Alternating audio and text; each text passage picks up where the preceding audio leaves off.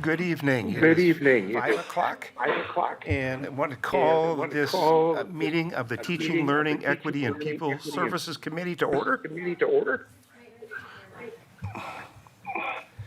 That one's turned on. That's turned on.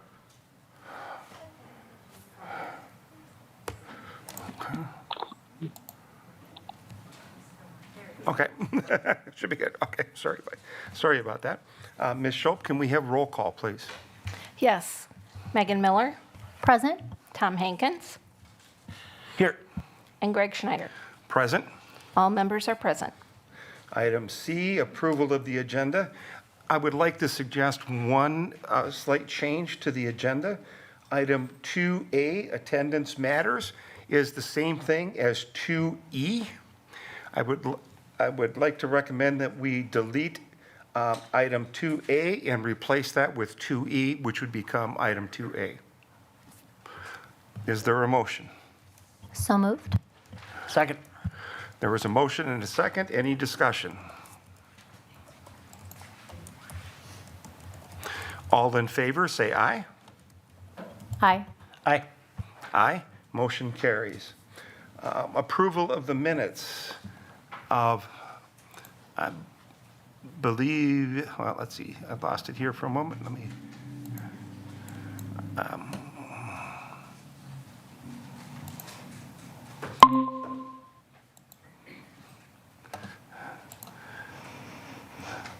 My computer decided to do a quick restart just as we got the meeting going. I'd like to ask for a motion to approve the minutes of April 16th. So moved. Is there a second? Question, I was not here for that, so I don't know if I have to recuse or Okay. abstain. I will second that motion. Is there any discussion? All in favor, say aye. Aye. Aye. Any opposed? Any abstentions? Me. Okay, motion carries. Okay, that takes us to item 2A, everyday counts.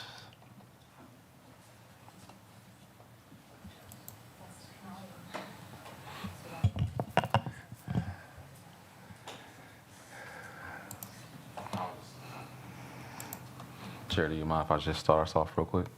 Do you mind if I start us No, off? please do. Sure. So everyday counts is a conversation that we've been having, I guess, every day, especially in school districts across America. Attendance does matters. One of the things that we've heard very loud and clear is that our attendance is something that we want to improve in. Just to give you all a high-arching thought, we would love to see 95% attendance in all of our school buildings across the school district. And we have a presentation that we have, and I'm not going to take up much of that time because we do have a very tight conversation. I'm going to turn it over to Mrs. Beavers. Hi, good evening. We'd like to start by addressing a critical issue that impacts the success of our students, attendance, like Dr. Garrison said. Research shows that missing just 10% of school, equivalent to about 2 days each month, can significantly impact a student's academic success. This isn't just about missing a day here or there. Over time, these absences add up and can hinder a student's ability to keep up in both reading and math. Regular school attendance is essential not only for academic learning, but also for the development of key habits and skills that will support our students in college, careers, and life beyond the classroom. Additionally, being present at school helps students build important relationships with their teachers, peers, and support staff. These interactions foster friendships, help students learn more about themselves, and encourage the development of empathy and social skills. Simply put, school is where students grow, not just academically, but socially and emotionally as well. This is why we've launched the Everyday Counts Attendance Matters campaign, and Monica and I are going to walk you through our goals and strategies in the coming slides. So like Dr. Garrison said, he set an ambitious goal for our district, which is 95% attendance in all of our buildings. This aligns with our belief that every school day counts and that we can and must do better for students. To give some context, our district's attendance rate for 23-24 school year was 87.2%. This falls a little bit short of the state average during the same year, which was 92.3%, according to the Department of Public Instruction. As we move through the next few slides, I will be highlighting the priority areas, and Monica is going to share the marketing and communication strategies that align with them. So first, as part of the Everyday Counts campaign, we are making attendance a top priority across all of our schools. First, we have ensured that the goal of 95% attendance has been clearly communicated in every building. Second, attendance data will be regularly reviewed. School leaders will monitor attendance patterns closely, not just at the district level, but also down to the individual student level. This will help us identify issues early on and respond in real time. Finally, our focus will be on prevention and early intervention. By recognizing the early signs of chronic absenteeism, we can step in with supports for students and families. This could mean working with counselors, connecting families to resources, or simply addressing barriers to attendance like transportation or health issues. Sorry. So before I begin, good evening, with the marketing and communications support, I just want to mention that as we go through each one of our audiences, you're going to see a lot of interwoven and duplications. That's what we want, because we want consistency in our messaging and we want it across, again, received by all audiences. So our messaging to the schools is that everyone, from principals, teachers, and support staff, everyone in that building, to be actively involved in communicating the goal of improving attendance and helping students understand why showing up every day matters. We'll have messaging in the buildings, posters, postcards, charts, graphs, and goals will be highlighted throughout the building. An example is Converse. Currently, when you walk in, right when you leave that main office, they have the attendance of every grade level and classrooms. So every student in that building understands the importance of bringing it to school. We have our television stations, Carousel, and our public access channel, 991. We'll have information on there as well. The district does the first half hour of messaging, and then the schools do the second half hour. Staff meetings, as led by the principals and assistant principals, will be focused on attendance and attendance matters. And lastly, we have outreach that is going to be going to our students and families. Our Everyday Counts campaign is not just about numbers, it's about creating a school culture where students feel a sense of belonging, accountability, and pride in attending their school. First, we want every student to feel that they are a valued part of the school community. When students feel connected to their peers, their teachers, and the overall school environment, they are more likely to show up and stay engaged. Second, we're focusing on building accountability. We want students to understand that their attendance is not just an expectation, but a responsibility that they take on for their own success. Lastly, we aim to foster a sense of pride. We will celebrate improvements in attendance at the individual, class, and school levels. Our messaging to students is, by showing up, you are making an investment in your education and contributing to the success of your classmates and your school community. So whether through recognitions, incentives, or events, we want students to take pride in showing up every day. Their commitment to being present will be seen and celebrated. How are we going to do that? We have school-wide and classroom goal setting taking place. We also will have those displays, like I mentioned, that they have currently at Converse and other schools. We have walking school buses. Those are very active.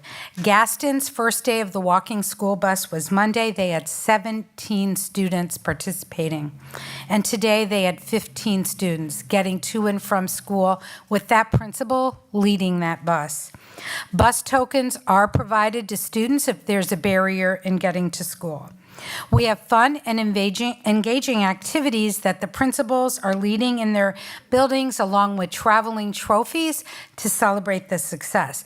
But again, we are not looking at perfect attendance. We're looking at improved attendance. And we're also kicking off a student messaging campaign in which the elementary, middle, and high school will be involved in helping us put together marketing materials. We'll have a campaign and competitions between schools. Again, making advertising that we can put up on Carousel and all of the school districts' marketing channels. Families play a critical role in ensuring that students attend regularly, and that's why we're focusing on strengthening our partnership with them. First, we're committed to communicating clearly and regularly. Next, we need to educate families on the importance of good attendance. Not all families may understand how even a few days of missed school can add up and significantly affect a student's academic performance. We also want to offer support and address barriers together. We know these absences aren't always just a matter of skipping school. There are sometimes real barriers such as transportation, health concerns, or family issues get in the way. We will work collectively with families to identify challenges and offer resources or solutions to overcome them. Finally, it's important to celebrate and reward families when attendance improves. Our messaging to families involves the importance of families being informed about their child's attendance patterns and the impact those absences have on that child. Through our communication, we will ensure families know the goal of 95% and how it contributes to a student's overall success and well-being. As Missy stated, we will provide resources that highlight how regular attendance builds strong academic foundations and life habits. By recognizing their efforts as a family and the achievements of their children, we will build positive reinforcement that encourages sustained attendance. Whether through individual recognition or school-wide celebrations, we will make sure families feel their contributions are valued. How are we going to do that? We have school newsletters, the superintendent's newsletter, our blog and podcast.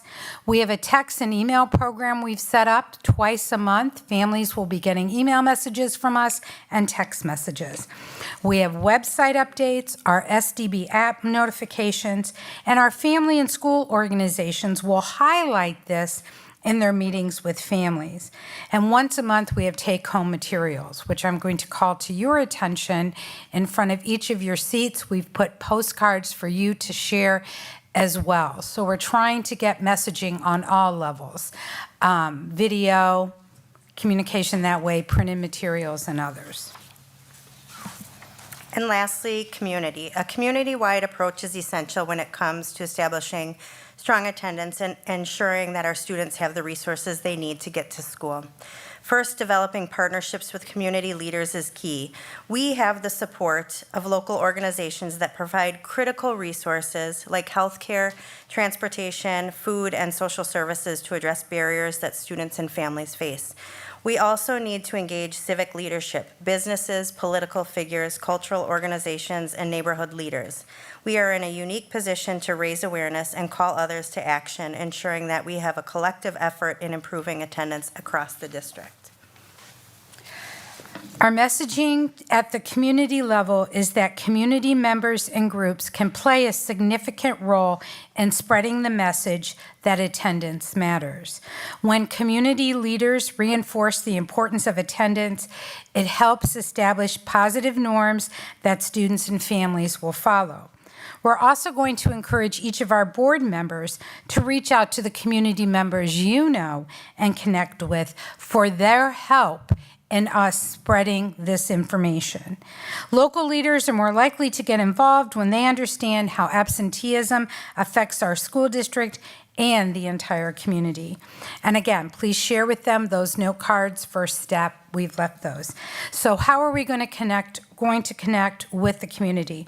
Our social media, Facebook, Instagram, and LinkedIn, media releases and update, the community monthly newsletter we send out, city bus advertising on the inside of all the buses, radio advertising, and I will share that those are written and produced out of the marketing department. That's my job. And then I share them to be shared on the radio. Podcast and blogs, Channel 991, and then materials shared with our community members and organizations, such as those note cards can go to City Hall and other community partners with us to share. Oh, I am. I'm the last slide.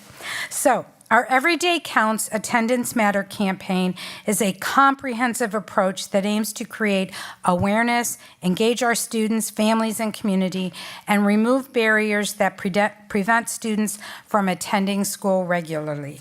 First, this campaign creates awareness about the importance of regular attendance, again, improving it. Next, it builds capacity by giving schools the tools to positively engage student and family and staff in the process of improving attendance.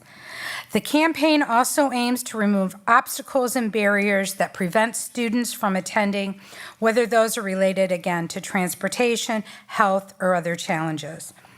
A critical component in addressing both physical and mental health needs, ensuring that students have access to the necessary resources to feel well and to be able to attend regularly. Again, we have community partners working with us like Seal a Smile, Beloit Area Community Health Center, and others.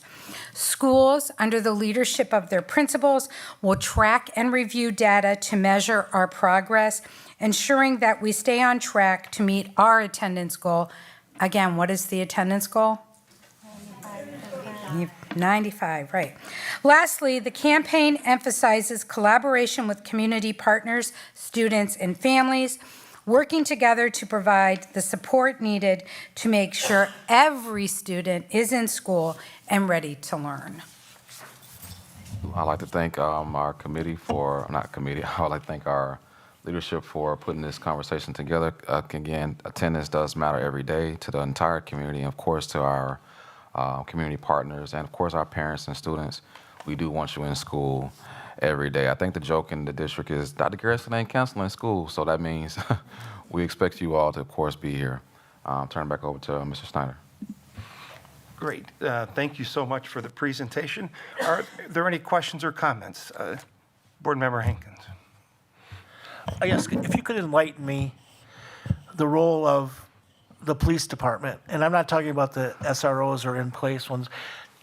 I'm not sure, when the police officers are driving around town all day and they see a group of students who perceivably should be in school, do they ever say something? I don't know what that role is anymore. Is that anything that is worthwhile to investigate? I mean, they're the ones that are out there with, we have our own eyes and ears, but they're the ones with a little bit of authority that it could at least ask. I don't want to speak for them, but we have received students by way of Beloit Police Department who are, getting them on their way or transporting them to school if they need it. There is also daytime truancy, which is a more punitive offense, but we do have their support. But they do engage. Yes. I'm not saying they're doing anything wrong, but Right. if they're just not in school. Okay. Yep. Great. Okay. Board Member Miller. Thank you so much. Thanks so much for the presentation. I love seeing the social media posts about it too. It's great, and I'm definitely happy to help get the word out. Question and a comment. So I love that we're working with the larger community. I know during COVID, there was like a group of like county administrators that would meet and things like that. I know that attendance is a big deal, right, for like other school districts too. Is there any possibility for collaboration with like other Rock County schools maybe to share some of those resources or identify, maybe transportation, to sort of share that role a little bit? I definitely think there's space for that, and that happens in pockets of networking meetings, but not across systems, if that makes sense. Like, we might potentially be having that conversation as regional directors or in our safety meetings across the county, but not all in one space. So there's definitely room for that, yes. And that I sounds believe the great. community is interested in having those conversations. Oh, no, I think so too. And I think this is awesome. And I love how you said it's something we can grow into, because I know this has been going on for like 5 minutes. So, we've got some room to kind of network and grow. I just think that would be really cool. And just thinking about, there are assets that other areas of the county and community have that we could, work smarter, not harder together. So I'm excited to hear about that. Thank you. I wanted to add to that. Thank you, Board Member Miller. I did do a call around to find out what other districts were doing, what other schools in our community were doing, and it really opened up a lot of really good conversations on how we can collaborate. So to Missy's point, I think we're looking to do even more of that.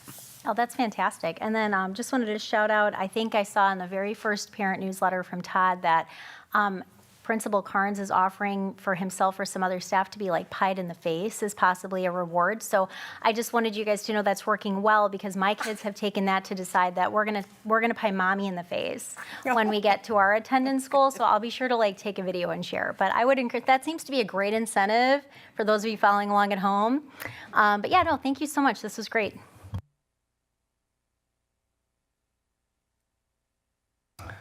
Again, thank you so much for all of the information and the detail as to what the attendance campaign is all about and what is happening. I greatly appreciate it.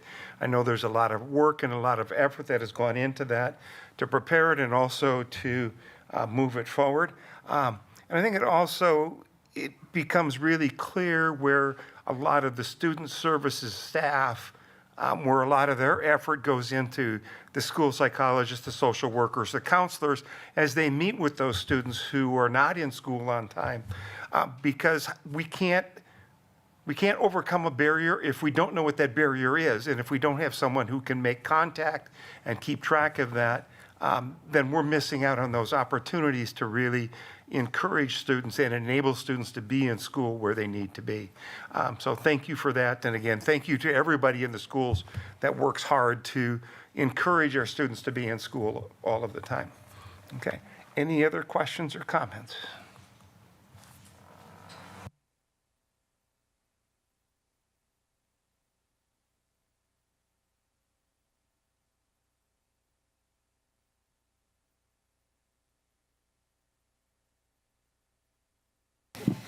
Good evening. I'm delighted to have two of my favorite people in Beloit with us tonight. Mark Rand from Boys and Girls Club and Ken Davis now from Boys and Girls Club. And I told them I would kick this off for them a little bit. A couple years ago, when I came to the district, Mark reached out to me and he had told me about this program. And at that time, he was frankly looking for a little more stability in the school system at a leadership level because he wanted to do this. And then he also was waiting on funding. And then he gave me a call and he said, I got some funding. And then a little bit later than that, I found out that this fine human here was going to sadly retire from the high school, but he was able to move into this new role. And this is starting off this school year. And so I wanted to invite them in just to share the work and the expanded partnership now that we have with Boys and Girls Club.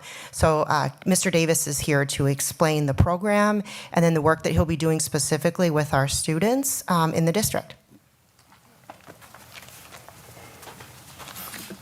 Thank you. I'm not sure, where's my So can you go? presentation? Yeah. Oh, here we go. I think it'll. Yeah, so just move All your right, we're arrows. good, There you we're go. good. Okay, all right. So I just want to take some a little time to talk about the Be Great Graduate Program, give you a little background into what the program's specifics are, what are our goals with this program, which students do we want to reach, and then how do we want to reach those students. So we want to start off by talking about what the Be Great Graduate Program is. Basically, what the program is, it is a way to engage students or re-engage students into the school environment and into school itself to get them going and motivated again. The program is designed to kind of reach at students who we may see that are starting to kind of fall a little bit. They're starting to maybe miss classes. They're maybe starting to fail a class. They're just getting disengaged in school. So our program aim is to get them re-engaged and get them reestablished back into school. And the way that we do that is we use a method that we call check and connect. It's basically a mentoring situation that we create, or a situation or a model that we create, where the first part of that is we check. So we check some vital data about the students, and we check our data in basically 3 different areas. We look at their attendance, we look at their behavior, and we look at their grades. And then we connect. So part of the big part of the program is the connection part. The students connect with me on a regular basis. We talk about those 3 things. We talk about grades. We talk about behaviors. We talk about attendance. How can we improve those things? How if those things are already going well, how do we continue that process going? So we use Check and Connect, like I said, as our major model that we're going to use within this program to reestablish or re-engage students into this. Everybody in this has some kind of role, and we've broken these roles down in this program basically into 3 major areas. There's the role of the graduation specialist, that's me, and my role is, you can kind of call it a mentor, but it's about giving the students a voice and having them figure out what their voice is and having them be the ones who solve their own problems, whatever those problems might be. I'm kind of a sounding board, and it catches students by surprise. Last week I was interviewing a bunch of students for the program, and it catches them by the surprise when I tell them, what do you want from me? And it takes them a minute or two to kind of figure that out. What do I want this person to do for me that's going to help me to reach the ultimate goal of graduating from high school on time? And like I said, it's almost a self-empowering concept that I'm working with. There's a role of the student, and I tell them basically their role is to meet with me, and that's one goal. And then the other goal is, if you have things that you're doing that are working well, continue those. And the things that you have kind of fallen into a situation that are not working well for you, well, we need to discontinue those things. So it's all about them participating in the program and participating fully. And then there's a role of the parent or guardian. And a big key to that is they're going to hear from me on a monthly basis, updates of how things are going, and then we're going to talk again, flipping it to them, like, what do you need me to do? What would you like me to do to help you, to empower you as a parent, to help your child to get to that point of graduating? So our Check and Connect model basically breaks down into four categories. And I've really already touched on each one of these already. The check is, we're looking at those risk factors, we're looking at those behaviors, and we divide these into 2 risk factors. One of them is the alterable risk factor. Those are things that we can change. And when I say we, I really mean me, myself as a graduation specialist, the student, and their parents. What are these things what are these behaviors or these risk factors that we can change? And then there's the protective factors. Those are the things that a student may already be doing that we want to continue. We want to strengthen those even more, and we want to continue those things. And that's just part of looking at our data, is going to tell us what of those factors either they need to change, or which are those factors that they need to keep the same.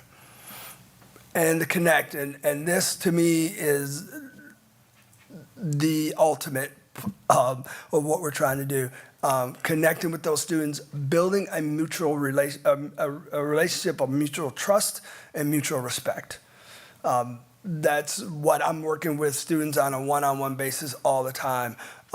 Is getting them to trust me and me in turn empowering them to do the things that they need to do or create situations that are favorable for them. Right now, I've met with about 15 students at Beloit Memorial High School, and the first part of these meetings is always we do a self-reflect. I tell them of these things, what's going well, what's not going well. And that's how we start building in this mutual respect. And they are very upfront and honest with me. So that hasn't been an issue of them hiding anything. And I think in a lot of cases, they know my background. So they know that they can't pull the wool over my eyes anyway. So that has been very helpful also. But those relationships are what I'm going to value the most in this program. I already talked a little bit about the family engagement. I've engaged some families already because I spent the summer at basically every community event, getting out the word out about this program, connected with families in that way. Any student that has turned in an application, I've called home to answer questions, or a counselor at the high school has called home to answer questions. So we're keeping that connection open between families. And then the final part is the mentor. That's me. And like I said, my goal in all of this is to increase those protective factors that students are doing well, and then to decrease those risk factors. And do that through a relationship that's built up with mutual trust. I can tell you right now, and Mark might be able to provide a little bit more background in this, but this is funded with a grant that several Boys and Girls Clubs throughout the state of Wisconsin have. I was able to attend a conference of all the graduation specialists this summer, and that was, each program is slightly different because one thing I love about this program is that it's kind of like you get to build it. And you get to tailor it for the school district needs. What does the school district need at this point in time? Because everybody's program is slightly different across the state, is what I've found out. Our program is going to focus in on students in grades 6 through 10, because we feel like that our program is going to focus more on before they get to the point of being credit deficient.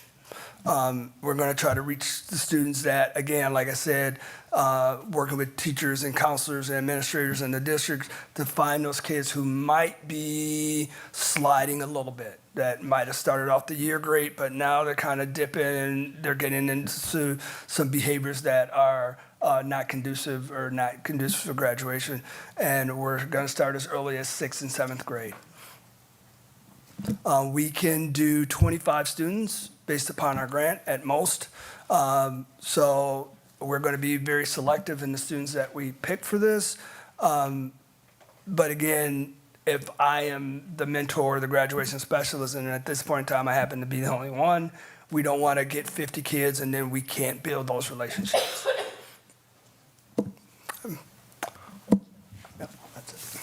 I would like to thank our team once again for partnering with us. Of course, the Boys and Girls Club. Ken, welcome back. You didn't get away too far, right down the street. And so thank you so much for partnering with us as it pertains to graduation. We all know graduation is our goal, end goal for every student that comes into our doors. And so anything that we can do together to help that happen, of course, the school district is all a part of. And again, we just thank you for that partnership. Thank you. Any thoughts or comments? Just want to echo that message. Thank you so much, Mr. Rand, Mr. Davis. It's really powerful work for our kids, and really appreciate all the work that went into this. I echo what she said, but I'd like to ask, the grant, is that a recurring? We have to reapply every X amount of time? I said I wasn't going to talk, too. I knew as soon as I saw Tom here, I was going to have to. Yeah, it's a 2-year grant cycle. Again, the grant's been around It's a program that was developed by the University of Minnesota. It's been around for 9 years now, and the funds come through DCF. They just expanded the program, so they haven't contracted yet. They expand on 2-year cycles. That's how we got into it. But it is competitive, but right now only Boys and Girls Clubs do it, so. So now that you've got your foot in the door, that makes it easier for the next 2-year cycle? Would that be correct? Yes, Okay. correct. Yep. Mr. Davis, when you say you have room for 25 and you've identified 50, is there a way that the other 25 or whatever that number may be, that not through your program, but maybe that you've identified that the school district can help? Well, right now, I've identified 15 at the high school. So, and that's left us with space for 5 at each middle school. And the middle schools we're bringing in a little bit later, because again, we are building this from the ground up. We kind of want to make sure that I'm not spread too thin. And then we also want to make sure that the connections that we are making with the students and the meetings that we're setting with the students are meaningful, and then we can move it down to the middle schools. I appreciate that. Sure. I think I was asking the question maybe down the road, that when the word gets out that you're doing this, that those identified ones that you don't have room for, that we could collaborate with what you're doing. Yeah, and we have a meeting next week with Dan Gratz, and we're going to talk about maybe getting community members involved in the mentoring program, and in that way we can expand in that way. Excellent, thank you. Again, thank you both very much. Thank you, Ken, for being here and continuing to do your work to support the school district of Beloit. And I know, Mark, you have been involved in supporting the students of the school district over time. And I greatly want to thank both of you and appreciate your hard work to benefit the students here. And it's, as I know, your work spreads out to others also, not just Boys and Girls Club, but out to the community. You know, that we are so lucky here that we have so many employers that are interested in and working and supporting the school district as we continue to move forward. But it takes your leadership in order for that to happen. So again, we greatly appreciate your hard work and support. Pleasure. Thank you. Thank you for coming. Appreciate you. Okay, so that will bring us to item 2C, which is the BMHS Academy updates.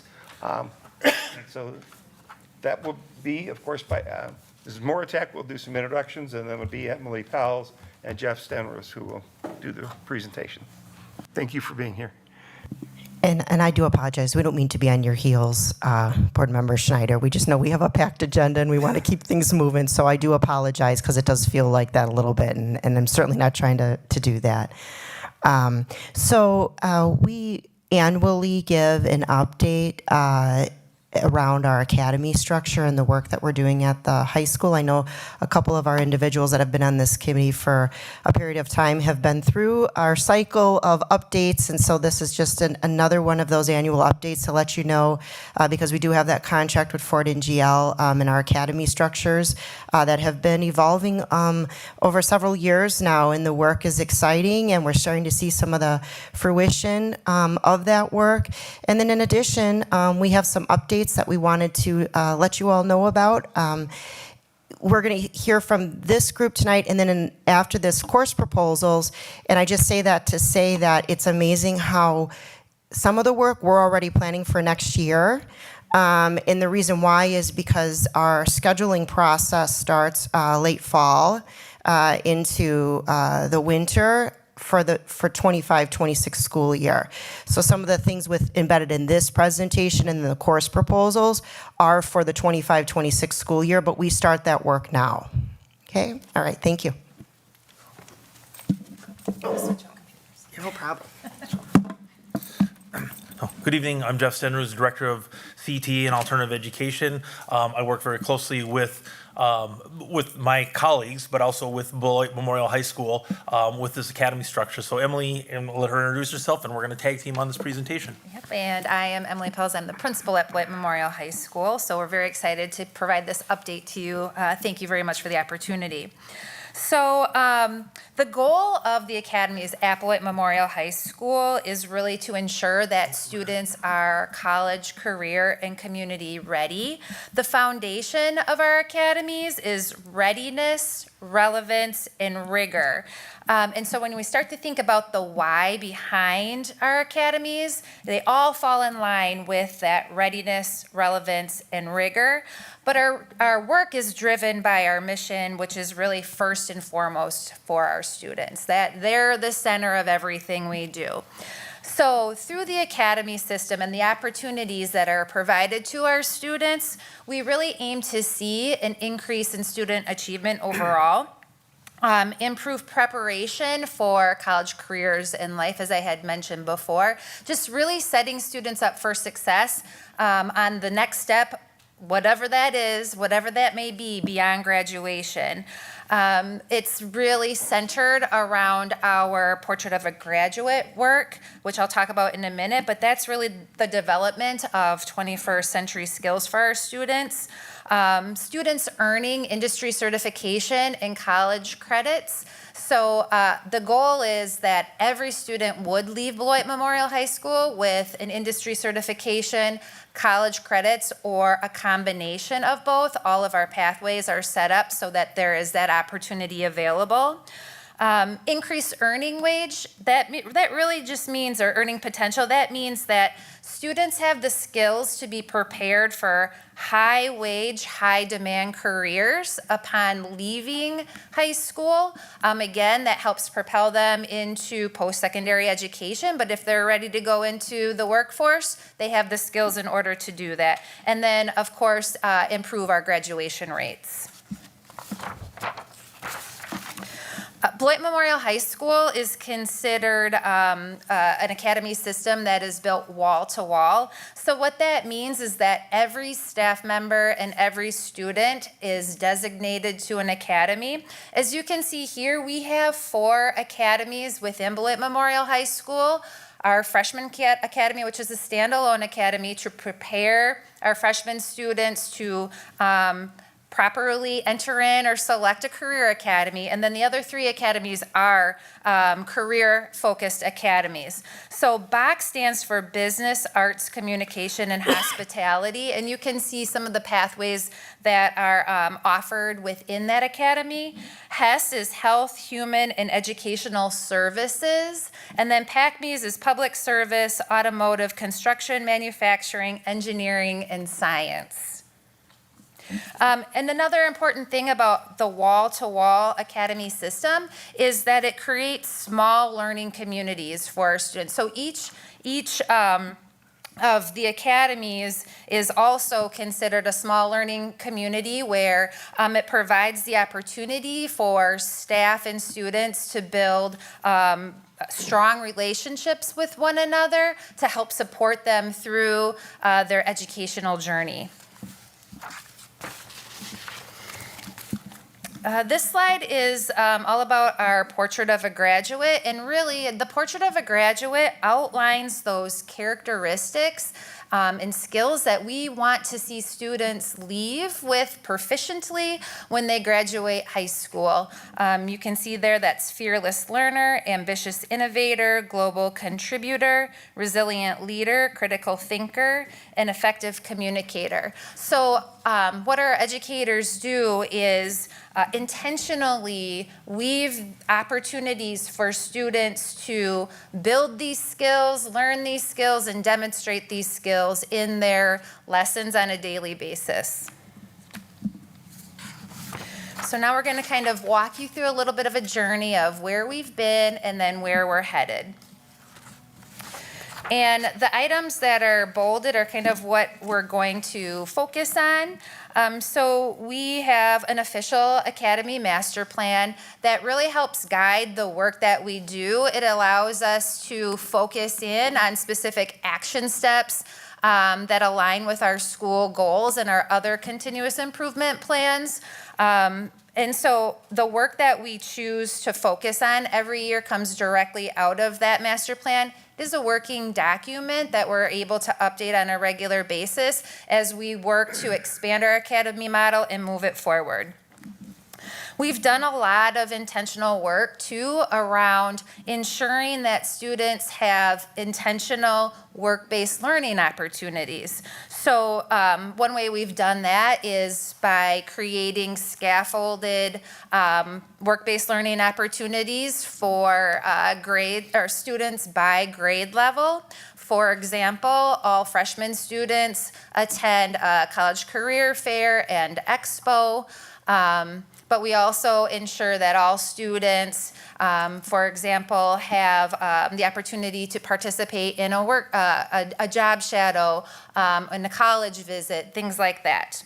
And then we also identified the components of our senior portfolio. So that work has been solidified, and now we'll start to roll that out during our academic lab time, where students will build their portrait of a graduate portfolio.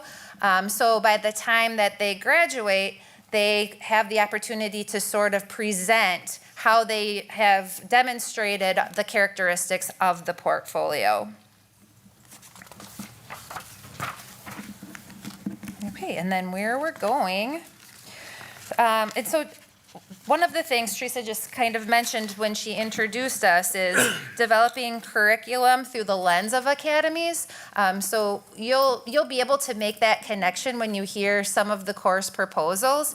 That's also done through interdisciplinary teaching, which is a big focus. We talked about pulling, action steps out of the master plan every year. This year, we're really focusing in on interdisciplinary learning. So our academy teachers are collaborating with one another to bring that relevance piece in through the lens of the career pathway that they're teaching.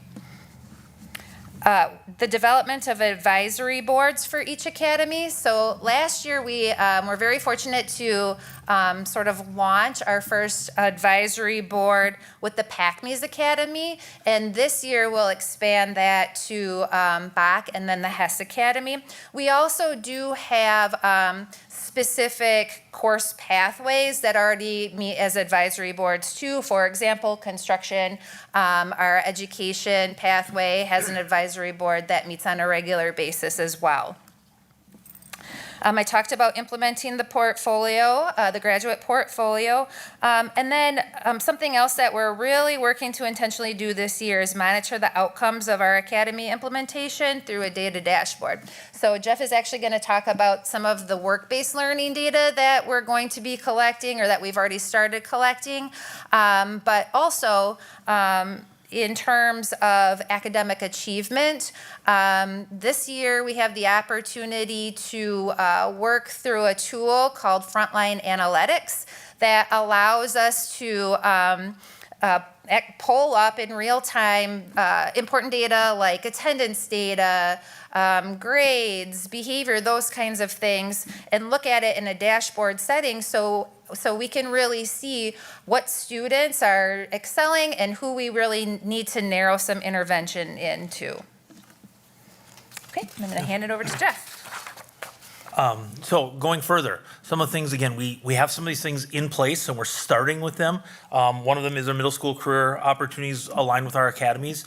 I just solidified that our 6th graders and 8th graders are going to go to Career Tech again this year, and Career Tech is going to have several days in the middle schools where they're bringing out industry experts to speak to our students. So we're continuing to grow that. We're working on establishing a couple of pathways, healthcare, which is still in the works, hospitality. We have a new instructor that we've hired on now, so we're starting to grow that as well. Some work with the visual arts and performing arts pathways and continuing, as that's a very important part of growth for ours. and our expo. And our expo, by the way, has moved up to November this year. It's not in December. It was February 1st the first time, December, and now it's in November. Just want to put that out there. November 20th. November 20th. And Brian Michaels is working diligently with his team to try to help make sure we get that off the ground. And it is a recognized event that we have. One of the bigger things that we want to present out now is we're going to move to an AB schedule at the high school for the 25-26 school year. And some of this, there's 3 big bullet points here. Academic achievement. We currently have it where a student could take a class first semester and then in English, and then not take another English class until second semester, possibly the following year, still on grade level. And we talk about a 3-month learning loss during the summertime. Those students can possibly have a year-long learning loss or gap in that and still be on schedule for their classes. So again, trying to make sure that we have a continuity of learning to increase academic achievement. It also increases the opportunity for professional collaboration time for our academy teams, but also department content PLCs. Right now in their current schedule, those things, trying to put both of them in there is nearly impossible, if not totally impossible. And it really is about teacher collaboration to develop those interdisciplinary programs and lessons to bring to our students.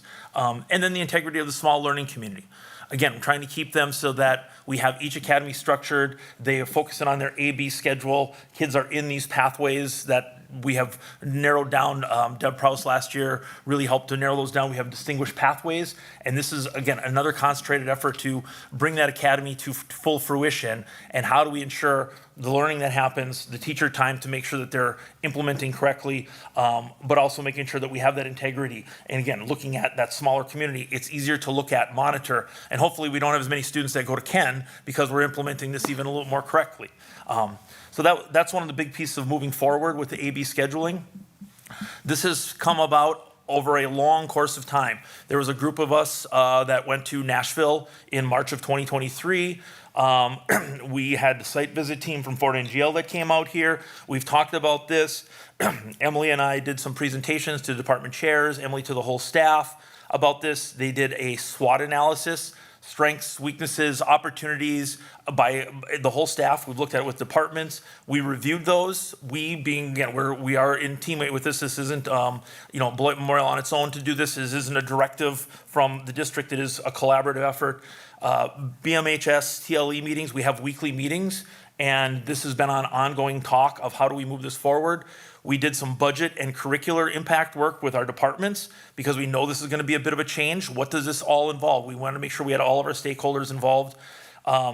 We met and learned from Fort NGL. We've made some connections at the district level with the Racine district and asked about scheduling. What does that look like? What can we learn from you? I made some connections with the district in Michigan as well. In January, we developed, with the help of Kelly Grorud, a Gantt chart, a project management structure that laid everything out for us. And what does this look like from front end? Who are all the stakeholders? What are all the pieces that we need to have? Including some of the technical pieces of how do we do this in Skyward? Move aside from philosophical and rational. How do we actually physically implement this in Skyward? We did some targeted work on AP, capstone, dual credit classes, very course specific, looking at how does a student get from A to B to C to D if that's their pathway.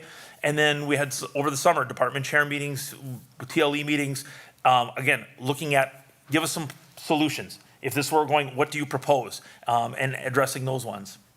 So with that, I also want to then add, as we move forward, this is really tied to CTE because a lot of the pathways end with classes that are tied in the CTE program.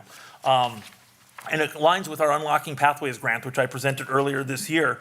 And there's really 4 focus areas: academic and career planning, dual credit, work-based learning, and industry-recognized credentials. The grant, because it's been pared down at the federal level, they're really focusing on the 2 bold ones or orange ones there, the academic and career and dual credit opportunities.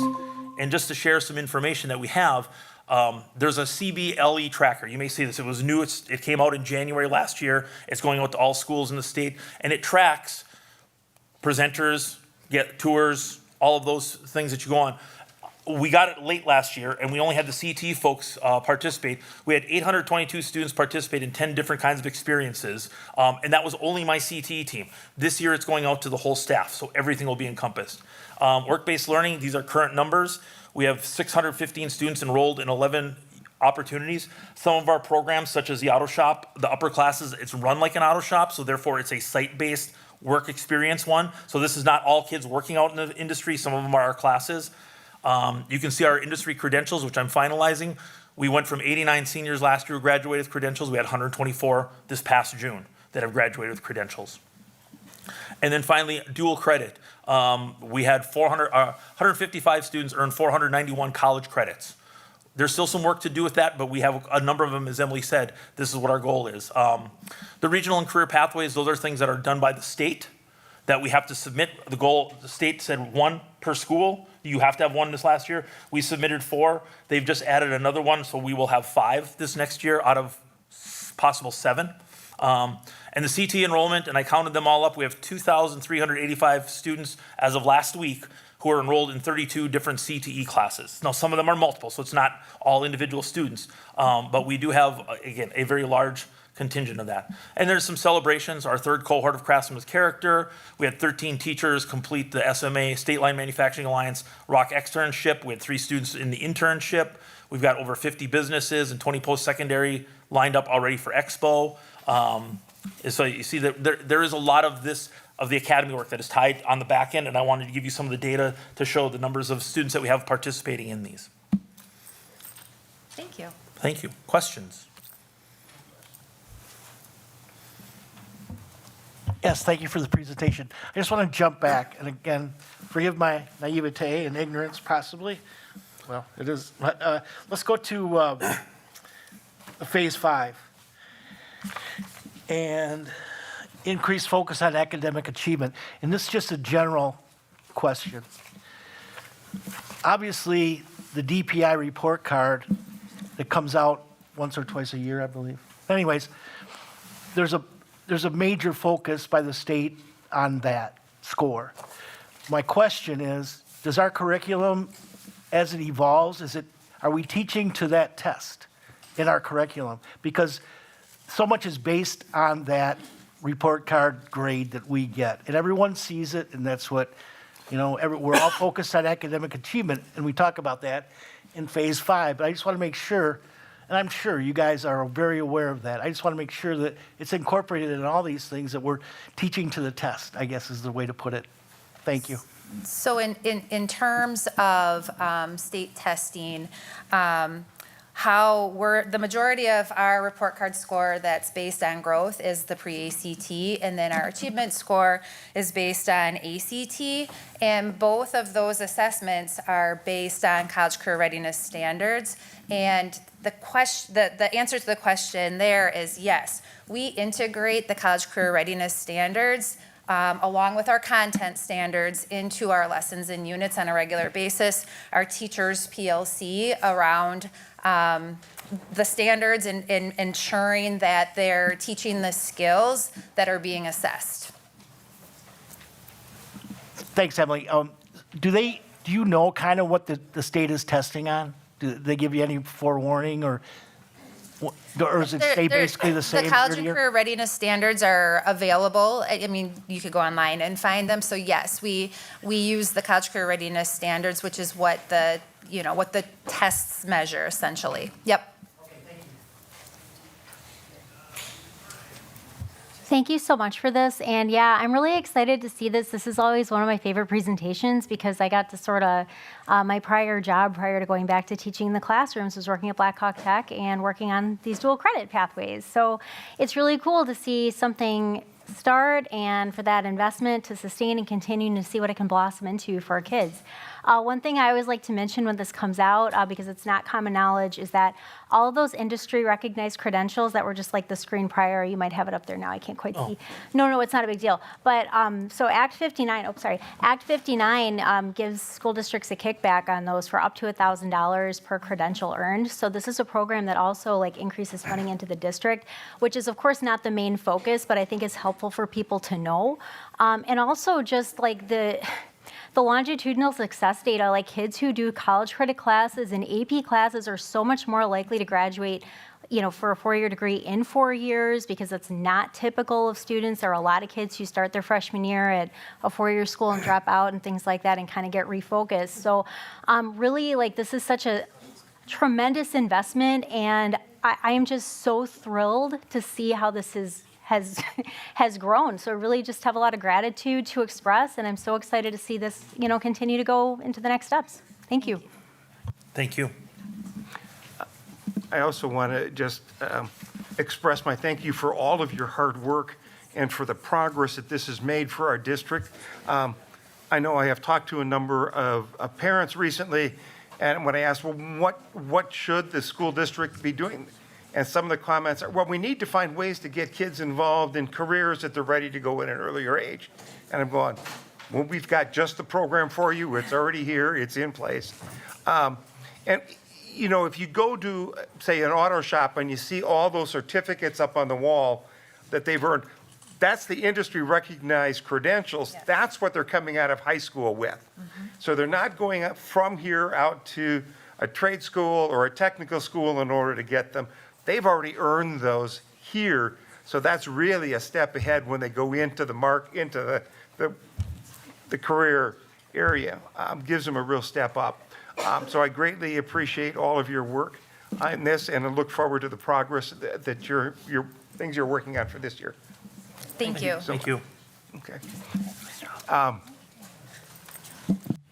Due to the time at this point, I would recommend to the committee that we postpone items 2D until our next meeting. If that is okay. Okay. Is that consensus? We're having an offline conversation where I was showing him the Fort NGL website, but Okay. yes, of course, sounds good. Okay. So we will postpone items 2D to next meeting. No problem. May I ask, you know how we had discussed the cadence of twice and then waiting the 2 meetings to ask for going to the consent agenda? Is it possible that the committee looks at the courses and reaches out to us if you have any questions? Because then the next time we can just ask for action to go to consent. We need to get it in our course guide to start our scheduling process, so. Okay. Okay, wonderful. Thank you so much. All right. Thank you. And with that, do we have, our next meeting would be October 15th at 5 o'clock is the tentative time. Is there a motion to adjourn? So moved? Second. There is a motion and a second to adjourn. Any discussion? All in favor, say aye. Aye. Aye.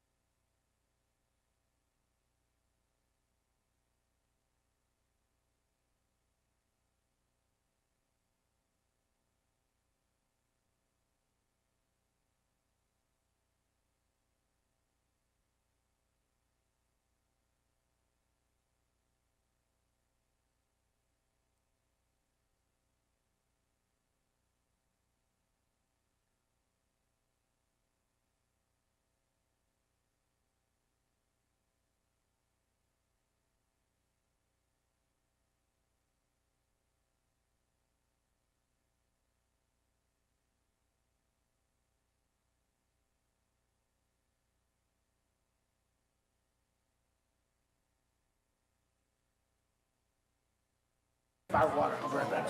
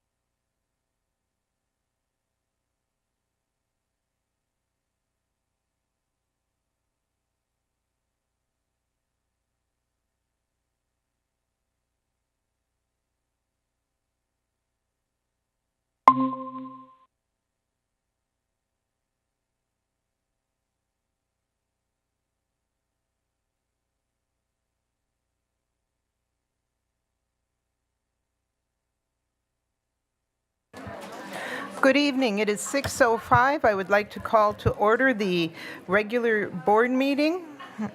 Ms. Schopp, may we have a roll call, please? Yes.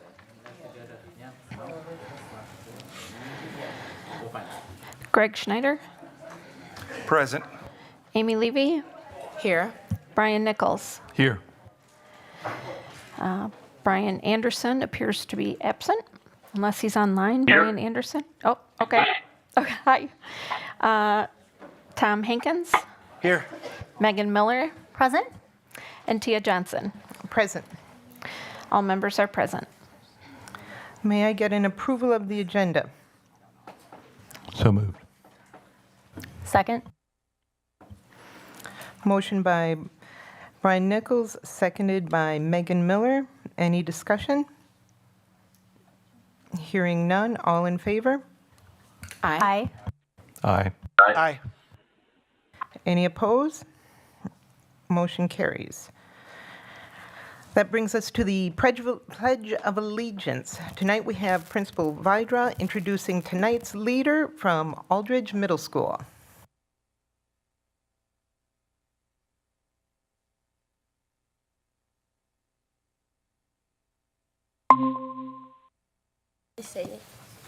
Are we good? Are we on? Yeah. All right, this is Alondra Reyes. She's a DLI student at Aldrich, 8th grade. She is a shining example of the greatness that exists in our district. She's truly bilingual. She loves school. She's always willing to help out with anything and everything, and she's the perfect person to read the pledge in both Spanish and English tonight. Could everyone please stand? I pledge allegiance to the flag of the United States of America and to the republic for which it stands, one nation, under God, indivisible, with liberty and justice for all. Now in Spanish. Juro lealtad a la bandera de los Estados Unidos de América y a la república, la cual representa una nación bajo Dios, indivisible, con libertad y justicia para todos. You can have a seat now, I think.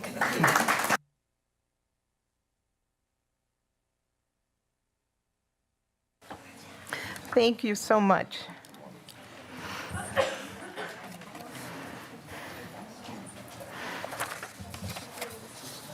Thank you for being here tonight and online. Your involvement reflects your care, concern, and love for the school district of Beloit, our students, and our staff. As we all know, we are in the unenviable position of having to make the largest reduction to our budget in a single year in the district's history. The decisions that must be made are not easy, nor are they taken lightly by any of us. The budgetary reductions must be considered from as many different perspectives as possible. Once the superintendent presents the final budget, it is the responsibility of this board to decide whether to adopt it. The Ad hoc Finance Budget Committee has been very generous in sharing their time and years of expertise in their respective fields. This committee has spent numerous hours over the last several weeks studying the district's finances, researching and learning about various elements of public school finances and the impact different budgetary changes may have on student achievement. There are not enough ways to express our gratitude for their help in this challenging situation. We look forward to the future work of the committee and working with them as well. We are also very appreciative of the COLAC cabinet members and department staff for providing answers, data, and resources to the ad hoc committee. Originally tonight, I was planning on sharing some information from the WASB Budget Cycle Handbook. The purpose for sharing these passages was to have been to remind us that this is a collective effort, effort of community, staff, administrators, and board members, and the importance of transparency throughout this process. These passages can be found on pages 11, 15, and 25 of the 2023 edition of that book if you wish to read those. As I reflected on my way here, I realized perhaps a better approach to getting this message across is a personal experience. And that is, this last spring, early spring, I ran into a former student, a middle school student of mine at Walmart. I asked them how they were enjoying the high school and what was their favorite thing, what did they dislike. You know how students are, they kind of went, school. I was like, okay, yeah, I get it, I understand, I was once there. I kind of persisted, and I said, okay, if you could change one thing, just one thing about your experience at the high school, what would it be? And to my surprise, they paused, did some reflection, and said, you know what? Lunch. I thought, oh, you want tastier food? No, we need another lunch period. I was like, oh, okay. They said, our lunches, we don't have enough time to get through. There's too many students trying to get through. We don't have the pleasure of having an enjoyable eating period. We don't have time to eat. And there are too many people in one space, and too many fights are happening, probably because of this. Had I not taken the time to ask, think, and kind of, say, hey, let's ask a question, keep asking questions, have a dialogue, I never would have put together the number of lunchroom periods with student behavior. It's important for us to think about things from somebody else's perspective. And I think if you look at those pages that I had mentioned before, it's not just my experience, but the WASB, the Wisconsin Association of School Boards, says, hey, we need to listen to each other. As we move forward, let's keep our students as our focus. Let's be respectful of one another. Let's listen to each other's concerns and suggestions. Let's remember we can and should be willing to learn from one another. This financial challenge brings us an opportunity to decide what are our absolutely critical needs of the district for this school year. Then we can have the chance to reimagine, strengthen, recreate our district as we work together in proposing a referendum and getting community involvement and getting what we need to have the school district we can dream of. We have opportunity at our doorstep. Let's tidy up our house and invite opportunity in. Tonight we have a very full agenda. Please let's keep the discussion focused and on topic. We will be adhering to the time allotments in the agenda. Thank you again for being here.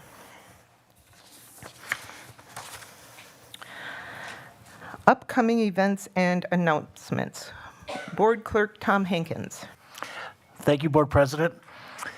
In the spirit of cooperation and collaboration, this Thursday, September 19th, join our superintendent Dr. Willie Garrison, along with City Manager Jerry Gabrielettos and President Boynton from Beloit College at Dita's Bar and Grill on Madison Road from 5:30 to 7. They will be discussing what they have accomplished in their short time in Beloit, as well as what they would like to do in the upcoming years. Grab dinner while you are there. Food will be available for purchase, and Sarah will be happy if you do. Coffee Talks. Have you heard of this one? We want to thank Ms. Christopa for a great idea to host Coffee Talks. The first one was held on September 4th with the Marketing and Communications Department.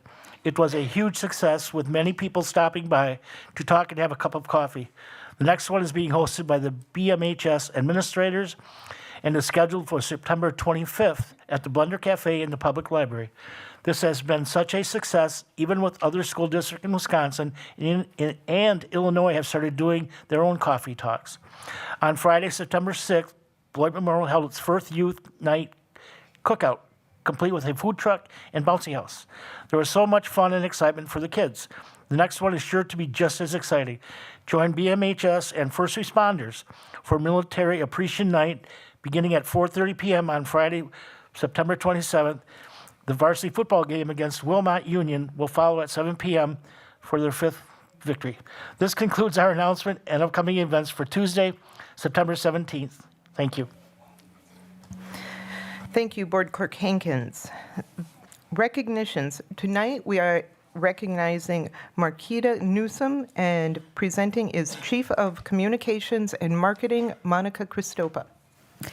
Before I begin, I didn't see Marquita enter. Are you here? I knew that she may have had a conflict, but I still want to take a moment, and the board does too, to recognize her. On Wednesday, August 29th, Marquita Newsom delivered a powerful speech to the entire school district of Beloit staff, culminating in a standing ovation from the audience. The title of her speech was, "I absolutely choose the school district of Beloit for my children."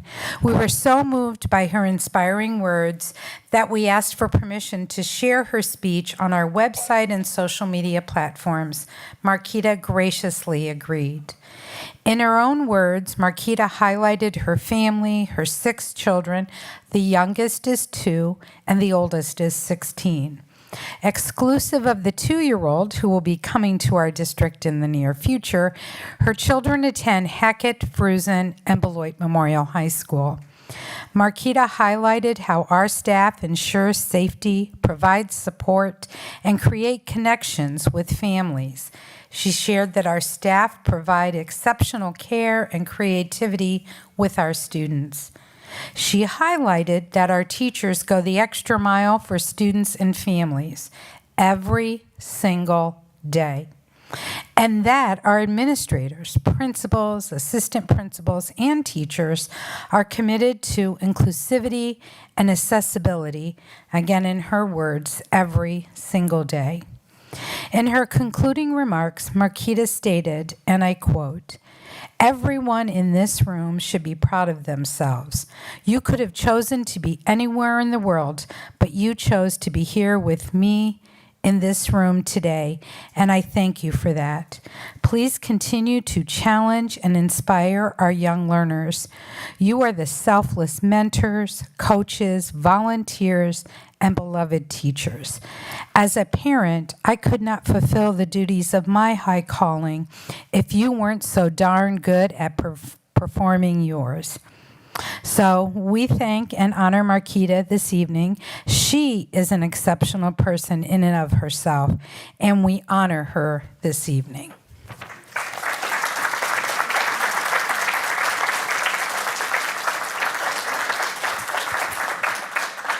Thank you, Mrs. Christopa. That brings us to public comment. Board Secretary Michelle Schopp, are there any public comments tonight? No, not any. Yes, I have about 10 or 11 in the room. One that is not related to reductions and cuts, and the others are. And then I also have some that are emailed in. So Okay, where would you like wonderful. to start? Okay. Speakers will be announced and invited to the podium by the board secretary. Each person will be allowed up to 3 minutes to speak. Should the individual require translation assistance, a translator may be of the individual's choosing or one provided by the district. Public comments requiring translations will be given 6 minutes. An individual's 3 minutes may be yielded to another individual. However, each person must complete a public comment card, indicate if speaking or yielding time, give the public comment card to the board secretary, and approach the microphone to state first name and that their 3 minutes are being yielded to another individual. An individual may speak on behalf of a group. However, no more than 2 people may yield their time to any one speaker. Individuals wishing to comment are expected to comply with the following norms in order to maintain a respectful and orderly meeting and to prevent discussion of confidential matters in public forum. Comments should be directed to members of the Board of Education and not district employees, students, or other members of the public in attendance at the meeting. Signage and banners or other material which impedes any person's view of the proceedings shall be relocated. Speech that is belligerent, disorderly, disruptive, repetitive, or which exceeds the allowable time permitted for each speaker is prohibited. Concerns or questions that entail the disclosure of identifying information regarding specific students are prohibited. Response from the board, if any, will be limited to clarifying inaccurate information, seeking additional information from the speaker, or acknowledging that the speaker has been understood. The board will not debate with an individual, and the board may not take action on an item raised during public comment that is not on the meeting notice or agenda. The chair will interrupt and rule an individual who violates any of these norms out of order. If ruled out of order by the chair, the individual's opportunity to address the board will end immediately and the microphone will be turned off. Thank you for your participation and your courtesy. And who do we have first? Stephanie?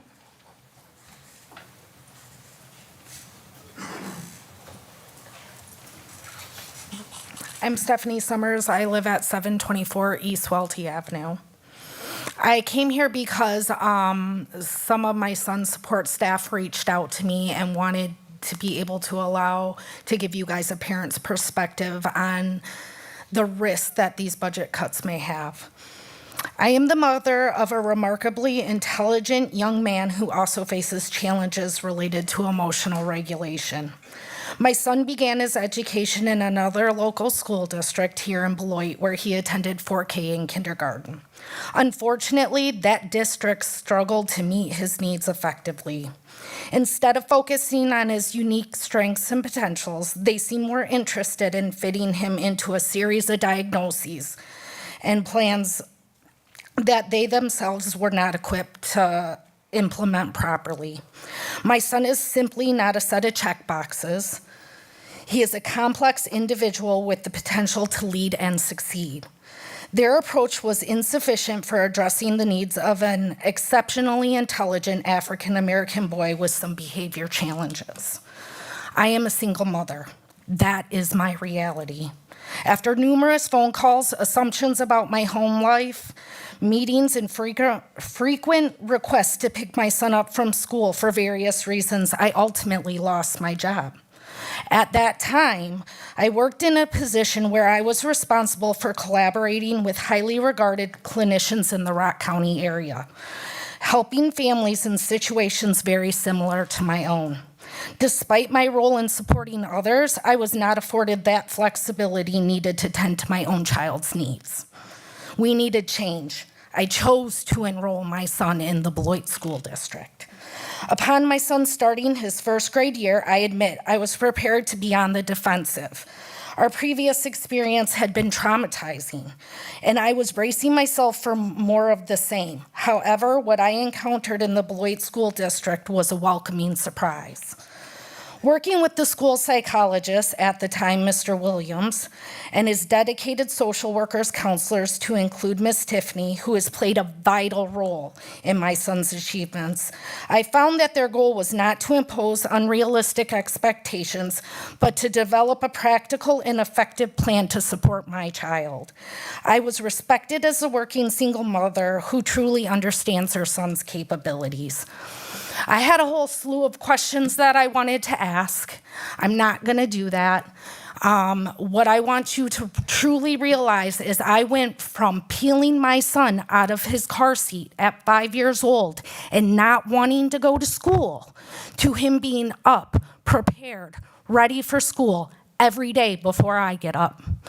I was told that my son would never develop meaningful relationships. Through the supports that have been offered through the school district and our counselors and our social workers, he has a group of friends that stay every weekend at our house. He is a high honor roll student. Is there anybody who would like to yield time to Stephanie? Thank you.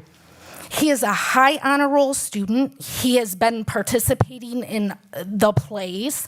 He has his moments where he needs to step aside and take classroom breaks, but those supports are provided there by our social workers without having to stop class.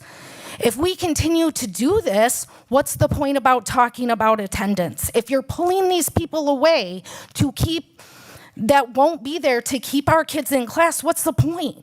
What's the point about talking about our academies if the social and emotional learning environment is not appropriate for our students?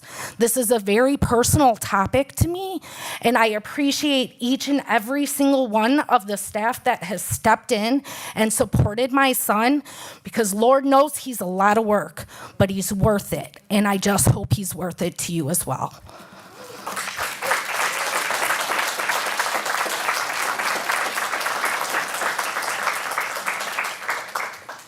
Thank you. And Ms. Shope, that was Tommy Bricko who yielded the time? Okay. Okay. If you can just do a form for me. Next, we have Jason, and Julie is yielding 3 minutes for him.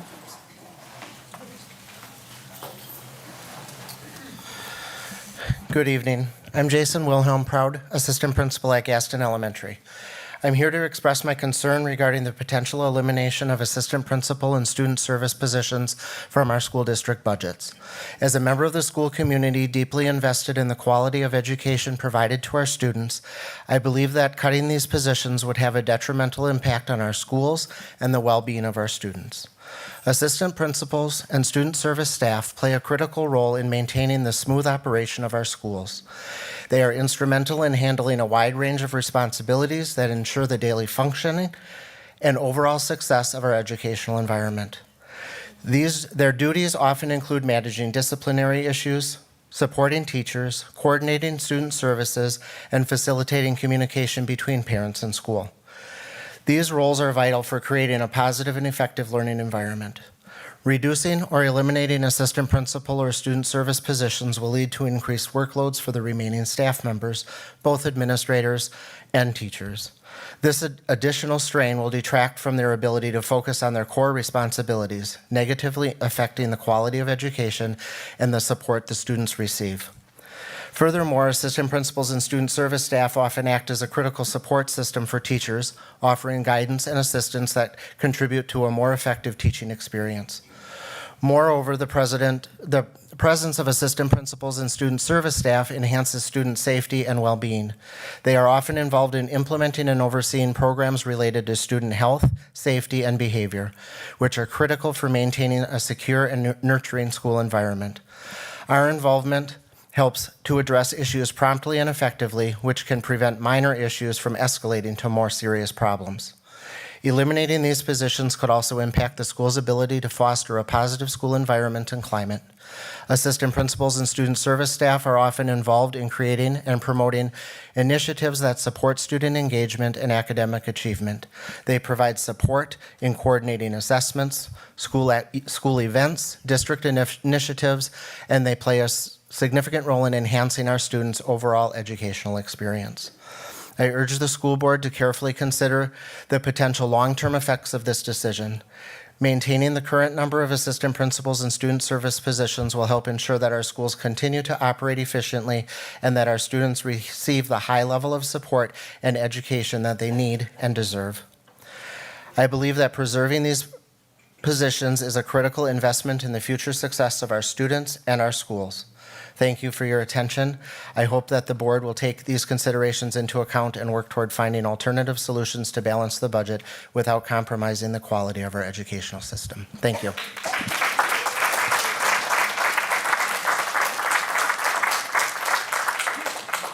Next, I have Kristen.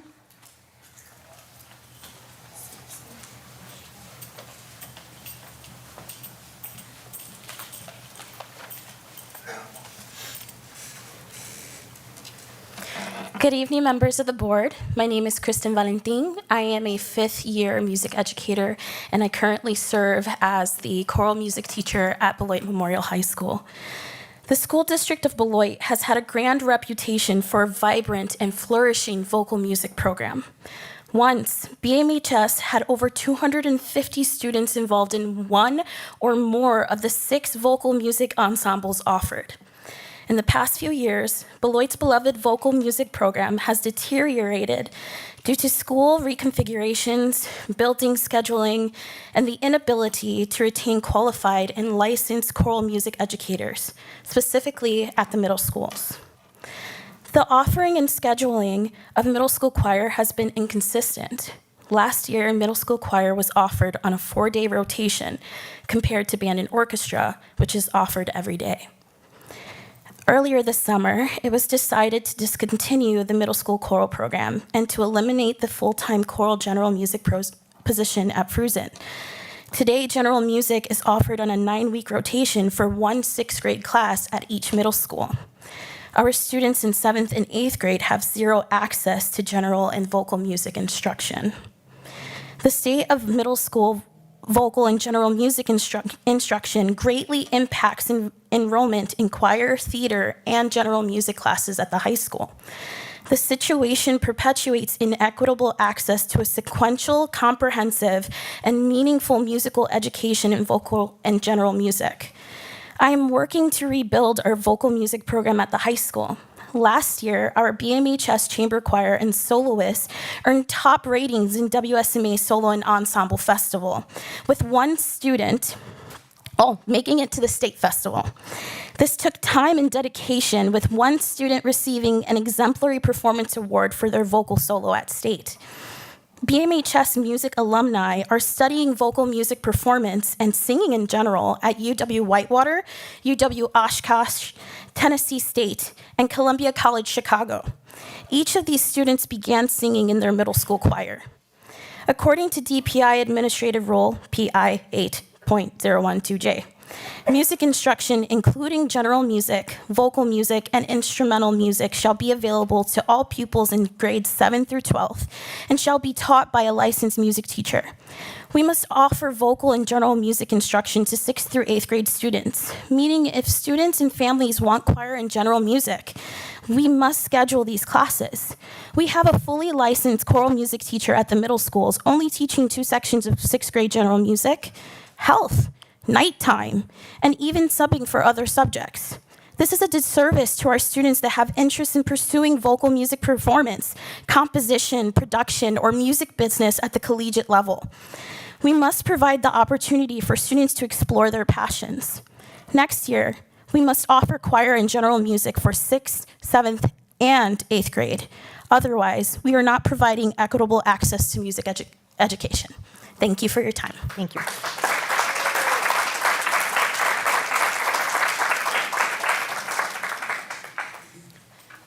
Next, I have Sherry.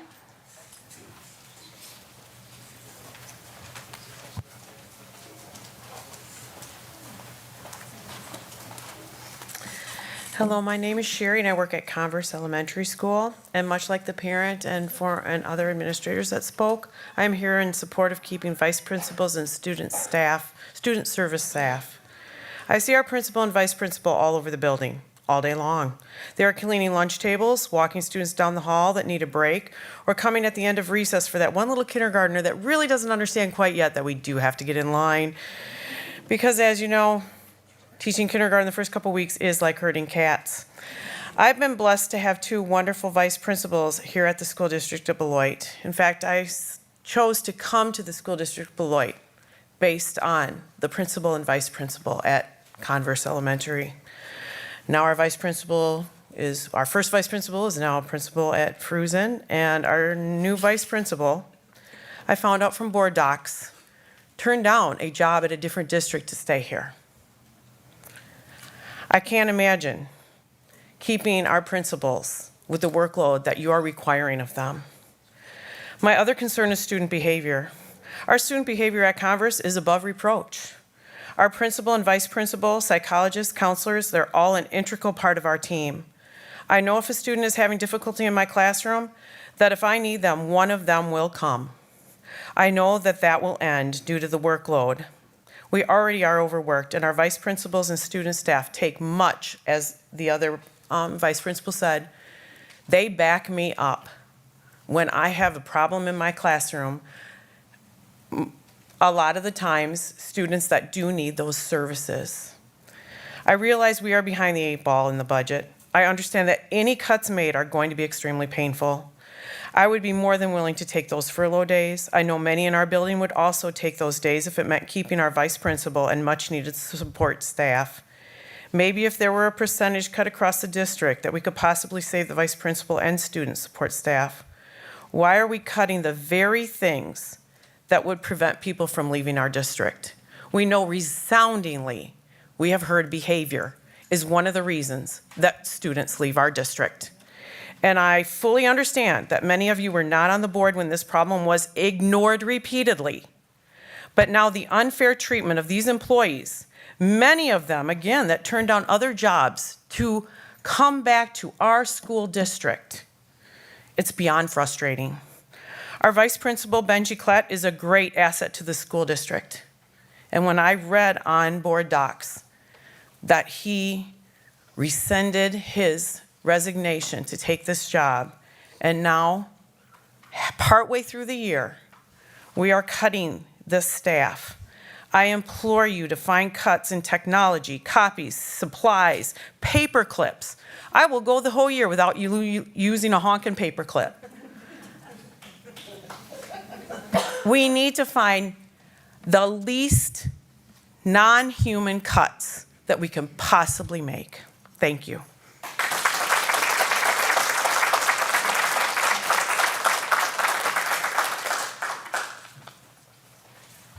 Next, I have Katie, and I have Jose and Vicky, both yielding 3 minutes.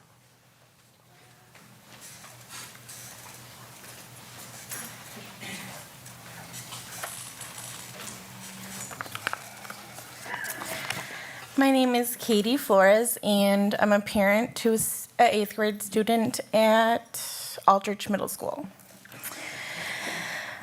I have come here tonight to share our story with you. My son has had many struggles through middle school. I have no idea how we would have made it through without Mr. Saha at McNeil and Ms. Tiffany at Aldrich. These two people have made such an impact in our lives forever. For the last 4 years, we have had struggles with school like many children have. The beginning of 7th grade, switching to Aldrich from McNeil was a huge adjustment. There have been more mornings than I can count that I did everything I could to get my child up and out of bed. Not because he was a sleepy teenager, but because he mentally just couldn't. Now many say it comes to parenting to get your kid to go to school. Until you have to force a child to school every day that is depressed and emotionally drained, that is a different kind of struggle. To see your child like this every day is heartbreaking. In 7th grade, we reached a point academics did not matter.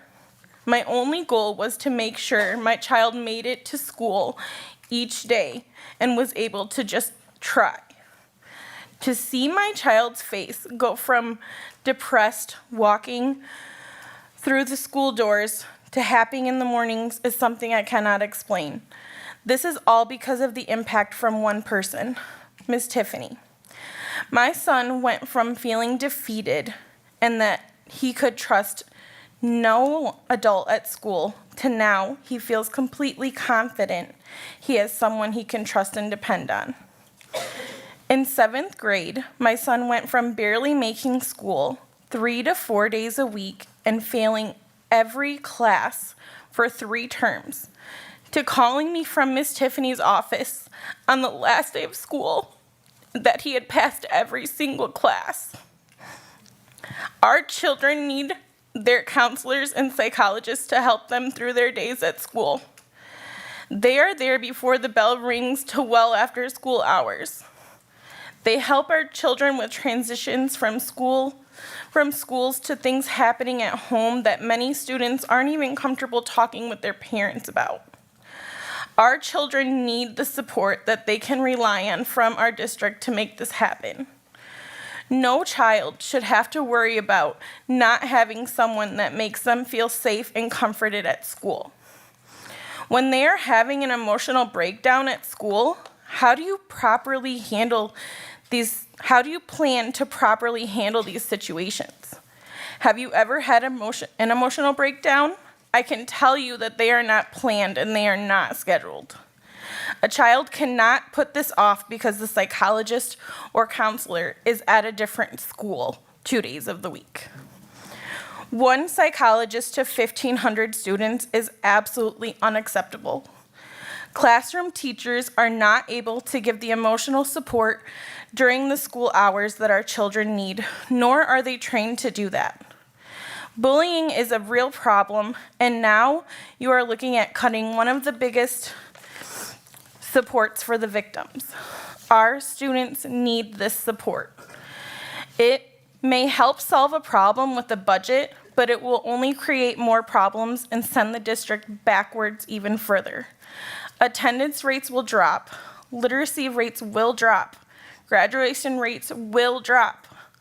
Without support from Ms. Tiffany this last year, we would not be starting the school year strong and ready to learn. Ms. Tiffany does weekly check-ins with my son, and his confidence this year is amazing. When I explained to my child the district is wanting to make cuts that remove one of the best advocates that he's had, the look on his face was heartbreaking.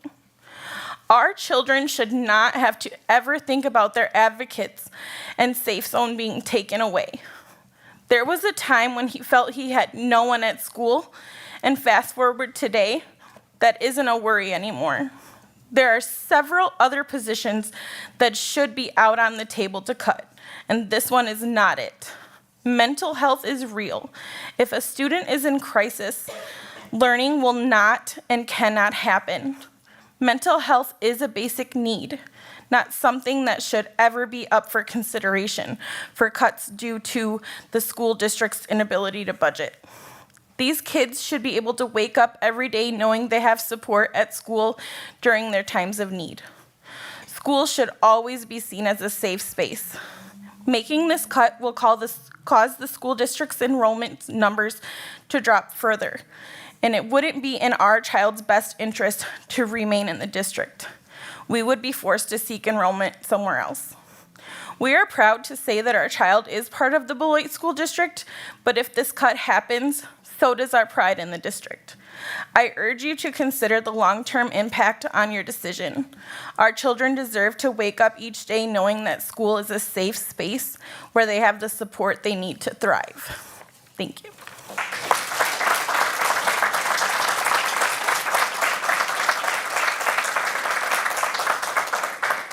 Next, I have Mary, and Charlene is yielding her 3 minutes.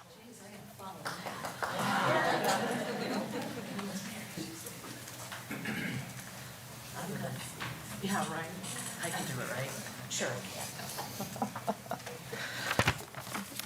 Hello, my name is Mary Mangera, and I'm the school psychologist at Fruzen Middle School. This is my 34th year as a school psychologist in the school district of Beloit. 35 if you count my practicum year. Thank you. I want to thank district administration and the school board for allowing me this opportunity to speak to you tonight regarding the ad hoc committee's recommendations to cut student services staff, including 4 school counselors and 4 school psychologists. I have seen a lot. I have been part of numerous system changes, many as a founding member. I have been part of the various versions of our student services delivery models. I have been department chair for the school psychologist. You have heard from several of my fellow school psychologists at the last board meeting, and the person of interest in our last presentation, Rachel Tiffany, is our department chair. She did an excellent job at educating you on what it means to be a school psychologist. Mrs. Tiffany talked about who we are as school psychologists and what we do. Also, from my fellow school psychologists, you heard a lot of data about what we can do and what we have done. Please hear me when I say school psychologists have direct student contact on a daily basis. Now, those of you who know me, I love data. And the fact is that for decades, and I'm saying it decades, the school psychologists have been trying to bring our services to the school district more in alignment with our National Association of School Psychologists, or NASP, recommendations of 1 psychologist to every 500 students. And yes, that means at Beloit Memorial High School, we need 2 additional school psychologists for a total of 3. I want to sincerely thank Missy Beavers, Eric Rear, and Dr. Garrison for supporting us in this mission. And you can all be assured I will continue to advocate for school psychologists at our high school. To cut the school psychological services to our students and families would undermine what our district is striving to do, which is to provide an environment in which every student's educational need can be met. I strongly encourage the board to vote no to any cuts to school psychologists or other student services staff. Instead, look at not filling open positions, passing an unbalanced budget, and approving an April referendum that includes direct compensation data for staff, using Fund 10 monies, or a combination of these suggestions. I can tell you, times are very, very different now. And to utilize the psychologists and counselors in a shared positions, as recommended by the ad hoc committee, is a step backward when we are all trying to pull ourselves in the same direction forward. Thank you.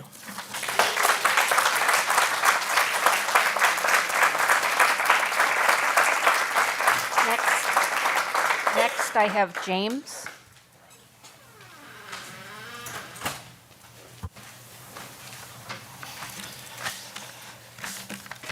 Hello, James Hoy, BEA co-president. Melissa Vorbeck, BEA co-president. The BEA supports the purpose and the goal of the ad hoc committee. We are happy to be part of it, as we know there is a huge budget crisis in the school district. We know that difficult decisions need to be made regarding the budget. However, the BEA voted against the package of recommendations due to serious concerns we have about specific cuts. The goal of the ad hoc committee is to keep the budget cuts as far away from the classroom and to avoid cuts to personnel who work with students on a daily basis. I think we've heard tonight and a few weeks ago that student services do have direct contact with students all day, every day. We believe that some of the committee recommendations, however, meet this goal, but some of them do not. The proposed cuts to student services do not meet this goal. The school counselors, social workers, and psychologists work with our students all day long, every day. They provide help in de-escalating students, providing safe spaces for students to talk, and making connections with families, and to provide them with services and resources, to name a few. At the last board meeting, you heard from many community members as well as student services staff themselves as to the specifics of what they do for our students and the district. As well, the gifted and talented staff work to provide activities and work that enrich our education for our students who are labeled as gifted and talented. Cutting these positions will drastically reduce the ability for these students to receive extra support above and beyond what classroom teachers are doing to differentiate for these students. Cutting this support will potentially cause even more families to leave this district, in our opinion. We should be providing high-quality instruction for all students, at the level they need it, and this includes students who are labeled as gifted and talented. The task of the ad hoc committee was to come up with recommended budget cuts to help balance the budget. The committee did this. It's pretty simple to make some cuts on paper. It looks good. The budget is balanced. But that does not mean that every recommendation the committee made needs to be adopted. You do not have to approve them as a package. You can pick them apart and pass on some of the recommended cuts and not others. I've heard many people say, well, 10 years ago, 20 years ago, we didn't have students. Student services staff were shared between buildings. I think you've heard tonight, and I'll tell you that students are not the same today as they were 10 years ago, 20 years ago, even without COVID. Add COVID in, definitely much different. We understand that if you don't make those cuts, further budget reductions would have to be made to balance the budget. That's true, but that's also Dr. Garrison's job as superintendent. Let him do his job. We encourage you to approve many of the ad hoc committee's recommendations, but to absolutely not approve the suggested cuts to student services and our gifted and talented staff. Thank you.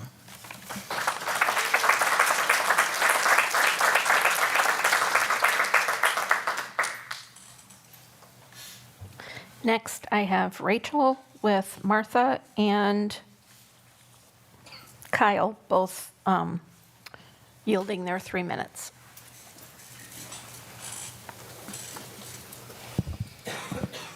Good evening. My name is Rachel Tiffany, and I am currently the school psychologist at Aldridge Middle School and department chair for the school psychologist. I would like to thank the district administration and school board for the opportunity to speak to you again tonight. I am here to speak to you about the ad hoc committee's recommended cuts to balance the budget. These recommendations include cutting 4 school psychologist positions within the district. 2 weeks ago, my hope was to educate the board and others on what it means to be a school psychologist. Tonight, I would like to highlight how difficult it will be to continue to support students, families, and staff at the highest level if these positions are cut. The National Association of School Psychologists, NASP, recommends a ratio of 500 students for each psychologist in order to provide the full scope of services outlined in the NASP practice model. The school district of Beloit currently has approximately 5,890 students. Based just on numbers, the district would need at least 12 full-time school psychologists to even begin to meet the needs of our students. And with our student demographics, it would actually be more. In looking at the numbers, the district is appropriately staffed to provide psychological services at both the elementary and middle school levels. We do not meet the recommended ratio at the high school level. We have 1 school psychologist for approximately 1,543 students for BMHS and BLA. This is something that the Pupil Services Department has been trying to rectify for many years.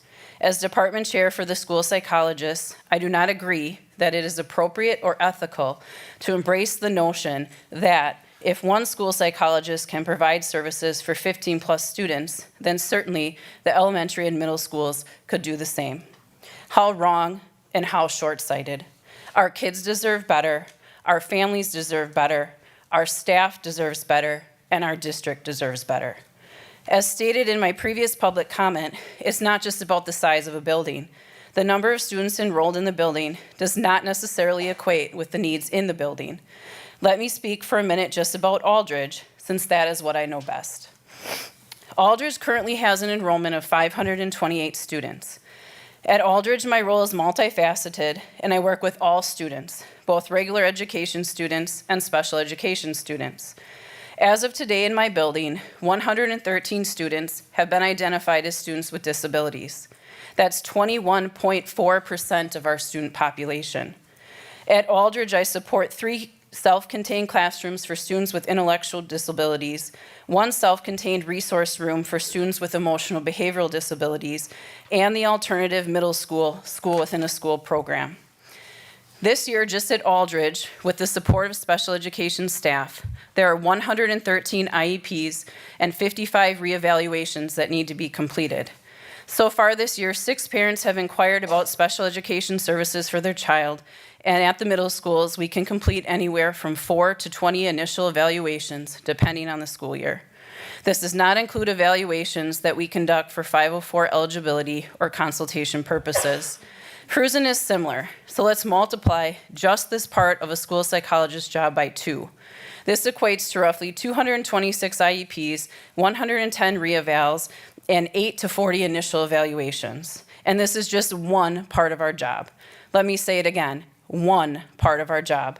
I do not believe that making high-stakes decisions about a student's educational future should be taken lightly or rushed to be completed by staff who are overworked and underappreciated. Our kids deserve better, our families deserve better, our staff deserves better, and our district deserves better. The ad hoc committee is correct that school psychologists are the only staff uniquely qualified to assess and identify students for additional services. That is why school psychologists must have an education specialist degree to practice in the state of Wisconsin and are well-versed in psychoeducational assessment, behavior, counseling, consultation and classroom intervention, research analysis, developmental psychology, psychopharmacology, ethics, child and adolescent psychopathology, and special education law. In fact, if you have been around for a while, you may remember that school psychologists solely staffed our 4 or 5 buildings after the previous reconfiguration. We were the jack of all trades and qualified to provide services in all areas to support our students. In addition, several of the school psychologists hold national certification. This credential is above and beyond what is needed for licensure. In addition, I also do not understand why the ad hoc committee would value addendum contracts more than supporting the academic, behavior, social, and emotional needs of our students. I think if you asked any building principal or staff, they would rather have a full-time school psychologist than a lead teacher. Or at the very least, I implore you to look for unfilled vacancies to cut instead of positions that are filled with well-trained and highly qualified staff that can support students, families, staff, and the district. In closing, please do not accept the ad hoc committee's recommendation to cut student services staff, including 4 school psychologist positions. Instead, work to find other ways to balance the budget that do not directly impact students, approve a deficit budget, or use Fund 10 money to offset the cost of retaining these positions. Thank you.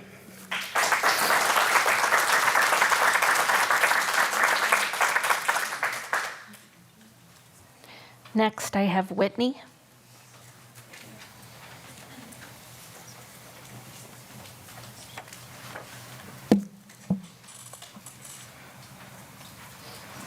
Hi, everyone. I'm here tonight again to advocate on behalf of our student services team, and in particular, our psychologist.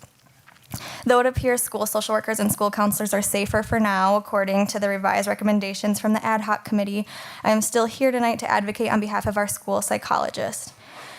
Within my past 5 years at the district, I luckily can say I feel like I've worked with the two of the best psychologists our nation has to offer, and I mean that honestly.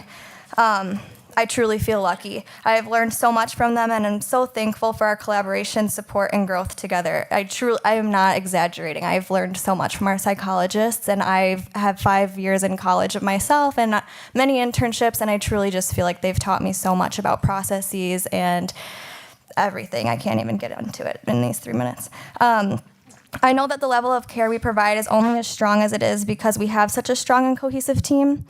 For an example, just today, I and most of our team attended 3 PLC meetings, 2 to 3 recess duties, an EMLSS meeting, and at least 2 crisis responses and 3 individual check-ins each, okay? Each. Every day is different, but today, like many others, we're one of those lunchless days where we just don't get, it's 3 o'clock and we're at dismissal and my stomach's growling and I realize I haven't eaten. And this was with 3 full-time student services staff, an AP and principal with full functioning systems. It's not like we don't have systems in place. We have the systems. The need is there. We almost have 500 students. This is regular. It's not just our school. This is today's day and age. This is reality. Our psychologist, along with our student services team, steps in anywhere and everywhere and never turn down a task too stressful or large. We handle business and make real change daily in the lives of our students and families. My school psychologist is far more than just an evaluator. She is an advocate, a safe space for students, an interventionist, and a change maker for our students. I also would like to make note that elementary evaluations are far more time consuming due to the fact that most are the initial evaluations and require extensive testing. I would also like to make it clear that I know cuts aren't easy and there's never an easy choice. However, I have to add that it feels extremely insulting to let us know our jobs are up for cuts the week school starts, as there are almost no external jobs posted because school is in session. We all have mortgages, childcare, and food to put on our tables. We went to school for a minimum of 5 years and are now Googling the current unemployment rate to see if we're going to be able to survive. It is frustrating and insulting, and yet we are still showing up with a smile, giving it our 100%, and not letting our kiddos know the immense stress we feel being in limbo of what's going to happen in 2 weeks. Will the budget be balanced? Will we be the reason it's balanced? It's simply frustrating, and we're tired, and it's not even October. This is taking energy from us when we should be able to give it fully to our students and our families. This is just feels very disrespectful to start the school year this way. And it's not even my job necessarily that's on the line, but it affects the entire team.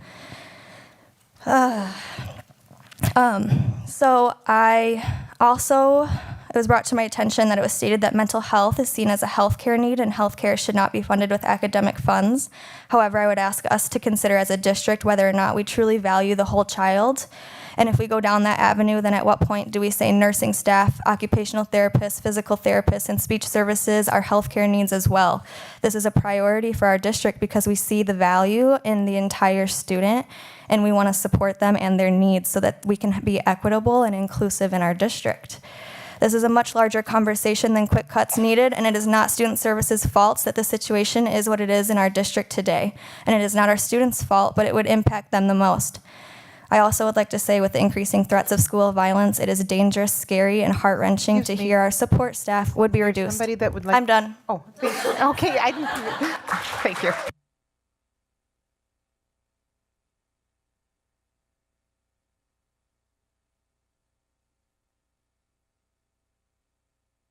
Okay, the last in-room person I have is Pam, and she has Pierre and Cheryl yielding time for her.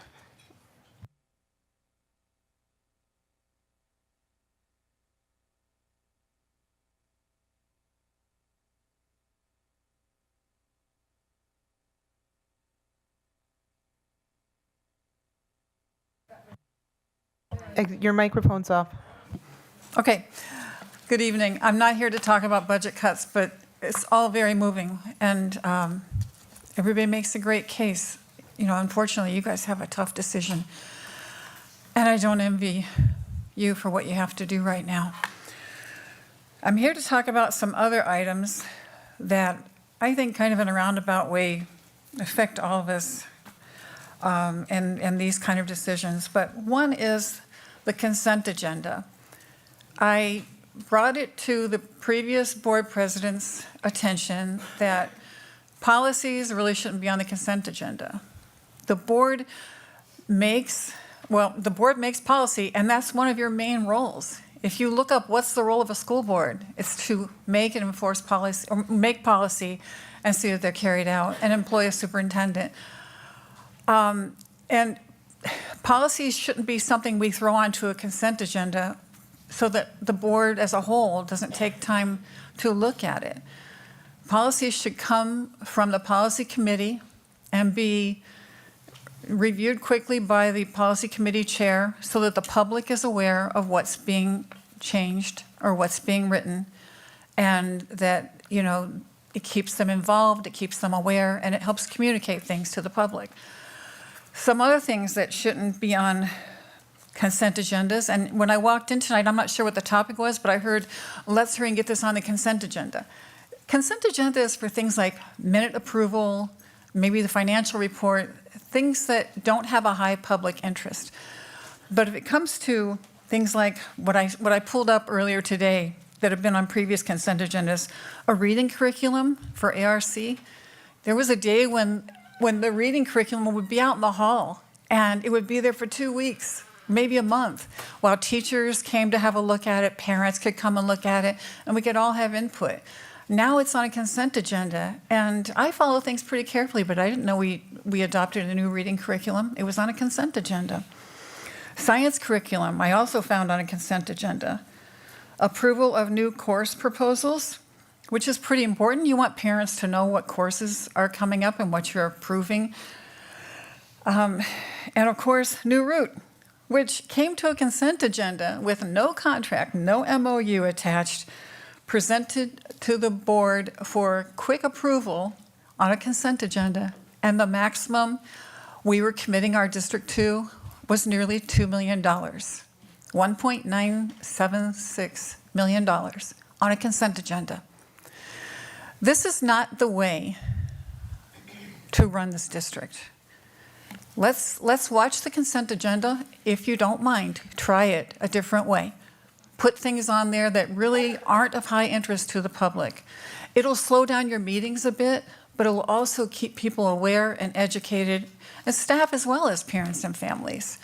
And it makes the public feel like you care. So I would hope you will consider that. The other thing is the board doc agenda repostings. Yesterday, there was no agenda up for the entire day. And people were wondering, what happened to the agenda? Is the meeting canceled? No one knew. But for an entire day, the board docs had no meeting posted. And I realized that for various reasons, meetings have to be reposted. But when I served on the board, we didn't remove the old posting. We left them all up because that's a public document, and you can't destroy a public document.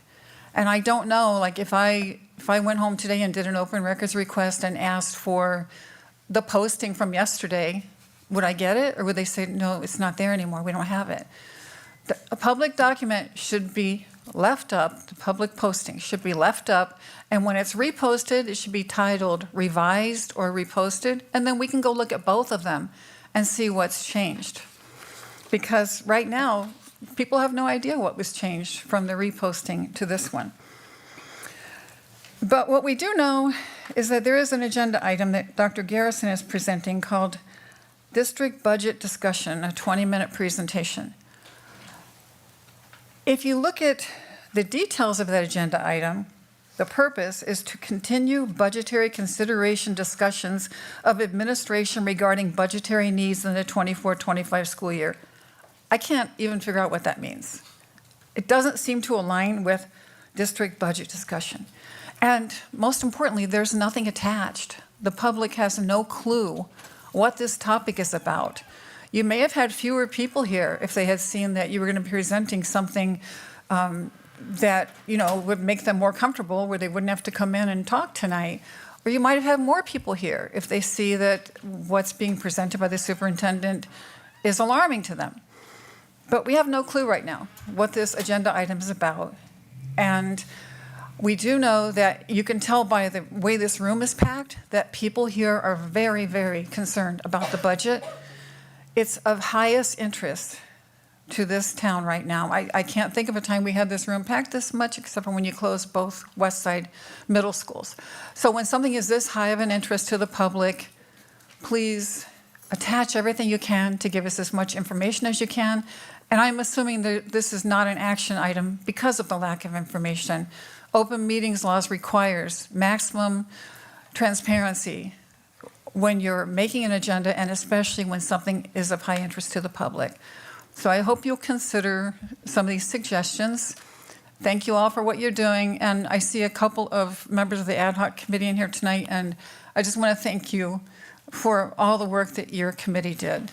It was very generous of you to donate your time and your expertise to our community. Thank you.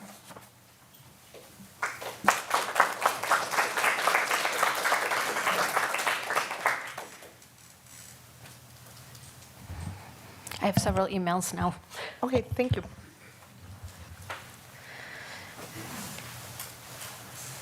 The first email is from Tim.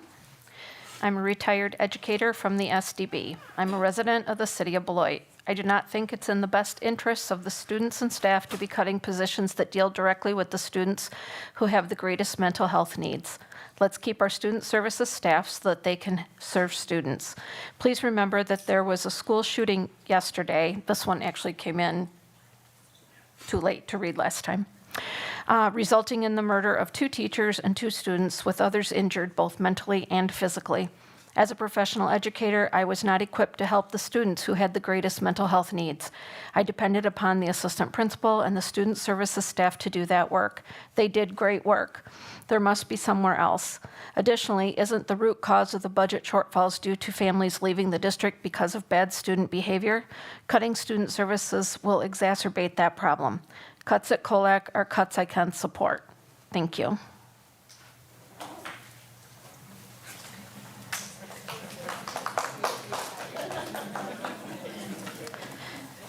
Next, I have an email from Jaden with Melissa and Megan, both donating time, yielding time. My name is Jaden. I'm a school psychologist in the district. I previously emailed and submitted a public comment regarding concerns for the proposed cuts made by the ad hoc committee for balancing the district's budget. I have read the updated proposal from the committee, and this continues to cause me deep concern. I believe that there are many factors and questions that the committee did not consider. The following is a direct quote from the proposal. The high school has one psychologist for roughly 1,400 students and likely provides services at BLA when needed. If one psychologist can provide services for this many students, certainly the elementary and middle schools can share psychologists. Stating the school psychologist at the high school makes it work by roughly 1,400 students doesn't provide any solid data or reasonable explanation that it actually results in adequate service for our student population. Did the committee research that the actual recommended student to school psychologist ratio is? The National Association of School Psychologists recommends a ratio of 1 to 500. The school district of Beloit currently has 9 full-time school psychologists with over 5,000 students enrolled in the district. We are above the recommended ratio. However, I do believe it should be a source of pride for the district that we are close. We should not take a step backward by cutting 4 positions, which would result in having more than twice the recommended student to school psychologist ratio. If we are able to maintain an adequate ratio, it allows us to be more preventative, particularly at the younger levels, rather than reactive. We all know being preventative is a far better approach than being reactive, but this simply wouldn't work the same with the recommended cuts. Furthermore, when the committee makes statements such as the school psychologist likely provides services at BLA when needed, that tells me they are making statements based on conjecture and not actual research into what roles the school psychologists in the district actually fill. Personally, I have a problem with making high-stakes decisions that impact our students, families, and the livelihood of district employees based on conjecture. Another direct quote from the proposal states, while psychologists certainly do provide emotional support for students and families, only they are qualified to assess students for additional services. This point seems backward to me. The quote indicates that school psychologists are the only employee group qualified to provide certain assessments, and that they can also provide some emotional support. Yet the recommendation is to cut the school psychologist department in nearly half, when that very statement acknowledges that school psychologists offer a variety of skills. It also poses the question, did the committee consider data on how many special education and Section 504 evaluations are completed each year in the district, and whether only 5 school psychologists could reasonably complete all of the assessments required within legally mandated timelines? In addition, did the committee examine data on the mental health and behavioral needs of our schools, of our student population, and consider whether the remaining student services positions could feasibly meet those needs? I would like to argue that they cannot. I believe that if the school social workers and school counselors were asked, they would also indicate that they could not reasonably meet the needs of our student population if any student services position were cut. As I mentioned in my previous email, our district student services staff already often work through lunch and or take work home. There simply isn't any more time left to give. The amount and or the quality of services offered would have to suffer. Furthermore, the logic about cutting school psychologists when we are the only employee group qualified to administer certain assessments also gives me concern that there is little understanding or respect for what other services we offer the district. If the department were to be cut to 5 school psychologists, then yes, the primary role would most likely have to be assessment. That would be a shame because school psychologists have so much more to offer, and we've offered so much more to our district. In my previous email, I gave very specific examples with data data about the variety of ways I have supported students in my role as a school psychologist at Hackett Elementary School. I also think it is imperative to look at what a well-staffed school psychologist team can contribute to the district as a whole. For example, the district has multiple RTI, MLSS, EMLSS teams throughout the years. School psychologists have served on every one of those teams and contributed to writing district-wide guidelines used to provide core instruction and tiered interventions to meet the needs of our students. Traditionally, school psychologists have been the leaders of building-level EMLSS teams and student intervention teams. This year, the assistant principals have been asked to take a heavier role on these teams. However, with the recommendation to cut both school psychologists and assistant principal positions, the ability to maintain an effective EMLSS system would be significantly impacted. I can again assure you that the remaining building administrators and student services staff would not be able to uphold effective EMLSS systems with each building while also maintaining their other job responsibilities. Each of these employee groups already has enough on their plate, and they would become spread even thinner if the proposed cuts were made. Additional examples of contributions the school psychologist team has made to the district as a whole include, but are not limited to, the school psychologist team is responsible for bringing our currently used social emotional behavioral screener to the district. The team has been responsible for training interventionist staff every year on progress monitoring for students receiving Tier 3 academic support.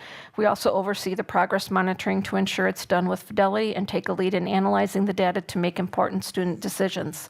The school psychologist trained for all district special education teachers on academic achievement testing. The school psychologist team collaborated with the executive director of pupil services, director of pupil services, and program managers on updating our district's functional behavioral assessment and behavioral intervention plan procedures. Before we allow a committee to make assumptions on what school psychologists offer and make recommendations that would drastically limit our roles within the district, I encourage everyone to visit the National Association of School Psychologists webpage and read about who school psychologists are, what the training entails, and the potential scope of our practice. We are so much more than testers, and we can offer so much more to our students and families when we are properly staffed. Lastly, while the majority of my comment addresses concerns for the proposed school psychologist cuts, I also think it's important to express concerns about cutting elementary assistant principals. Those positions were added several years ago for a reason. It would be impossible for one administrator to be an active member of the EMLSS team and building leadership team, complete all effective educator evaluations, participate meaningfully in PLCs at all grade levels, provide adequate instructional leadership, facilitate family engagement opportunities, manage the school budget, address discipline and behavioral concerns, etc. At Hackett, our principal and assistant principal make an effort to be both highly visible and approachable to our staff, students, and families while also juggling multiple responsibilities. You cannot take away leaders at the building level without having a significant impact on that building's climate and functioning. Thank you.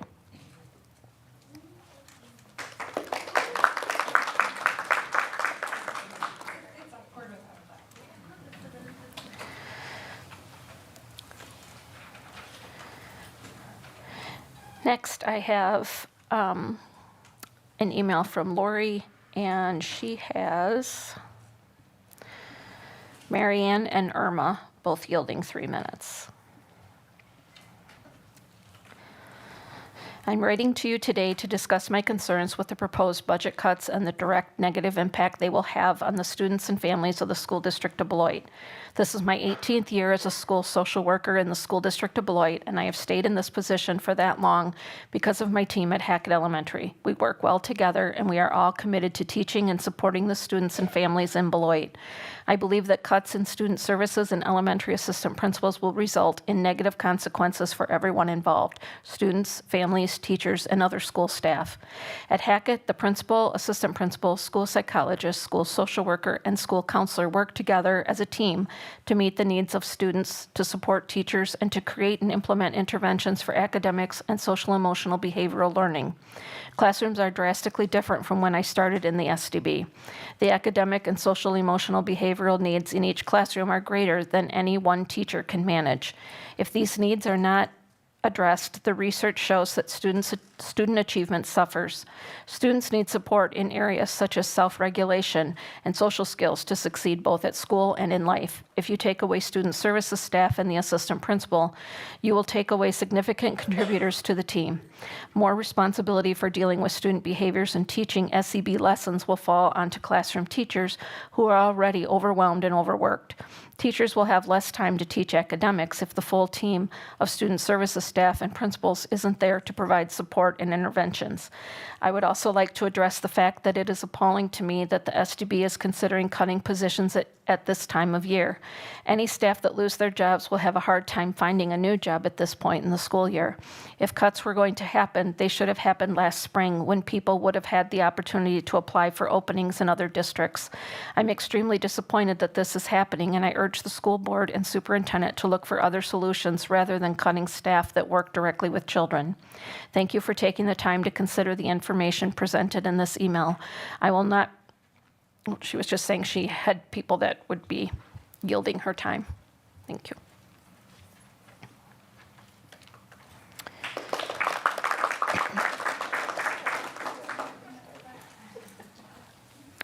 And next, I have an email with Stacy and Leslie donating their time for Shanae. My name is Shanae. I am a school counselor in the district. I previously submitted a public comment and email regarding concerns for the proposed cuts made by the ad hoc committee.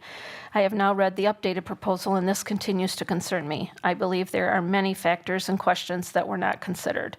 Starting with the following quote from the most recent proposal. The high school has one psychologist for roughly 1,400 students and likely provides services at BLA when needed. If one psychologist can provide services for this many students, certainly the elementary and middle schools could share psychologists. This statement doesn't provide any data or explanation that our students are being adequately serviced with that ratio. Did the committee research what the recommended student to school psychologist ratio is? It's 1 to 500, according to the NASP. SDB currently has 9 FTE school psychologists serving over 5,000 students. Right now, SDB is not meeting the recommended ratio, but it's amazing that we are at least close to what it should be. Let's not take a step backward by cutting 4 positions. It would result in having more than twice the recommended ratio. Right now, student services are able to be more preventive, particularly at the younger levels, rather than reactive, which is highly preferable. Being as preventive as we are now would not be possible with the recommended cuts. When the committee makes statements such as the school psychologist likely provides services at BLA when needed, that tells me they are making statements based on speculation and not research into what our school psychologists in the district do. When it comes to important decisions, I personally have a problem with making them based on assumptions and guesses, especially when they impact our students' families and the livelihood of district employees. Another direct quote from the proposal states, while psychologists certainly do provide emotional support for students and families, only they are qualified to assess students for additional services. This doesn't make much sense to me. Excuse me. It's saying that school psychologists are the only employee group qualified to provide certain assessments and that they can also provide emotional support. Yet the recommendation is to cut the school psychologist department in half. When it was just acknowledged that school psychologists offer a variety of skills, this leaves me with many questions. Did the committee consider data on how many special education and Section 504 evaluations are completed each year in the district? Did they think about whether only 5 school psychologists could reasonably complete all of the assessments required within legally mandated times? Did the committee examine data on the mental health and behavioral needs of our student population? Did they think about whether the remaining student services positions could adequately meet those high needs? The answer is that they couldn't. Cutting school psychologists when they are the only employee group qualified to administer certain assessments, where is the logic? Is there no understanding or respect for what other services they offer? If the department were cut down to 5 school psychologists, their primary role would most likely have to be assessment. But honestly, that's such a pity. School psychologists have so much more to offer and have done so much more to our district. I would like to take a minute to remind everyone that our well-staffed school psychologist team has done and continues to do for SDB. The district has had multiple RTI, MLSS, EMLSS teams throughout the years. School psychologists have served on every single one of those teams. They've contributed to writing district-wide guidelines used to provide core instruction and tiered interventions to meet the needs of our students. They've been leaders of building level EMLSS teams and student intervention teams. They're responsible for bringing our currently used social emotional behavioral screener to the district. They've been responsible for training interventionist staff every year on progress monitoring for students receiving Tier 3 academic support. They oversee the progress monitoring to ensure Tier 3s are done with fidelity and take a lead in analyzing the data to make important student decisions. They trained all district special education teachers on academic achievement testing.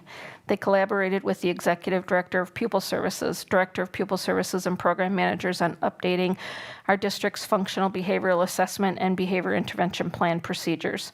Here's another thought. This year, the assistant principals have been asked to take a heavier role on the EMLSS team.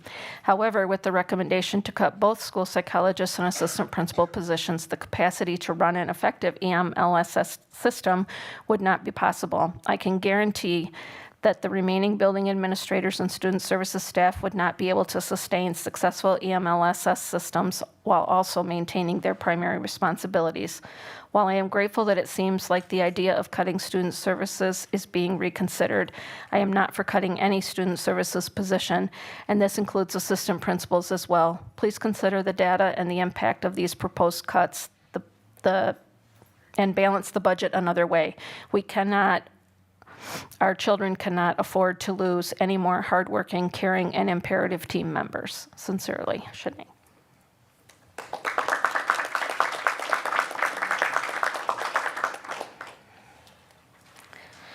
Next, I have one from Sarah. There are a million situations I could paint for all of you to imagine as to what would happen if these cuts to our student services and administrative teams come to fruition. However, there are just too many bleak outcomes that come as a result of that, and I do not wish to focus this email on all of that. Instead, I will again remind the school board, the public, the ad hoc committee, and staff at our central office just how necessary and important our assistant principal and school psychologist are to our school, Hackett. Being now within the third week of our school year, routines are established, students are busily working within classrooms, and all staff members have counted on or built new relationships with our elementary students. I may be a bit biased, but my current group of students are some of the best I've worked with. They're so caring, friendly, just genuinely curious, and have an urge for learning. Each morning, our assistant principal makes a point to go to each and every classroom to greet staff and students. Nearly my entire class rushes to the doorway to get a hug and words of encouragement from our assistant principal each morning. I'm telling you, there are smiles abound, and that 30 seconds she takes in the classroom is necessary for some of these students to set their tone for the day. Our assistant principal is known, loved, and looked up to by all the students at our school. Students reach out to her in both the positive and the troubling times. As a fairly new staff member to our school, I've witnessed firsthand the impact that this relationship has on our students. Our school psychologist wears so many hats and partakes in numerous responsibilities far beyond what is written in the job description. She's so much more than a person who tests and analyzes students' academic performances and makes decisions regarding their learning path. When a student is sitting in your classroom attempting to take in the math lessons and fighting back a new crisis, you reach out to the school psychologist. Our school psychologist picks up the pieces when a teacher cannot. Our school psychologist is a force of nature building bridges between families and teachers. When parents are trying to understand information regarding their child and the possible route of interventions and/or testing, she goes above and beyond. Home visits, multiple phone calls, reaching out to some of our most vulnerable students, informing staff members of necessary information, facilitating check-ins between staff and those students who thirst to hear from a positive adult while at school. I could continue on, but I'm going to end the email here. I once again encourage any school board member to come in and spend a substantial amount of time within our classrooms. Do not just come in for a few minutes here and there. Come sit in the classrooms during a math lesson. Join us at our recess. Sit next to a student while in art class, and really immerse yourself within the four walls of all of our classrooms. Thank you again for your time.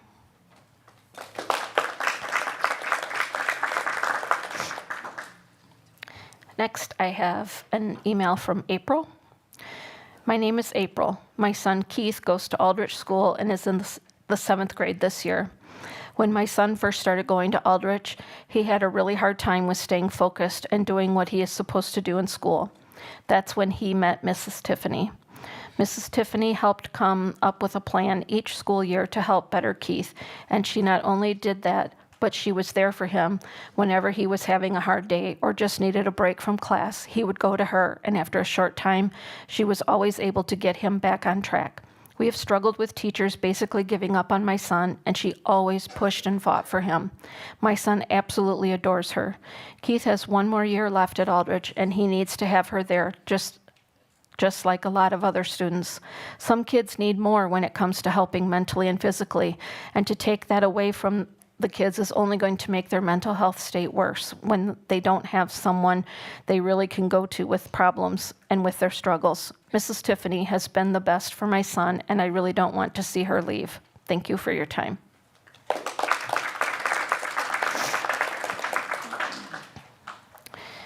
Next, I have one from Samantha.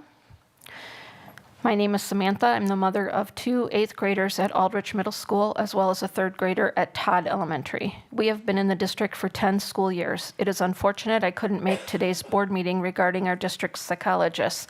I have a prior commitment to coach a private soccer training session. I also work with children of a wide range of ages. Seeing that our 8th grade child's school psychologist job was up for debate was one school board issue I couldn't ignore. Having spent time on my child's IEP team and seeing firsthand the passion and nurture Miss Tiffany brought to my son's case, I don't know what I would have done without her. My son, who attends Aldrich, was medically diagnosed with autism and ADHD when he entered Aldrich as a 4th grader. This is when Miss Tiffany and I first met. This was my first experience with an IEP and special education. To see firsthand what a school psychologist does, this was all new to me. Ms. Tiffany not only deals with children behavior issues, but she also deals with hot-headed, sometimes worried and scared parents. In the past, I was that parent.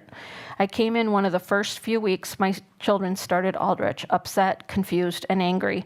Aldrich staff did not know what to do with me. Miss Tiffany came up, introduced herself in a cool, calm, collected, educated, and professional manner. She quickly knew how to assess and address the issues that I was feeling. We spoke for a long time about my son and the help he needed. At the time, I did not know what he needed. She helped to put my son's team in place and have a plan on how to address issues, communicate with staff, and move his education forward while keeping in touch with his physician. Ms. Tiffany became a trustworthy resource between us parents and the district in my eyes. My son has had many negative encounters with staff, from janitorial to principals, that were confused on how to deal with my son's diagnosis and his education.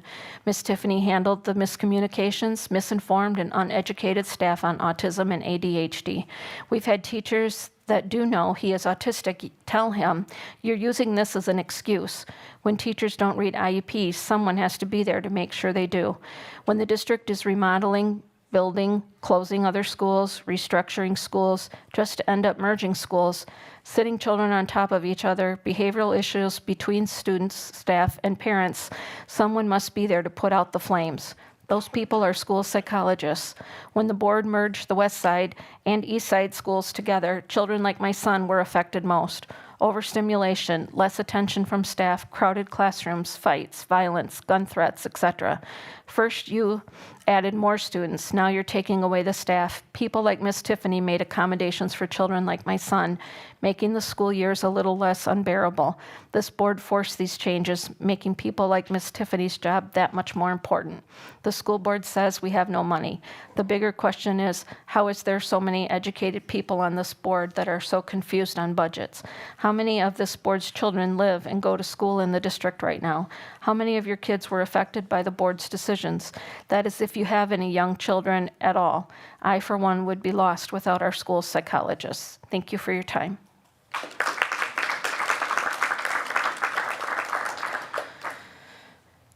And the last one I have is from Ashley.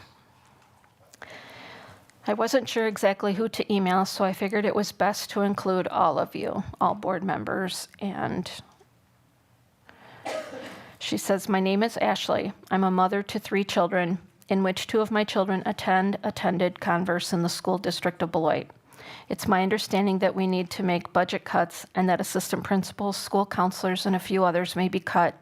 I'm here to explain my own personal experiences and reasons as to why that would be absolutely detrimental to not only the students, but the teachers as well.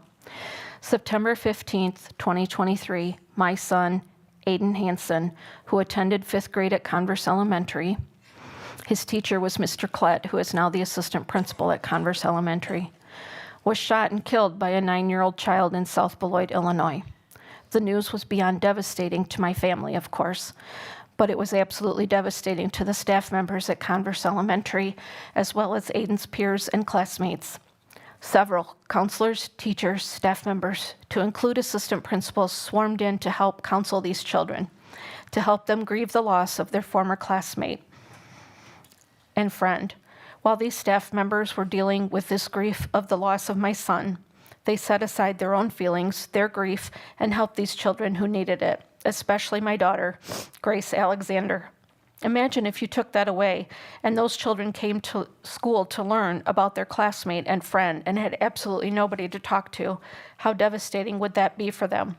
What if they didn't have access to private counselors? Maybe their parents worked too much to talk to them about it, explain what happened to them.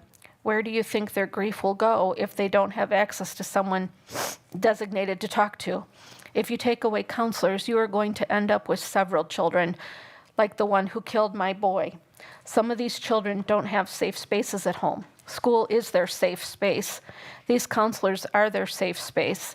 Taking that away would cause absolute mayhem.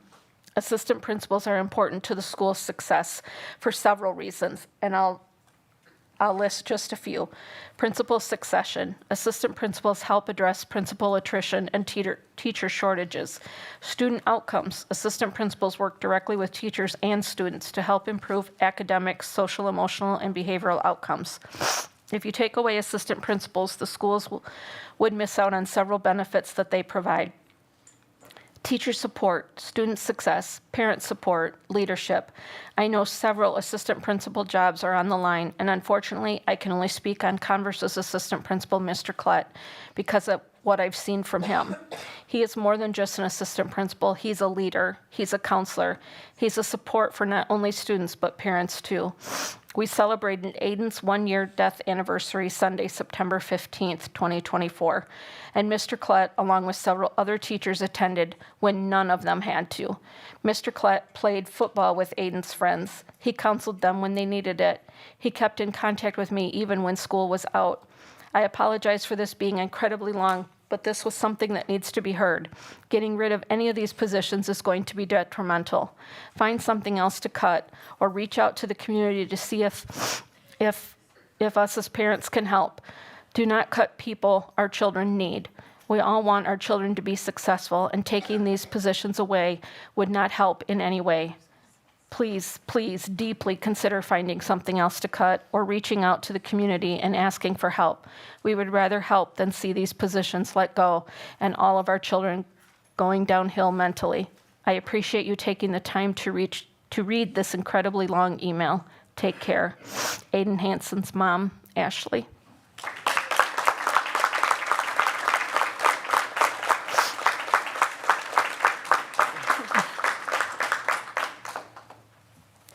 I'm sorry, I missed one.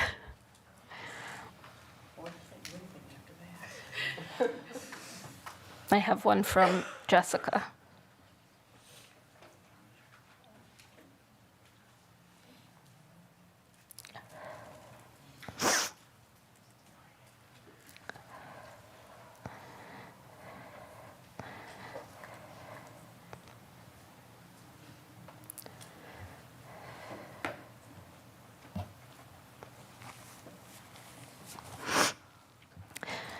My name is Jessica. This is my 25th year in Beloit at Hackett Elementary School. I drive almost an hour and a half each way from Milwaukee to work at Hackett and have been doing this for 23 years. I love Hackett and the staff that work there. That is why I drive 3 hours a day. I was at Hackett before we had assistant principals, full-time psychologists, and school counselors. The district saw the need for more support at the elementary buildings and hired more student services staff and assistant principals to provide the behavior and emotional support that many of our students urgently need. These staff are also integral parts of our RTI team, working to develop a plan to provide additional academic support to students in need. Given that Beloit students' needs have only increased since adding these positions, it really seems like these cuts of assistant principals, school psychologists, and school counselors would be a step in the wrong direction. I understand that the district is in a budget crisis, given that the referendum unfortunately did not pass. These staff members are essential members of our school building.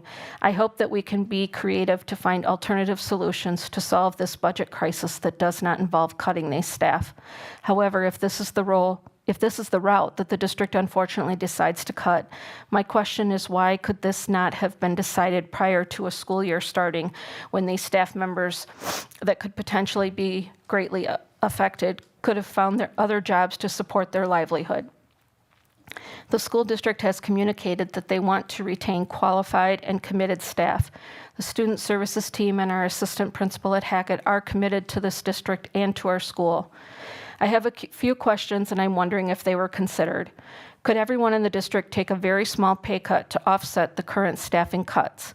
I would be willing to take a small pay cut if it meant keeping a solid student services team and our assistant principal. That is how essential I feel that my colleagues are. I don't recall this option being offered to the staff. Can we ask staff if they would be willing to take a small pay cut to save these student services and assistant principal positions? Number 2, I heard that there was talk about a couple of furlough days for the staff. Could this offset staff cuts? Number 3, in addition, I heard there is discussion about pay raises. How can there be pay raises at the same time that we are cutting critical staff members? Would lowering the raise offset having to cut these positions? I know that some of my suggestions involve all staff, the teachers, administrators, and admin at Keck, taking a small pay cut. However, if in the future a referendum passes, hopefully salaries can increase to make up the difference of what we lost. I'm very concerned about what the school year will be like in our district if we cut support staff and assistant principals that provide essential support to students and teachers daily. Thank you for taking the time to read this message. I hope we can find a way to balance the budget without losing critical school building staff that provide essential support for our kids. We are fighting fires here, and you are cutting off the water supply. Kind regards.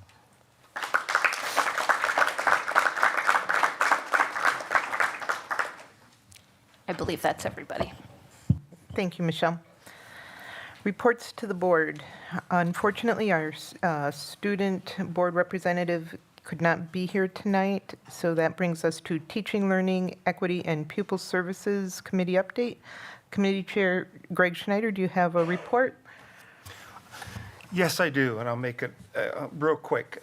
We met tonight at 5 o'clock, and we received information on the Everyday Counts, which is the new Attendance Matters, and the services that will be offered within the district, and the communication out to parents in the community in regards to that. We also received a report from the Beloit Boys and Girls Clubs to a program, a grant that they have received called Be Great Graduate, where they are providing mentorship and other services for students in grades 6 through 10 to help them get through school and to graduate on time. And we appreciate the support of the Boys and Girls Club.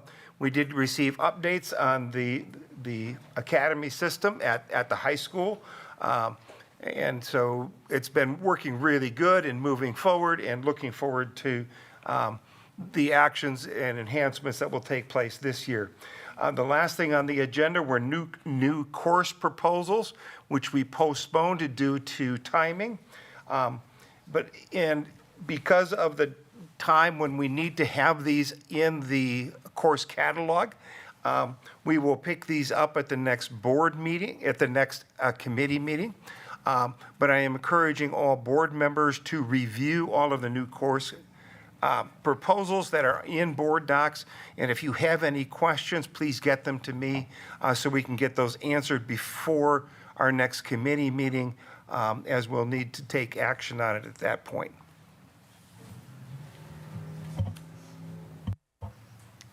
Thank you so much, Chairman Greg Schneider. That brings us to district budget discussion. Dr. Garrison? Okay.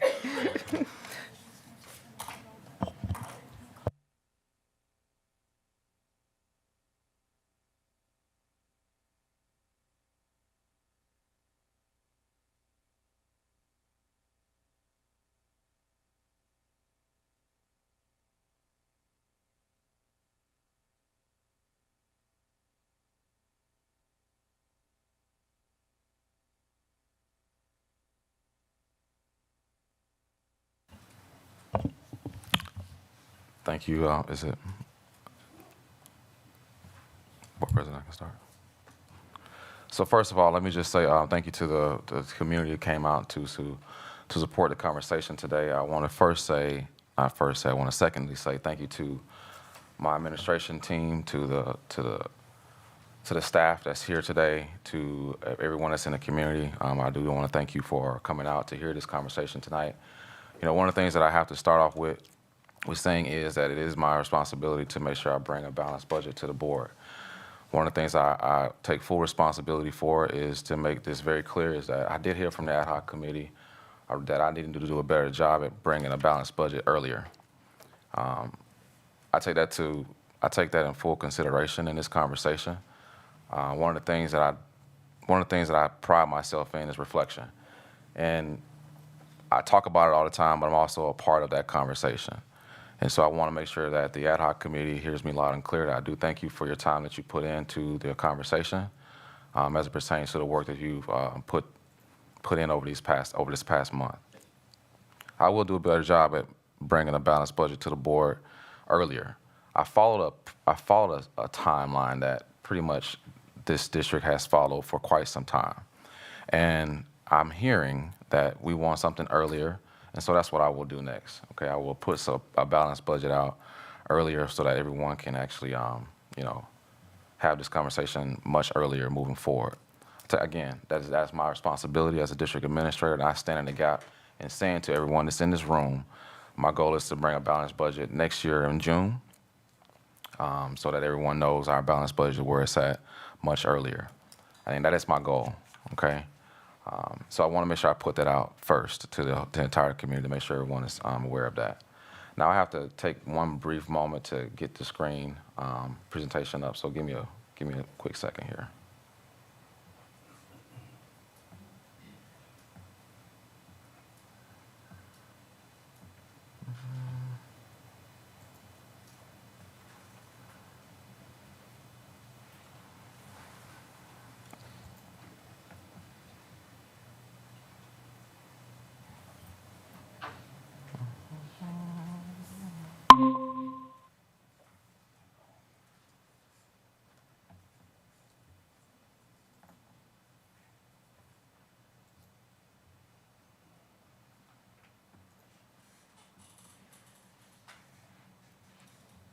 There we go. So my presentation tonight is going to consist of, and I do need to set this clock because we got 20 minutes to do so, so give me a quick second to do that too. Sorry, you all. I've been wanting to make sure I keep with everybody's time, so I'll do the same thing. My goal tonight is to share with you all my recommendations for our budgetary reductions. First of all, let me just say we have not been working from two separate budgets. Our budget that we've been working from is a budget that was set back in earlier in April, where we had a deficit of $10.8 billion. That $10.8 million is the budget that we've been working from, and as we have kind of had these conversations in the public and not only in the public but also right here in this boardroom, we have went from a July 2nd presentation that saved us another about $4 million to a July 31st conversation of about $4 million, and then we presented on August the 6th that gave us our preliminary budget of $3.7 million of remaining reductions that we need to make, okay? I did hear from everybody in this conversation that this $3.7 million is probably, one could argue, something that I did take a little more time to try to weave through, because I wanted to make sure that our school district had everything that it needed starting September 5th when we started school. I didn't want to rush to this conversation. I didn't want to put out arbitrary cuts without making sure first that we have everything that we need in order to be successful in our school district. That is something that I take very, very seriously as a district administrator. We have to have what we need in our buildings in order to be successful. So I did not rush through this next $3.7 million for that very reason. The next few slides here that you will see, and I wish I could make the screen a little bigger, but I'm not sure if I'm doing it right here.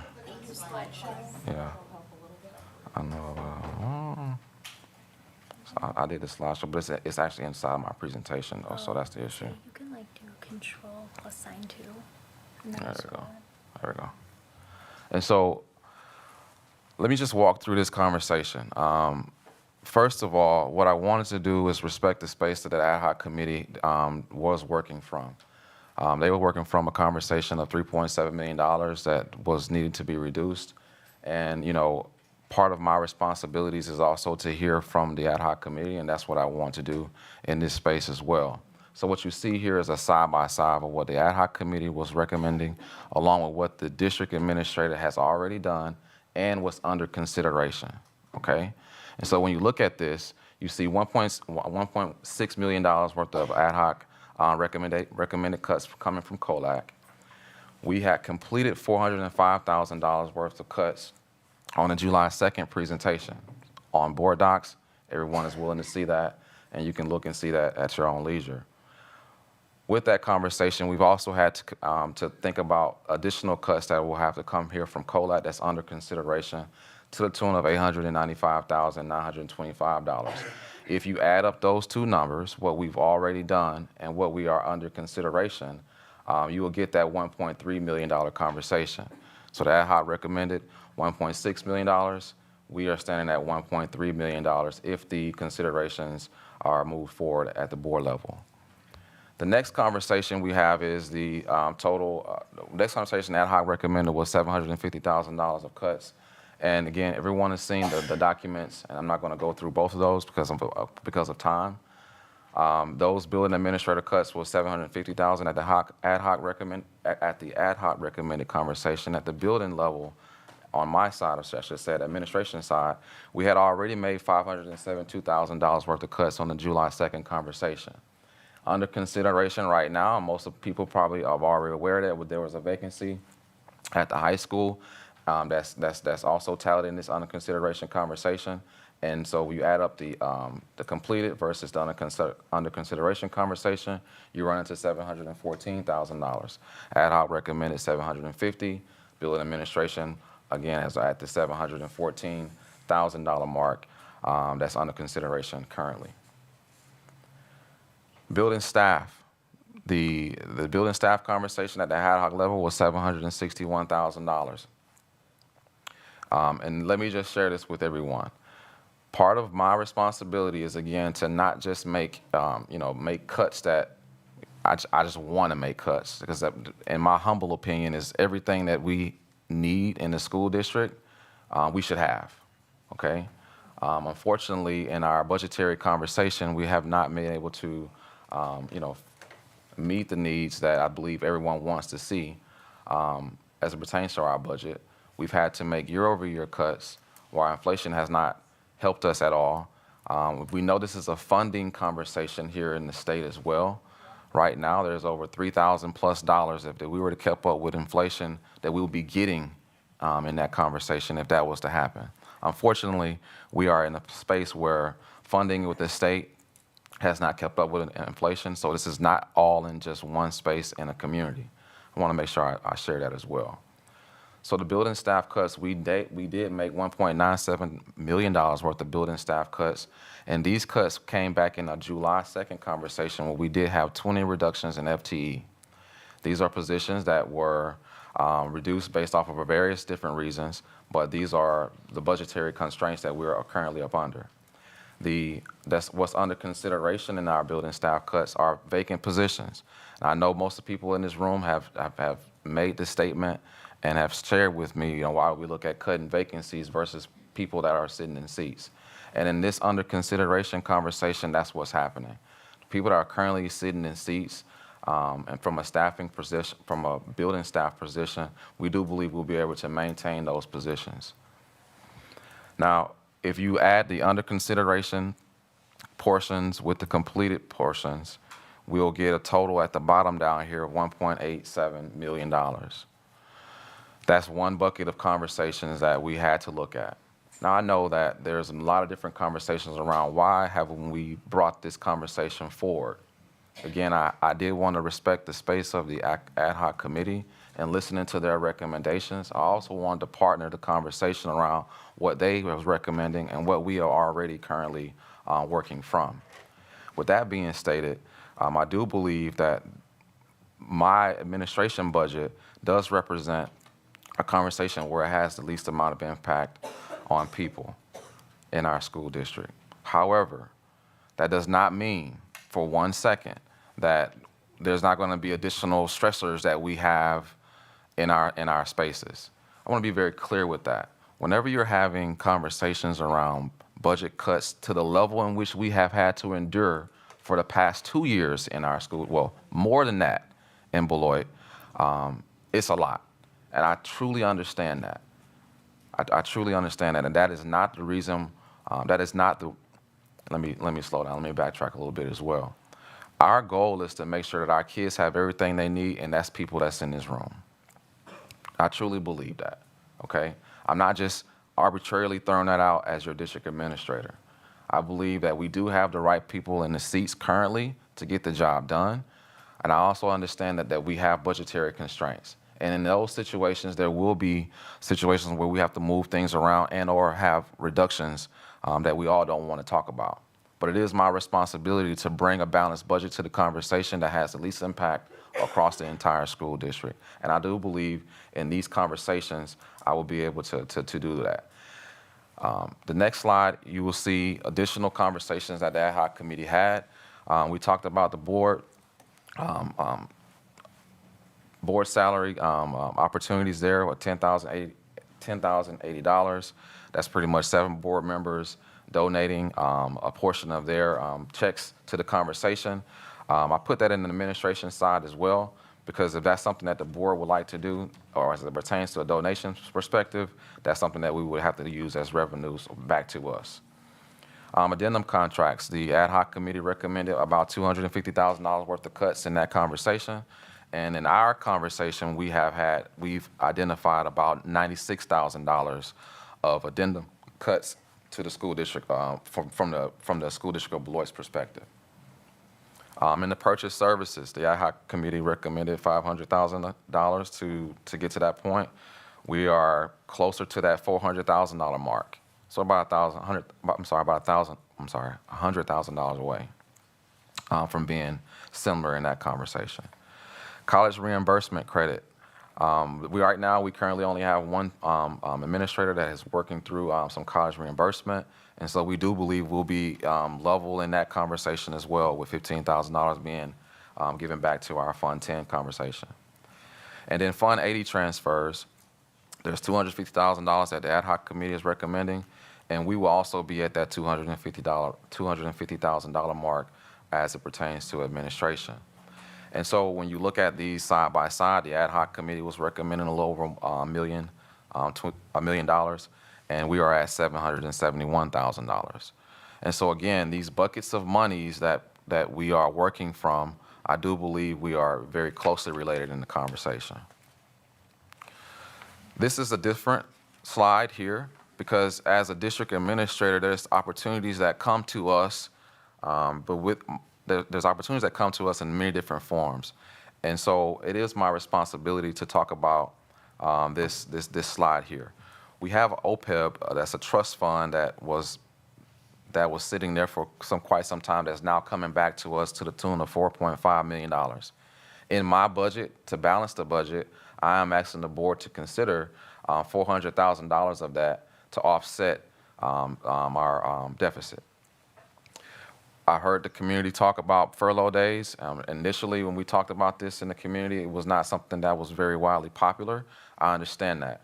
And so one of the things that I wanted to do was actually go back and revisit this conversation, because I do believe that with 1 day of furlough pretty much saves us $230,000, and that is something that I am considering in this current balancing of the budget. I wanted to be very, transparent with that, make sure everyone is very clear with that conversation. But please note, there's 2 dates in which we could follow in this space. One date would be Friday, January 3rd, and that's the date that we come back from our break and from our winter break. And then the Tuesday, June 10th is of course, that's the last day of school that we also could consider in that conversation. Now, if we have a bigger balanced budget, naturally I would want to use that furlough day.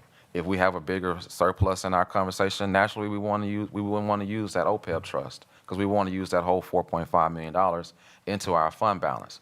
Now, with a deficit budget, let me just share this again. With a deficit budget, we're going to use that $4.5 million at some point of the school year. We're going to be tapping into it, okay? So either we use some of it now or use most of it later. At some point with a deficit budget, we will have to tap into those funds. So this is part of the conversation.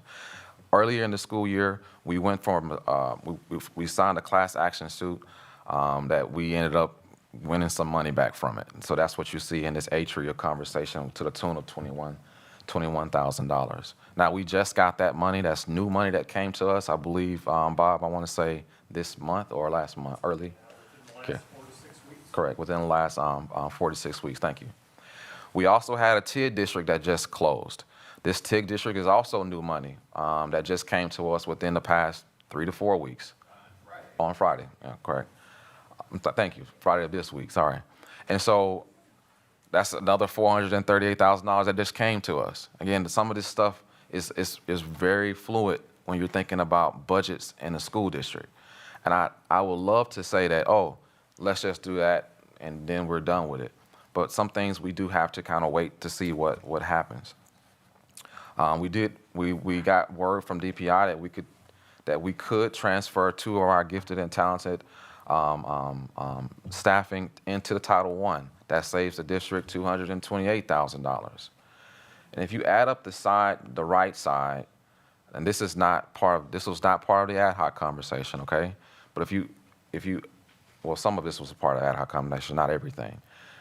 But if you add up the right side of the conversation, yes, we do end up to being $1.3 million that we could use to help balance our budget. The bottom portion that you see here, and I'm going to be done in 6 minutes. The bottom portion that you see here, I know I'm looking at faces in the room, so I try to read that.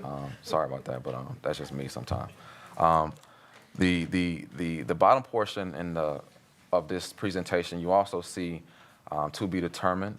There's a notice of 2023 Wisconsin Act 12 personal property aid that came to us, and we have to seek guidance around how will this money be added to our revenue limit, or will we be able to use this money as new money that we can use towards our deficit, okay?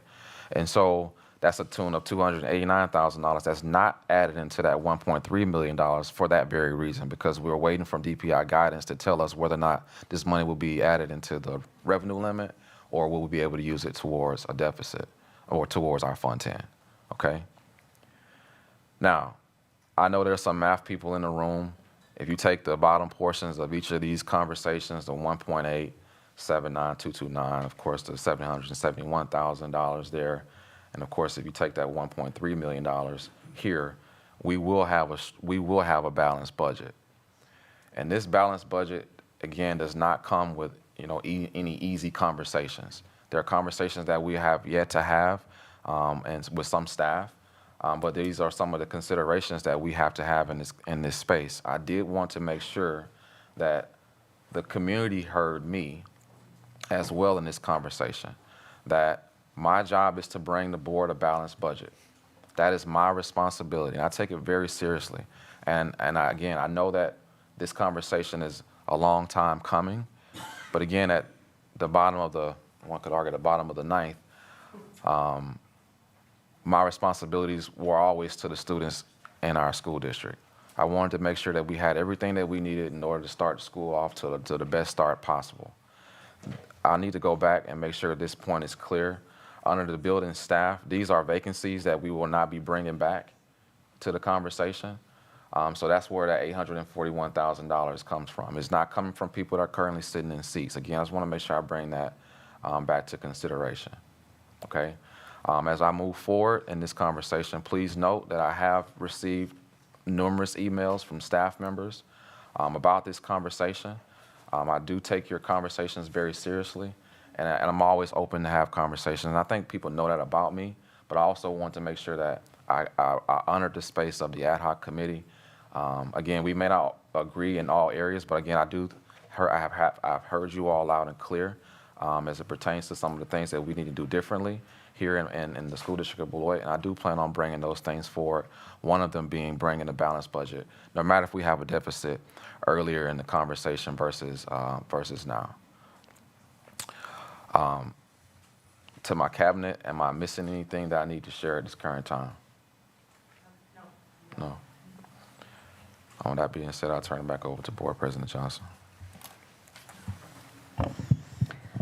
Thank you. Dr. Garrison, can you go back to the slide where you've, the next one, I think it is. No, I'm sorry, one more. Where the money coming in? Yeah, okay, so the change of the funding source for 2 gifted and talented staff to Title I. That is $228,000. And I know that there's averages and slight differences. The ad hoc committee had the gifted and talented 2 positions listed at 152. Is there, I mean, that's kind of a large discrepancy. Is there something a little bit more? Thank you. So I think you look, and my team is here to support me in this conversation as well. There's 2 sides of that. One is salaries, but there's also salary and benefits. And so I'm not sure if one had the benefits included, or this one definitely has the salary and benefits included. Yes, ma'am. Ms. Levy? Thank you so much. I just have 2 hopefully quick questions. The first is with respect to educational reimbursement. Is it included in current contracts, and are you recommending that that benefit would be suspended? I think you said that we have 1 individual that was taking advantage of that, but if it's in the contract and other people have the ability to take advantage, just 1, is it in the contract, and 2, are you recommending that benefit be suspended so that we could hold at that 1 person who is currently using it, and that was the amount that was built into the adjustments? So at any given time, according to policy, I believe that X amount of people can request this opportunity. Board member Levy, we only have currently 1 person in that, so we have budgeted probably more than that, and that's why we're able to have that $15,000 credit there still to us. But Mr. Chady, currently school board policy, so that's where that language is. It's in policy. correct. Not in the current contracts? I don't believe so. Yeah, okay. Sounds like it's not in the contract itself, but it's extended in board policy. Thank you so much for that clarification.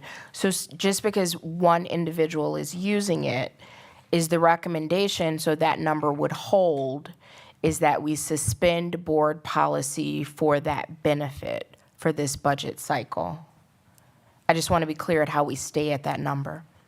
I don't think it would be necessary to suspend the policy because, again, we currently only have 1, and also it states that typically they have to put in a request by a specific time. I don't have the policy in front of me, so forgive me for that, not memorizing it. But there's a certain time they have to submit it, and that submission time frame is passed. And so, again, I do believe we'll be able to meet that $15,000 college credit reimbursement, holding that $15,000. But that's just where I'm at currently. Perfect. Thank you so much. And then my last question, I believe, is in your version of the balanced budget. So 1, I just want to be very clear. With the numbers you are presenting this evening with the potential cuts, we would arrive at a balanced budget. Okay, perfect. Thank Yes, ma'am. you. And then my follow-up question is that balanced budget going to come in retaining all of our current staff? So the APs that are currently in places, school psychologists, school counselors, retaining our current staff? So what's under consideration right now, in specific spaces, yes. What I can't say yes to is a COLAC space, because those are positions that we still need to have additional conversations about.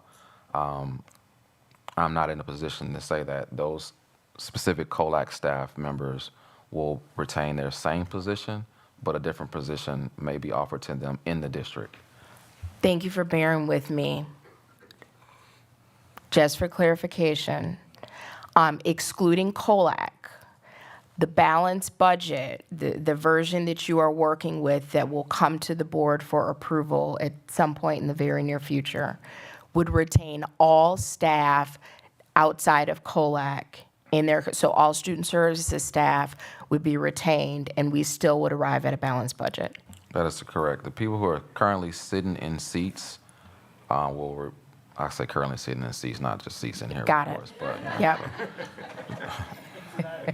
the people that currently have jobs in our school district, and I wasn't trying to be funny or anything, because No, I got you. but the people who currently have jobs in our school district will retain their jobs in our school district. These vacancies that we have currently, those are vacant positions that's under consideration that we will have to consider in our balancing our conversation, Right. in this conversation. Thank you so much. That also includes administrators, correct? I appreciate everyone who has shared, and I'm sure that all board members do. And so it is a relief to me, I'll just speak for myself in this moment. It is a relief to hear that we will be at a balanced budget and all current staff outside of KEC will be retained. I'm glad that package is on the table. So thank you so much, Dr. Garrison, to you and your team.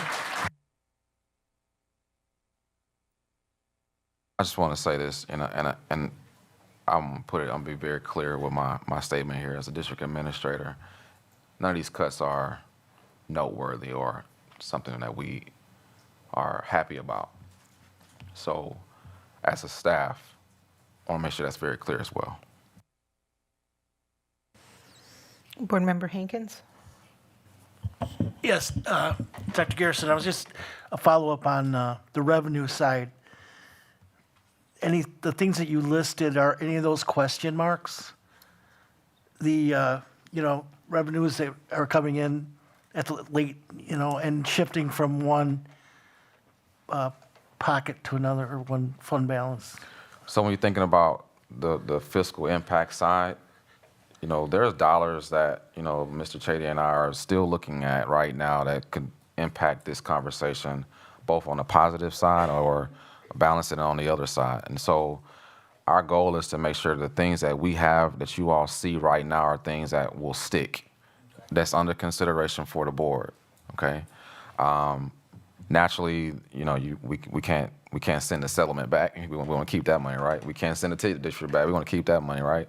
But there's some thoughts here that I will still need board approval for, especially with the OPEB, $400,000 that'll help me balance this budget, that the board would have to consider approving.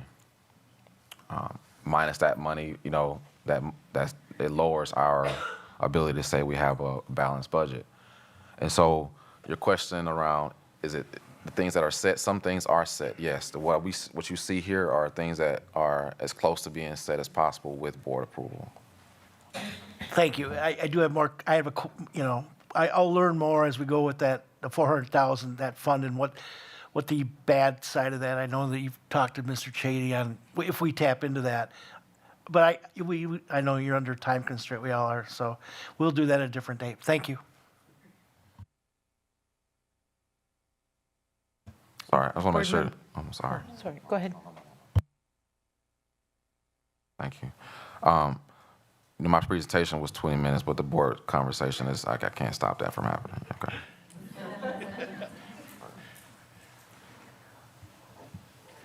Board Member Megan Miller.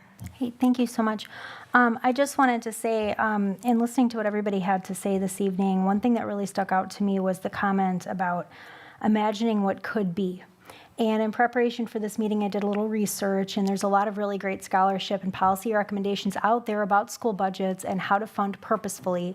And there is no document that has any evidence-based data that says that it's more important to pass a balanced budget than it is to fund what is necessary to raise student achievement. So I am so, so grateful to the ad hoc and to Dr. Garrison and his team, and for having the wisdom to time things the way they needed to be timed. I just wanted to just leave that sentiment out there, because while my children attend the school district and I would love to see a balanced budget, when push comes to shove, that's just my 1 of 7 opinion. So I did just want to thank you all for that work and just leave that thought into the room. Thank you.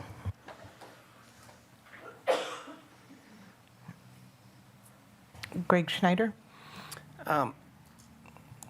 I also want to thank the ad hoc committee for all of their work and for the recommendations and advice that they have passed forward, but also for Dr. Garrison and the entire administrative team for the hours that they have spent over a very long time to look at the budget, to look at the needs of the school district, and to bring back a balanced budget at this point. So I thank all of you for your hard work.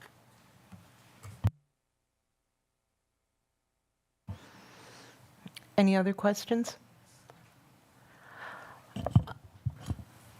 Go ahead. Dr. Garrison, will we get a copy of this presentation? It'll be posted. I was trying to get it posted tonight. Michelle Shope can have that done. Okay, and then I guess on behalf of the ad hoc committee, did they get a copy of this before they have to speak? No, no one got a copy of this, and this is the first time they've seen it. Okay. All right, thank you. This is the first time we're all seeing this. And it would have been nice to have had this earlier, but this is the situation we're in. So Dr. Garrison, when I run the numbers, I mean, this is wonderful news, seeing that we've got this TID district, the OPEB money, the furlough days. I mean, I know it's not preferable, but from hearing the feedback from the community and the employees, it sounds like they are more willing now to consider furlough days than a couple months ago. So this is wonderful. I would like to see the numbers, the specific numbers per position.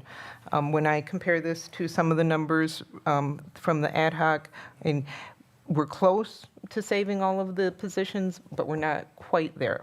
So because the two gifted and talented, those would not, that amount could not be applied to psychologists, counselors, or assistant principals.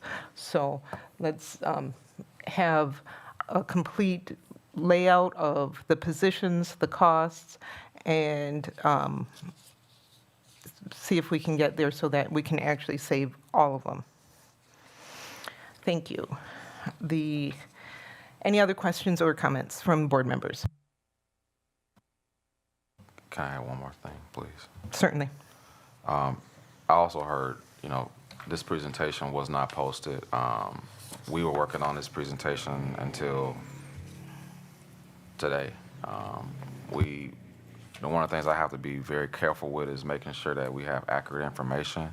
And even then, I always say that's plus or minus three, because we're dealing with numbers here. And so I take full responsibility for this not being posted and given to everyone ahead of time. That was never my intentions. I shared it. I've shared multiple times that that's not my intentions, okay? And I think sometimes that goes unheard in the community. I want the community to know that I'm not trying to withhold information, but there is a process that I follow, and I'm very stoic that way. If y'all haven't noticed that, I'm not going to put something out that I'm not 100% sure about. And so, thank you, community, for making sure that I'm aware that you all want to see this ahead of time, and that's what I'll do better at moving forward. That's not just a statement, but just want to make sure you all know that that's the truth around this presentation. We weren't done with this until today, okay? And that's just where we are. Thank you. Anyone else? Okay, that brings us to the next discussion. The Ad hoc Finance Budget Committee initial recommendations. Board Member Anderson, I hope you are feeling better. Would you like to introduce this topic? Yeah, thank you. My apologies for not being there. You guys probably don't want me in the room tonight, but I did hear everything. I heard every word from everybody, like I have, for months. And thank you to everybody in the room for showing up and speaking. It's important. And I want to thank the ad hoc committee as they go through their recommendations. The work they did is it's not popular work, because they take that next step and they don't just say, well, don't cut this, right? Because that's personal to everybody that it could potentially impact, and that's just human nature. But then to go to the next step and say, well, if not that, then what? And that's Dr. Garrison's job, is to find out, well, if not that, then what?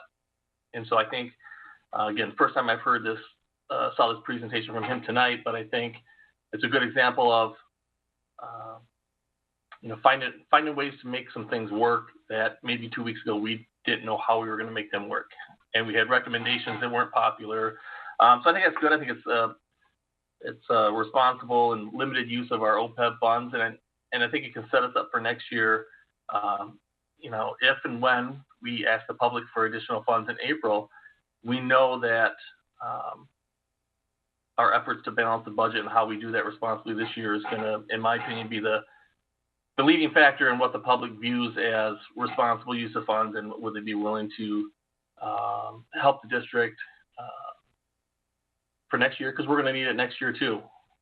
So again, thank you to the ad hoc committee. Thank you to Dr. Garrison for his presentation today. And as I'm not in the room, I would leave that to Ms. Fox and Board President Johnson to walk through that presentation. Thank you.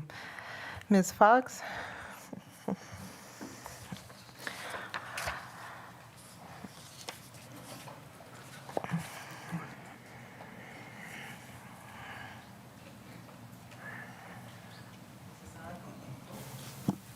Now? Okay. I'm a little confused, but that's okay. That was an interesting presentation that we just received from Dr. Garrison, and I appreciate that. I'm a little concerned about some of the things that I see in there. And truthfully, the ad hoc committee was asking for just that kind of presentation so that we could make some sound decisions. We have been looking for information. We've been asking for a lot of information. Some of it we got, some of it we didn't. And some of that information would have been useful. I mean, I don't understand. We talked a lot about Title I, but now all of a sudden there's Title I money for gifted and talented positions. That was never mentioned, ever. And I think if you're going to have an ad hoc committee, which were people that you personally picked and trusted, and who had a knowledge base, who you thought would give you an honest, reasonable suggestions for what to do, you need to be more forthcoming on what kind of information you're giving. Because obviously we would have done some different things if we'd had that information. This TIF business too, that's a government thing. It really surprises me that you didn't know weeks ago that you were going to get that money. You know, a $450,000 some check is a surprise. Why is that? I don't really understand that. So I don't obviously need to do a full review of what the ad hoc committee suggested. I think that presentation that was just given should go back to the ad hoc committee for review. Because like I said, I still have some concerns about it. I've said over and over again that this is difficult and this is hard, and you're going to have a lot of people upset. rightfully so, they should be. It's a painful, stressful process. And maybe the big learning thing that we get out of this is that not only do we need to start earlier and have a balanced budget by June, you need to have a lot of people involved in doing these things. The ad hoc committee was the only group that you've involved where citizens were involved of any kind at all. I don't think budget cutting should be done by 1 or 2 people at central office. And it should be earlier. The other thing that really concerns me, and I would refer you, and I've been a little off because I was prepared, but things are different. You need to look at this list of recommended cuts. First of all, the reduction of building administrators, our numbers aren't matching, and we should have matching numbers. They should match. And they don't. We recommended $250,000 coming from the addendum contracts because that's what Dr. Garrison and Mr. Chady said they could do. Now they're talking only 96. Again, if you're going to involve people in these things, you need to be more upfront in what you do. It just amazes me. My biggest concern is how we count personnel as cuts, okay? We have, again, on this list, a whole bunch of people that are counted as attrition. Those were positions that you didn't fill and you didn't replace last year, and they were put on the cuts for this year. The committee was concerned about that and thought, that really shouldn't be happening, that doesn't seem right. However, and officially, I don't know who recommended Jeff Severson, but he's a financial executive, and he was very concerned about that. Okay? Now, you're putting on a list of positions that you are not filling this year. To me, if we put those attrition people on this list, then any positions we're not filling this year should go on next year's list, not this year's list. You can't have it both ways. Either this was a cut last year, which I think it was, but you still had $1 million deficit budget. Then those attrition positions needs to come off. And then you start cutting, including these positions. So, Mr. Chady, which way should it be done? The positions that were attrition were included in the budget and have been removed from the budget. They were, you did not pay for them last year. Correct. They provided budgetary savings last They provided budgetary savings last year. So why are they on the list to provide budget savings this year? They're not anymore. They've been removed from the budget. Now you're talking about positions that aren't filled this year. I don't understand how that works. How can you not paid for these people last year and you had a $1 million deficit and they can count for reductions this year, and we're going to count the people that we didn't fill this year also? It doesn't work mathematically. I don't get it. I don't understand it. Maybe you can figure it out. Present it to the ad hoc committee and see if Jeff Severson can help you with that situation. I don't know how that works. But if these, and one of the things the ad hoc committee said was that OPEB money, was that if these really wouldn't count for attrition for this year, that OPEB money would be a backup to help us with that. The attritions for the staff for last year was $2.6 million. And if that doesn't count, then we're having a problem as well. So my other concern is that we're doing kind of a Swiss cheese approach to our educational system.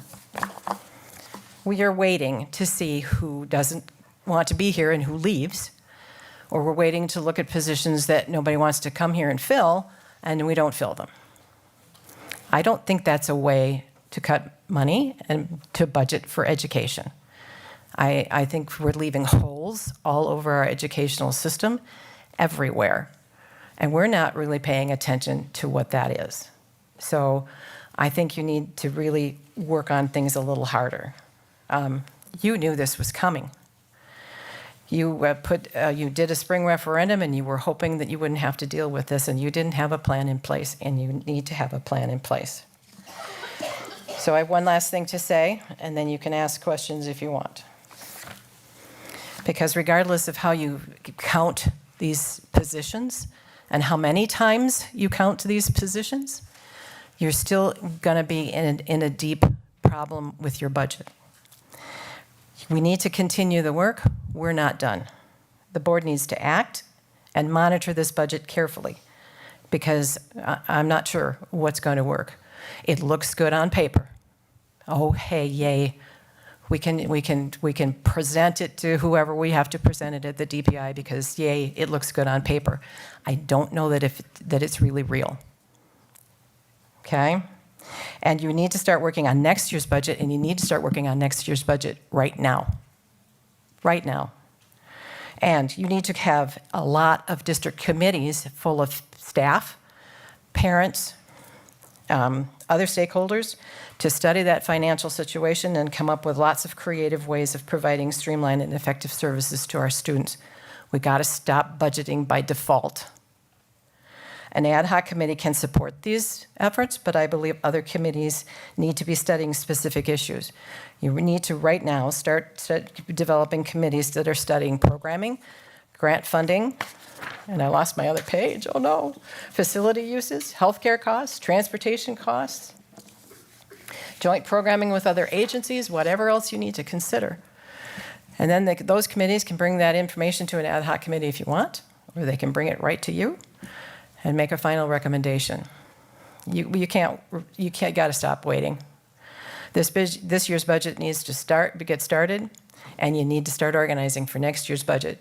So we have a budget that supports what we want educationally for our students, and not this piecemeal kind of thing where all we do is leave holes because people don't want to be here. That's wrong, and we need to stop it. Now, all you lovely psychologists, my apologies. I don't know if you're even going to approach that next one. Yes, the committee made the original recommendations. Mrs. Johnson was looking for some additional cuts so that we could try to save some of those positions. And I did look at some of those kinds of things, but what you saw in that document, and you were all, was something that I helped write so that we could get something out. Yes, psychologists, they recommend 500 to 1. They also recommend 250 to 1 for counselors, 250 to 1 for social workers, and they want a nurse available to every student every day. We don't have any of that, and I don't think any school district in the world could support that. But that doesn't mean we don't believe in our support services and the good work that they do. The other thing that I looked at was just the way we had it staffed, right? Those are the only things that we could really be looking at. So it's not that we don't value your services. We certainly do, have always valued your services. But we have a lot of student services. We have a lot of needs. But that's why we need all of these committees organized and working and looking at all of these needs and looking at the results that we're getting and figure out what we need to do and what services we really need to have for our students. Because we've got a lot of ways to go. And when we start cutting and cutting deeply, we come to really bad choices. And these are bad choices, right? But what are we going to come to? Do we raise class sizes and cut classroom teachers? Do we cut art, music, PE? Do we cut pupil services? You know, that's why you have to have a plan of what you want and why you attached your budget to that plan. So that's all I have to say. Thank you, Mrs. Fox. So to our staff and community, after the last school board meeting and hearing the concerns from all of you, I was very concerned. Also, having taught post-COVID and my personal experience and knowing how essential the counselors were to helping me develop positive relationships with some of my more challenging students, I knew that we needed to do everything to save those positions. So I reached out to Mrs. Fox, the chairperson of the ad hoc committee, and I said, what can we do? Well, the solution is we're not going to find a bucket of money until today. Yeah, hello. So we're going to have to make cuts elsewhere, and COLAC is a black box that's untouchable, so we're going to have to figure something out. The only thing we could think of is say to COLAC, okay, let's increase COLAC cutting from 25% to 33%. What would that look like? And then let's look at the positions that we had on paper. How can we rearrange some of these things and make things more workable? And ultimately, that's what it's all about. It's also about transparency, communication, and listening to each other. It's about being on time. It's about having information to everyone as soon as possible. It's about answering questions, and it is about being open and honest. I'd like to read to you what I was going to read during my presentation earlier. This is from page 15 of the WASB Budget Cycle Handbook. I'm going to read this verbatim. Under planning for the budget, it is a district's obligation to its community to conduct an objective assessment and analysis of what you know about your district. This includes the full understanding of educational trends, students' performance data, and the current state of the district's program structure, finances, and facilities. It is also imperative to have a clear understanding of what you believe, and most critically, a clear ear to what your community believes are their expectations. Inclusive processes around listening, accumulating data, information, and communicating lead to collaborative strategic thinking, which assists in forming a master plan for the future. The results are long-term, fiscally responsible educational, operational, financial, and facility plans. Only then can the district move forward together, working toward shared strategic goals and objectives to assure excellence in education and that all students achieve success. This is important because for too long, our district has lacked long-term planning. I have asked for operational charts to know what we have, where we have it, where our employees are. I have asked for historical perspective of these historical charts. They don't exist. We have one operational chart, and that is for COLAC, and that seems to be changing constantly. I understand positions change and whatnot, but we need to do a better job as a district to know where we are historically and keep track of it. So as we move forward, when people ask for information, it is there and readily available. We need a staffing plan. Mr. Chady pointed out, we don't have that, and this is something that would be very essential and beneficial for us to have at this time. We have to continue discussing what our priorities are and where we want to put the cuts we do have to make, where they need to come from. All of this new money needs to protect the positions in the school buildings. I am thrilled that we have this money coming. I can't tell you how happy I am, but I also am very irritated and disappointed in this entire process. Thank you, Mrs. Fox. Can I say one last thing that you made me think of it? Because these extra funds and these extra monies and even the fund balance and not having a balanced budget, you can do all of that, but those are one-time things. That money will run out. You're not going to get another TIF money. That one's done. My understanding was the gifted and talented was rollover money from Title I. That's a one-shot deal. That's why you can, this is helpful and we can do this, right? But you need to start planning now for next year and make sure that you have a reasonable budget that's a planned budget that's planned for what we want for our students and not continually put Band-Aids all over everywhere and leave holes all over our educational system. Mr. Nichols? Mrs. Fox, thank you. Mr.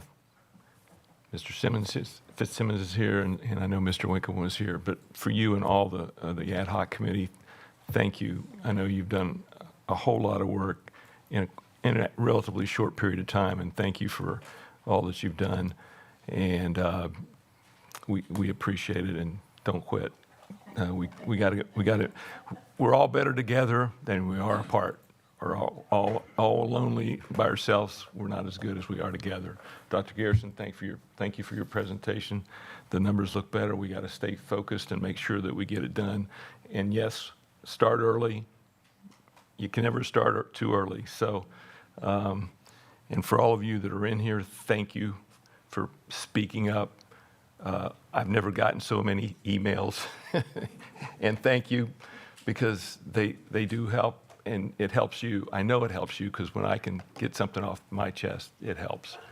And so the whole point is to make this district better. That's what all of us are here for, and that's why you and the other people in the community elected us to do, is to help make this school district better and move forward. So I want to just thank everybody and keep doing what you're doing, and we will get to the schools and spend more time. I've never sat with a psychologist, but I'll go sit with you, all of you, and spend some time with you. So thank you. Board Member Miller?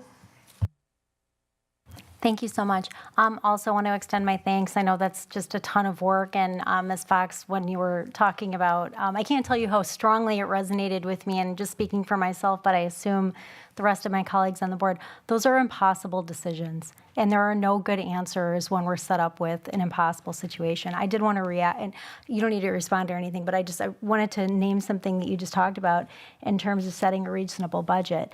And of course, we need to start, like yesterday, right? Because that's, as we just found out this evening, right? There's always moving pieces and things change, and we need to be focused and planned and also flexible to adapt with those changes. I have 3 points I'd like to make. It's 2 points and a question. The first point is that it is admirable that our ad hoc committee and everybody here has put so much work into trying to solve these problems. It is unreasonable that any of us are in this situation at all, because we have an unreasonably arranged state funding model for public education. And I realize that saying that doesn't magically solve the problem. The reason I bring that up is not to complain. It's not to bring in useless, things that are outside of our control information. I bring that up for context, because not only are we, as Board President Johnson mentioned earlier in her comments, we're going to need to go in April, most likely, right, to the referendum again. It is unreasonable that we have to ask our community again to fund schools when, and please, Mr. Chady, correct me if I'm wrong, but I believe that more or less, and I don't have the exact number in front of me, it's around $8 to $10 million a year that comes out of Fund 10 so we can fully fund special education. And the reason that we have to take that money out of our district savings account is because the state has pledged to give us that 60% reimbursement and has never, ever kept that pledge, ever. It's never happened. It has never happened that our state has reasonably funded education specifically for our most vulnerable learners. So I say that because there will be hearings coming up. There, just like we need to get started on our budget for next year, the state, the Joint Finance Committee, they're going to start having hearings very soon. I just tried to Google the dates, but when they come out, I'll be sure to bring them up in the legislative update and get them out to the community. They need to hear how not only are we struggling in Beloit, the entire state is struggling, they'll hear plenty, but Beloit uniquely struggles not only for all the reasons that we just talked about, but we're penalized, and I know you understand, Ms. Fox, too, by the high property value aid. So like as our property values go up, which we think is a good thing, it actually decreases the amount of money that the state then gives the school district. So on top of the fact that, as Dr. Garrison alluded to earlier, the state has defunded up against inflation, $3,500-ish per pupil, if the accumulated amount since the 2008-2009 budget. We get dinged there. We get dinged for property values increasing, which should be good for our community, right?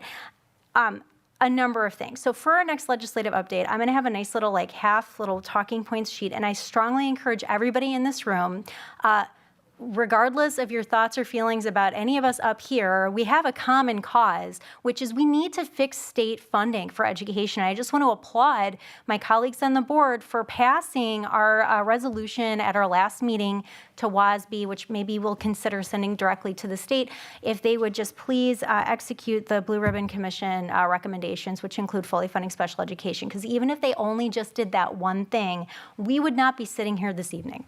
We'd still have hard decisions to make. We still, of course, there are always things in the spirit of continuous improvement that could be done to improve practice. Absolutely.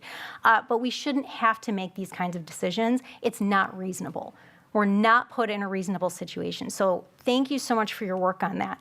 I wanted to clarify whether this was a final report from the ad hoc committee. Is that something that, are there going to be revisions made, or if you could help educate us a little bit more about your process going forward? We're going to continue to meet. Okay. Tomorrow, which I won't be at, and I'm hoping that Dr. Garrison will be sharing that with the committee and having some reactions for them and seeing where it goes from there. Okay, and then just because people can't hear you at home without the microphone, I'll just summarize back for you. You are meeting tomorrow. This wasn't then a final, so since this is new information, you're continuing to work on maybe some recommendations. Is that my understanding, or potentially?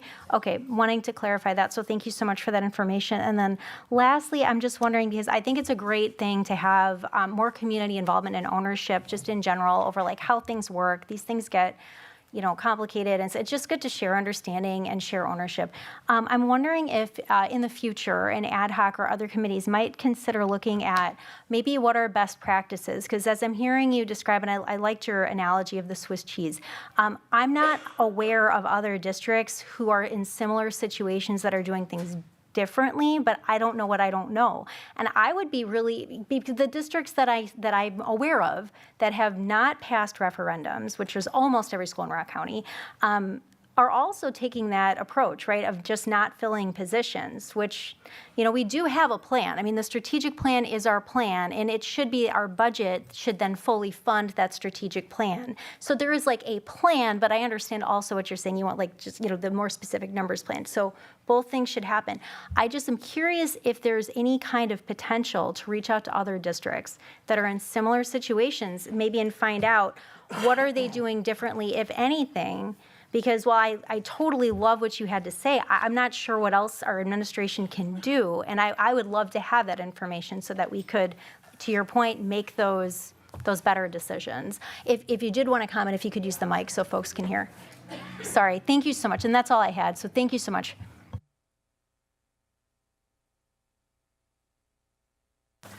I guess I'll kind of take you back. I don't know of any other districts who started the school year without having a plan in place, all right? I don't know of any others that have done that. Yes, they probably do some of this by attrition. All districts will do some of this by attrition. But when you have serious budget cutting, always before, in this district and in others, we have groups of people that get together and look at the information and try to come up with some recommendations. It gives a lot of people a lot more information. And then you have the kind of arguments that we're having at a board meeting, which should be at other kinds of meetings. It's like, you know, what should we do? How do we do it? What do these people do?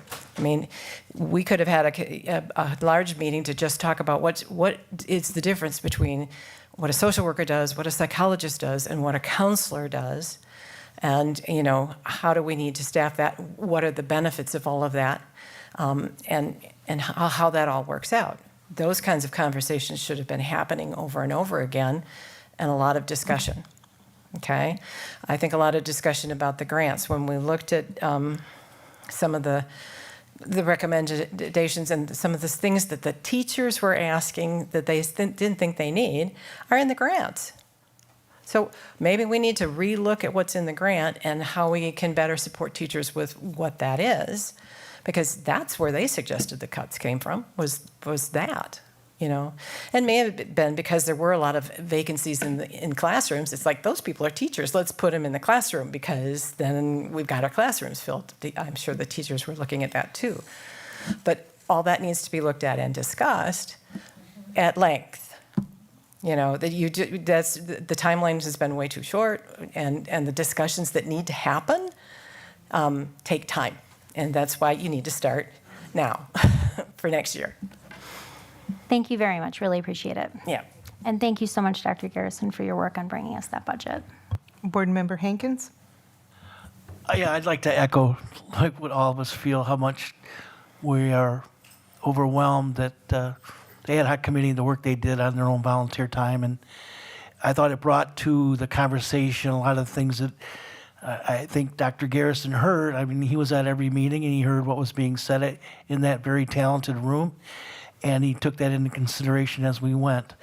I also would just like to, the board, and I believe it came from one of my fellow members down at the right end, when we set up this ad hoc committee, we had the foresight to extend it to the end of the year if we needed it. And I, for one, loved the work that they did. And when Ms. Fox, when you say we need to start working on the budget, and I think that was kind of the foreshadowing that we saw for next year, and plus going through the recommendations of administration and for you to look at. I mean, the work isn't done, and I think you said that. I just want to remind everybody that I'm hoping that the ad hoc committee that is in place does stay till the end of the year. Thank you. Brian Nichols, is your hand up again? Okay.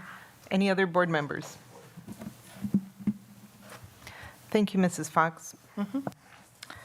That brings us to Act 20 legislation update. Mrs. Moratek.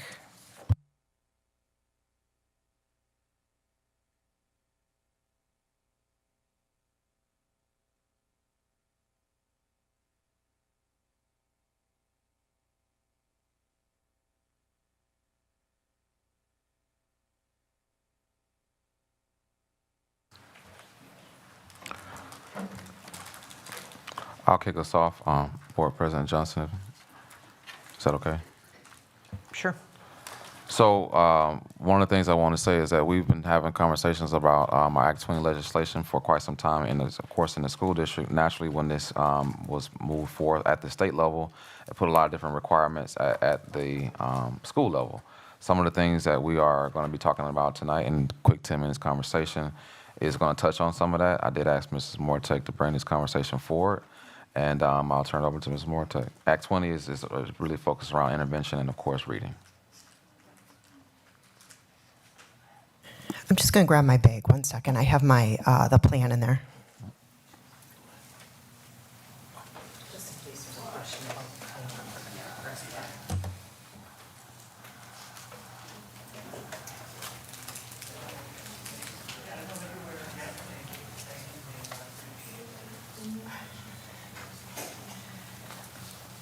Okay, so we have been, good evening. We have been giving updates periodically, presentations. The last time we were here was in March. And then also I put those in those Friday board updates for you as well, just to kind of keep people informed about the work that we're doing. I did want to as we talked about context a little bit today, I did want to put some context into place because I wanted you to see where we're situated, because I do think that there is hope in our academic outcomes. And I know that that is something that all of us want. And I know that that is something that our children work very hard for, and our staff work very hard for, our teaching and learning and equity team work very hard for, and our pupil services teams work very hard for. And so I just wanted to paint a little bit of context because of the decisions that we've made in the past, and what that did with academic outcomes, and then some other decisions we made before the policy was put into place that have put us in a better place than we could have been. And I also have Tony Bosco here with us because he does a lot of this work along with Rochelle Elliott in my department.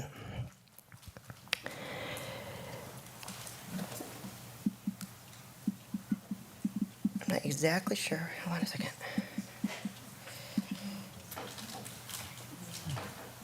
Can you help me, Tony? I think. Are you? I don't know. You're sharing your screen?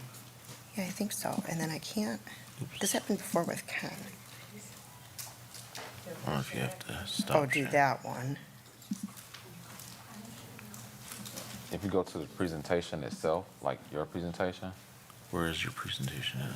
I just had it through the board docs. Make sure to share the tab. Yeah, I did that. So Okay. go here and then tab.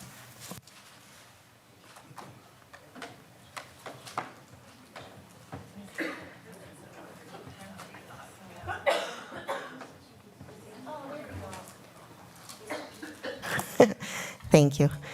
Usually I say when you can't solve a tech problem, you find a millennial, but my colleague is. Appreciate you. Okay, so back when Tony Bosco and I have a great banter. So back when we were adopting and looking at adoption, that was first presented to the board in April of 2021. And this slide came out of that board presentation. And what it was a presentation around our vision for literacy in the district. And we did a lot of work leading up to this. We had what we call empathy groups, where we were being brought into the fold of education at that time. We held stakeholder groups. We asked children, parents, staff members about what their vision was for literacy.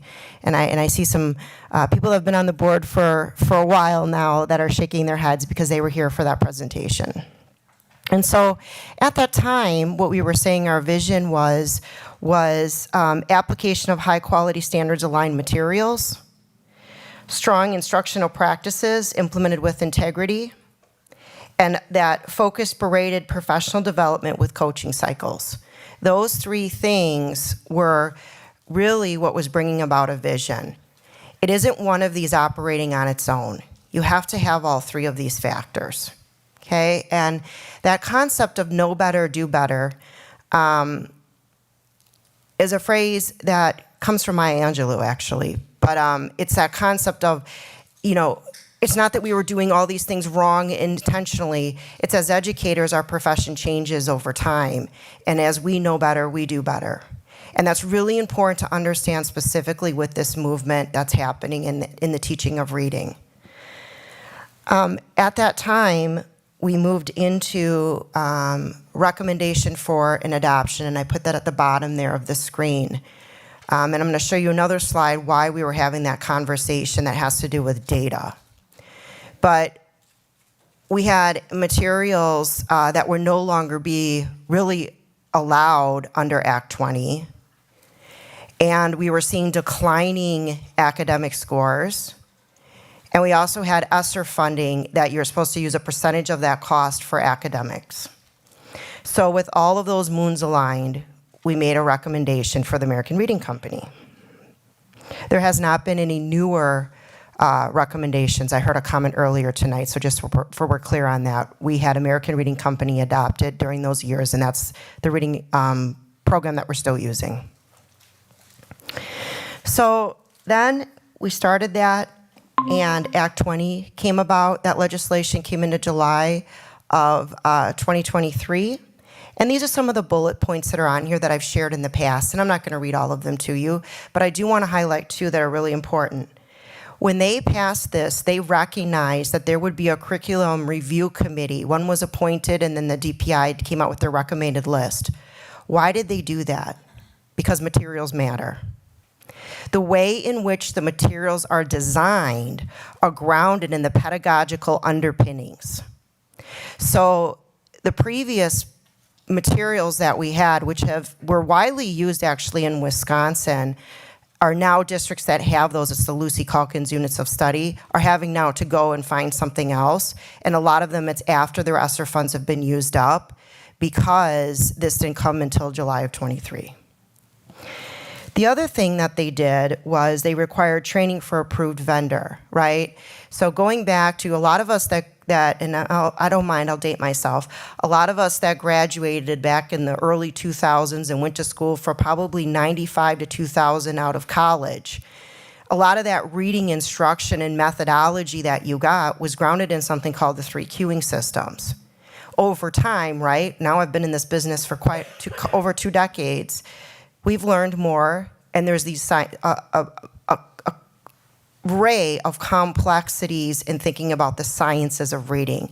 And that's why that legislation is plural. It's not the science of reading, it's sciences. And the reason why they did that is because instructional practices matter. Materials matter, and instructional practices matter. And that's why this legislation has those two things in it.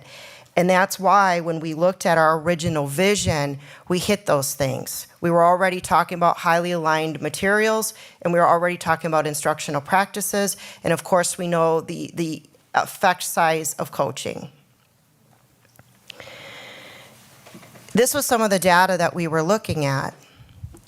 So from the years of 2015 to 2018, you will see the declining academic achievement that was happening in this district.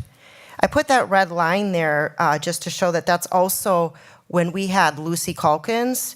And so during those years, you can see the declining achievement that was happening.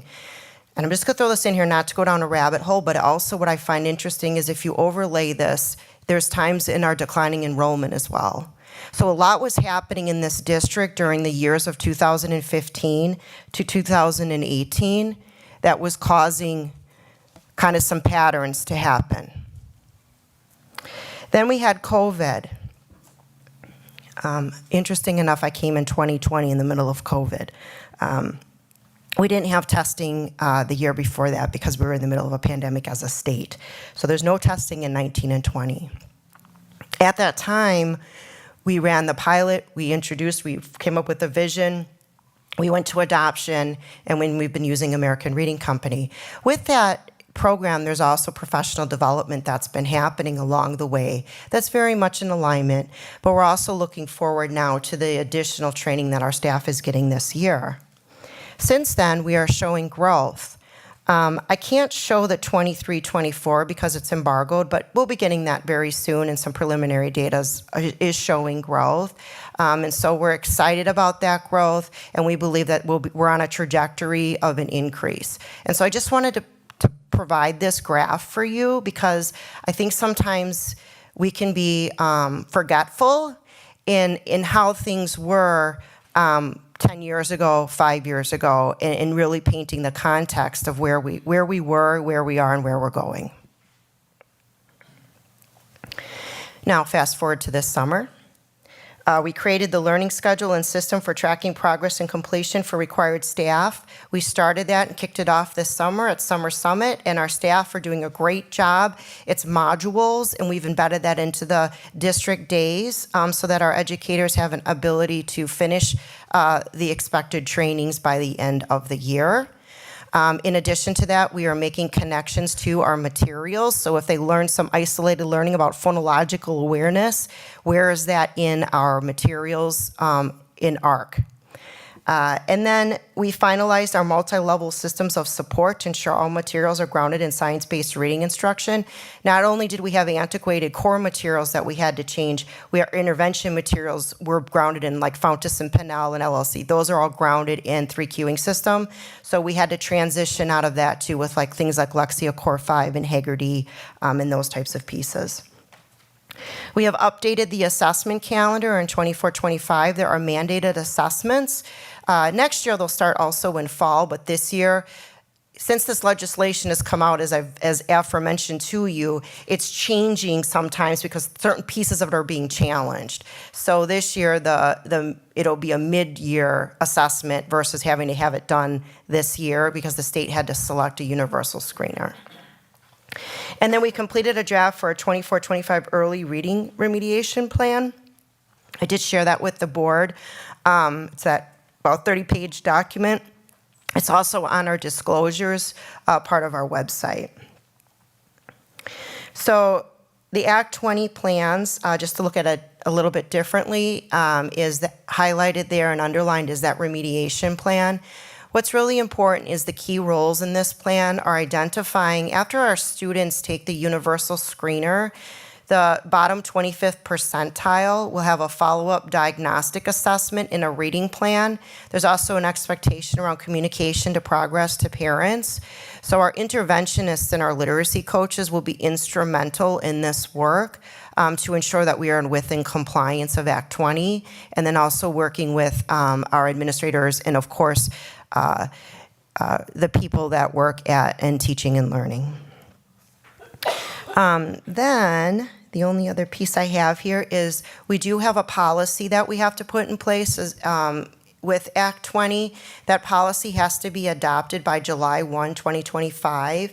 Last Friday, we heard from Act 20 required the state to put, I forget her title, but like a director of literacy.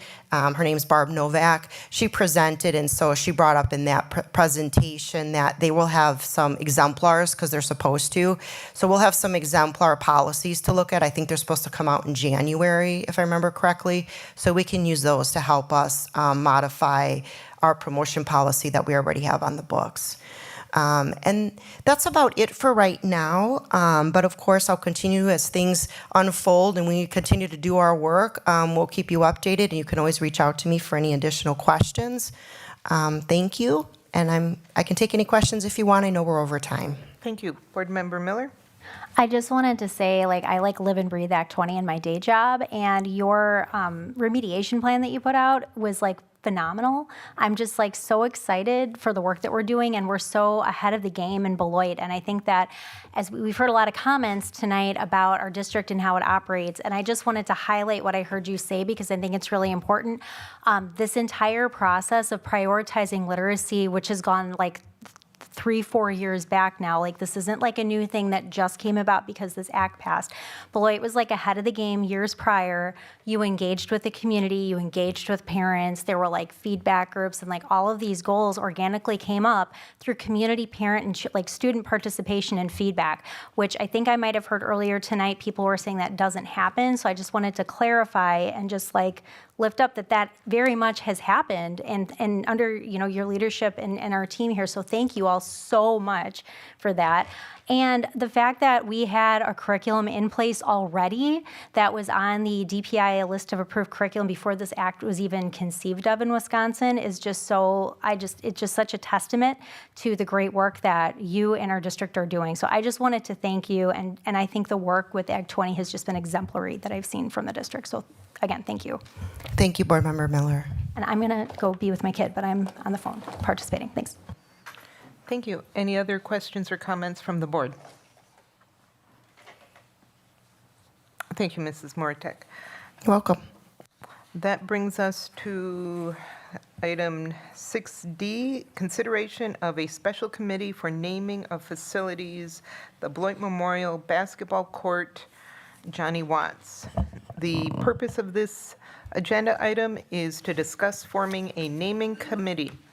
The board received a request to consider naming the Beloit Memorial High School basketball court after Johnny Watts. When such a request is received, per Board Policy 950 and 950 Rule 1, the Board may appoint a special committee to review the suggestion and make a recommendation to the Business, Operations, and Finance Committee to accept or reject the suggestion. The Business, Operations, and Finance Committee will then make its recommendation to the full Board. Policy 950 Rule 1 provides a list of who the committee may consist of and criteria that may be considered when naming school facilities. For background information, Mr. James Simmons came to the board and presented information regarding Johnny Watt's accomplishments and made the recommendation to name the Beloit Memorial High School basketball court after Mr. Watts. The arena itself is named after former basketball coach Bernie Barkin. However, this would be naming the actual court after Mr. Watts. Mr. Simmons brought to the meeting not only documentation, but other supporters, as well as Mr. Watts's grandson. Dr. Gerson, was there anything you'd like to add to this? There was plenty of conversations that happened in the community with Mr. Watts as well. I know there was most recently, I believe, was at the library a couple of weeks ago. This is a storied conversation in the city of Beloit. I think it goes without saying that his work, I'd say not his work, but his love for the community here in Beloit, of course, as well as on the courts and as a student, speaks for itself in a time in which I'm not sure how a lot of people endured. And so one of the things that I caution myself with stating is that, I wasn't living back in that time. But my heart still goes with the people that had to endure that space. And so Johnny Watts is a known figure in Beloit, and naturally you've already read into the statements as it pertains to what is required of us to go down this road. And so that's all I would like to say. And thank you to the families, Mr. Simmons, for your many emails, and of course, not only that, but your advocacy for this to move forward. Thank you, Dr. Gerson. So from Policy 950 Rule 1, for more information for the committee may consist of 2 members of the board appointed on a yearly basis by the board president, 1 building level administrator of a facility not being considered for the name change, 1 central office administrator, 1 person from the building involved, 2 persons from 2 other school locations, 2 members from the community, 1 person from the Historical Society, and 1 person from the Landmarks Commission. Criteria that may be considered when naming school facilities are: a facility may be named after a geographic location and/or sections of the district it serves. If a facility is to be named after a person, that person shall be of exemplary moral character, have made an outstanding contribution to education, humanity, or community, and have displayed outstanding leadership, or be a person of historical significance. Parts of a facility may be named after individuals using the same criteria, and recognition of individuals may be marked on an appropriate plaque commemorating that individual's contribution. A facility shall not be renamed except for compelling reasons. Is there a motion at this time for this action item? So moved. Second. We have a motion. Greg, are you, Board Member Schneider, are you going with the recommended action, motion on the document, on the agenda? Okay, so for the community, the motion is move approval of forming a naming committee to consider naming the Beloit Memorial High School basketball court after Mr. Watts. Motion made by Greg Schneider, seconded by Amy Levy. Any discussion? Mr. Hankins. I just want to applaud. I knew nothing of Johnny Watts until the last Mr. Simmons was here a couple months ago. And I was very fortunate that I was able to attend the library meeting and met his family. Johnny's sitting there and his niece, I believe. But anyways, I knew nothing of his accomplishments in the 3 basketball tournaments, state championships in Beloit that he won in a row, and then went on to Harlem Globetrotters and many other great things that I just wanted to applaud. That I'm glad Mr. Simmons and the family has brought this forward. One thing I did hear from Mr. Simmons, and with reluctance from the family, that they didn't, the family wasn't looking for the limelight to be, and I guess Johnny was not that way either. But I thought the telling thing for me was the theming of the basketball court was what they could tie into, because that was where he excelled, was on the court. And I've heard some statements made in the community that they're going to rename Barkin Arena, and I said no. There's been misinformation out there in the public. This is the basketball court where Johnny played and did his work. And I just wanted to share that I was pleasantly informed a little bit of the history. And yes, Dr. Garrison, the black and white issue, terrible ugliness, but he overcame it and became a very solid, and Beloit should be very proud. Board Member Levy? Thank you so much. Just noting that the board president does do the appointments of board members to this committee, so just offering to volunteer my time to serve on this committee if appointed. Thank you. Any other questions? Oh, Board Member Nichols? Well, I too want to just say that I'm a student of history, and I love hearing stories like these that kind of come out of nowhere all of a sudden, and it's heartwarming to hear this, to read the story. And my dad played basketball in high school, and I did, and all that good stuff. But what I loved was the scores of the games. I mean, it was like it's a totally different game than it was in those days. But anyway, I think this will be a great honor to Johnny's life and his passion and his family, and I'm all for it. So congratulations. Any other board members, questions or comments? Okay, we have a motion by Greg Schneider, seconded by Amy Levy. All in favor? Aye. Aye. Aye. Aye. Aye. Aye. Any opposed? Motion carries unanimously. And if you are interested in volunteering, taking the role from Board Member Levy, please send me an email. Thank you. That brings us to consideration of entering into a class action lawsuit regarding insulin pricing costs. Mr. Shady. Yeah, thank you. Earlier this month, we received communication from an attorney that assisted the district with the recent vaping lawsuit settlements that we received from Jewel Labs and from Altria. The Altria one you saw dollar value attached to earlier this evening. We have a similar opportunity with regards to some potential litigation or a lawsuit involving the cost of insulin, and I'll read a portion of Attorney Lubinsky's email. The lawsuit's being brought across the country on behalf of educational institutions that provide essentially insurance benefits or prescription drug benefits to our employees. The legal claim being asserted is that in this lawsuit is that the manufacturers and the pharmacy benefit managers of insulin have inflated the cost of the insulin, resulting in school systems paying many times more than what should have been paid for each dose. So that's kind of the legal claim. For the school district, the lawsuit's brought on a contingency fee basis, meaning there's no upfront costs, no exposure.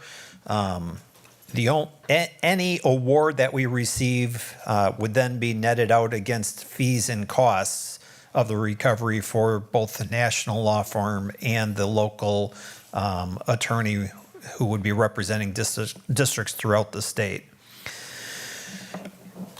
Thinking about the staff time would be really very minimal with this item.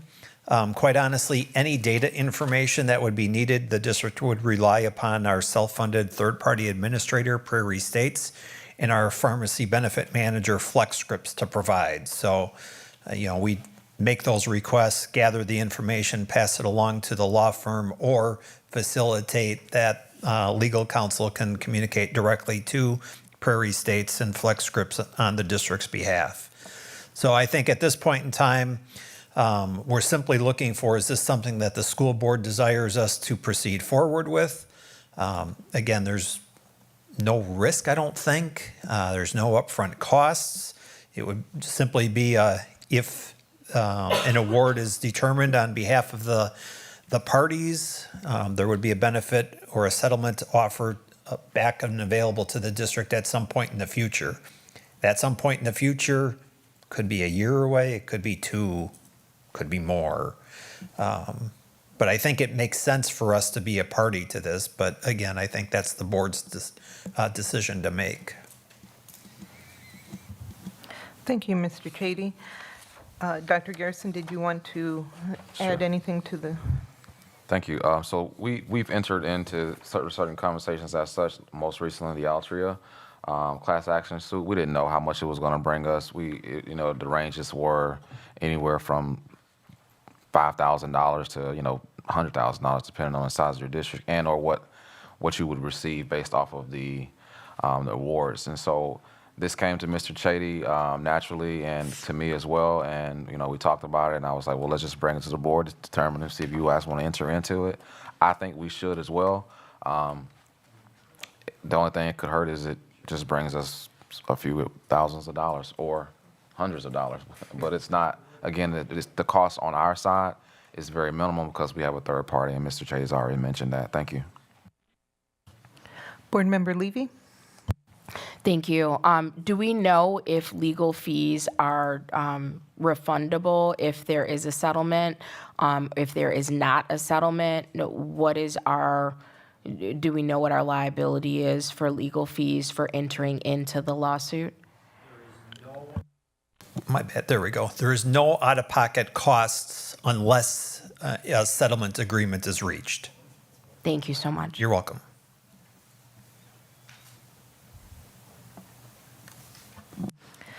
Mr. Chady, do you know if a settlement agreement is reached, is there any chance that our costs would be greater than the settlement we receive? No. No, if a settlement is reached, we would end up with net monies. How much monies is to be determined. If we reflect back on the vaping settlement that was brought against 2 major manufacturers, Juul and Altria, the Altria one we saw earlier, $21,000 or thereabouts. And I'm going to stretch my memory, but I believe the Juul settlement to the district was about $96,000, and that's paid over a 5-year period. So we get a portion of that each year, ending in about $96,000 in proceeds. Thank you. Any other board member questions or comments? Is there a recommended motion on this?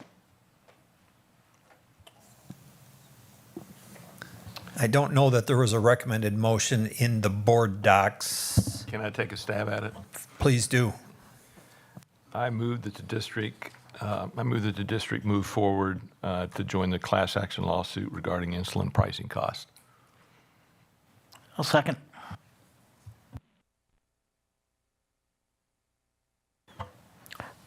Ms. Shope, did you get the full motion? I have move approval of the district joining the class action lawsuit regarding insulin pricing costs. Motion by Brian Nichols, seconded by Tom Hankins. Any discussion? All in favor? Aye. Aye. Aye. Aye. Aye. Aye. Any opposed? Motion carries unanimously.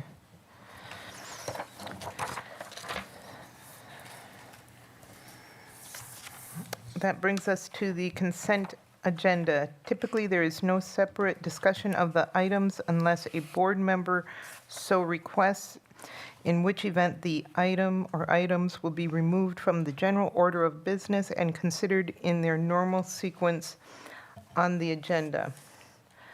I would like to pull out item C, policy 115, gender identity language. Are there any other requests for taking items out of the consent agenda? Ms. Levy? Thank you so much. I too would like to have item C removed, so thank you for listing that. But also items B as in boy and D as in dog.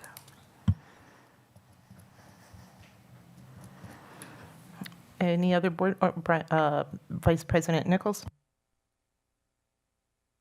Yes, I would like E, policy 512, animals on district property.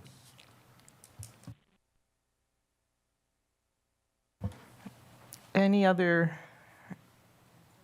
Okay. Okay, so can we get a motion to, leaves us policy 383. One policy, all alone. Motion for approval of the consent agenda minus B, C, D, E. I have a question. Sorry. Does E affect F? I don't know the answer. Yes, it does. So, should we pull F off also? Okay, let's move them off. Okay, let's talk about item B, approval of minutes September 3rd. I believe Ms. Levy was the one that recommended this one? I just need to abstain, so that's why I pulled it off. Okay, thank you.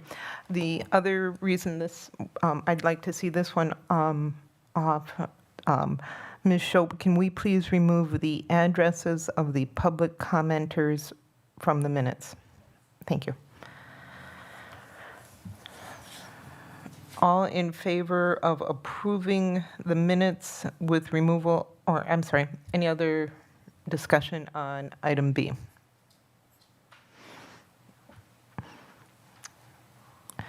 All in favor of approving the minutes, meeting minutes from September 3rd with removal of the addresses? Or I'm sorry, can I get a motion? It's late. Can I get a motion? So moved. Thank you. Second.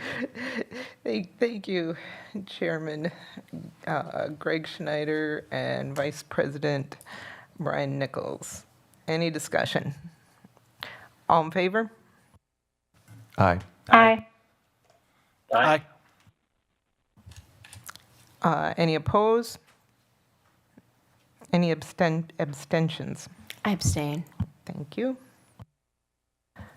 Motion carries with one abstention. Thank you. That brings us to C, policy 115, gender identity language.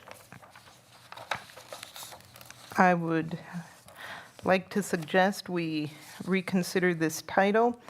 The title is Gender Identity Language, and I would like to see this change to Gender Inclusive Language. My reason for this change is because it is not the intent of the policy, or I believe any board or board member, to require anyone to identify their gender. I believe the intent of this policy is to be inclusive of all gender personal pronouns without designating priority or greater significance to any one pronoun. And I believe having the term identity can be misleading, thinking we are identifying people's gender, and that's not. We are trying to be inclusive of everyone.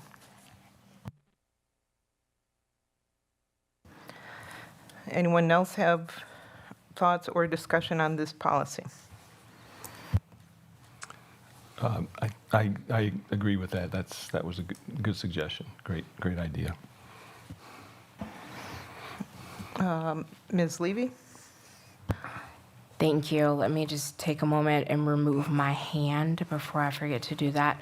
My concern with this policy, whatever we're calling it, that's fine, but my concern is that I believe it neutralizes gender, or it erases. So you can't identify the gender of the person. And I believe that our goal as a district is to celebrate diversity, and that includes diversity of spectrum of gender. And so what I am recommending to replace the current language in the proposed policy is the School District of Beloit uses he, she, they pronouns in district communications. So that would include policy. They is used to represent all gender expressions not covered with he or she. The School District of Beloit is committed to diversity and inclusion and seeks to create an environment where expressed identities of students, staff, and community members are acknowledged and respected. So just to give some context, we currently use he, she, they in our policies, in our all of our communications. And a very valid point was brought up at the policy committee that they does not include all of the gender spectrum acknowledgments available. There are pages and pages and pages, and I'm sure that is an ever-evolving list. So this is our attempt, my proposed attempt at, and I just want to repeat the first two sentences. The School District of Beloit uses he, she, they pronouns in district communications. They is used to represent all gender expressions not covered with he or she. So from my perspective, that's an acknowledgement that not everyone falls into the categories that we currently have. So we want to address that and hold space for however students, staff, community members who are all impacted by policy identify and express their gender. And I believe that this is a respectful way to be inclusive instead of neutralizing gender by using they, them, or the student, or the, staff member, the individual. I think that this is more aligned with our district goals with respect to diversity and inclusion. Thank you. Board Member Greg Schneider. Just a request for information. This policy does not indicate who wrote the policy. Typically, if we look at editing things, they are color-coded as to who made the edits to it. This, of course, does not indicate where this policy came from. I know it came through the policy committee, but that doesn't indicate who specifically wrote the initial policy. Well, first of all, I don't know, I haven't seen any name on a policy. Have you? Has anybody?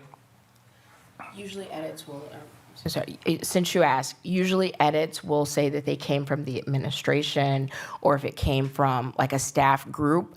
And if I may, the thing that I forgot to bring up, and I will be super brief, if we look at policy 151, which is board policy development. The very last sentence I think is really important and a step that has not been met in this process.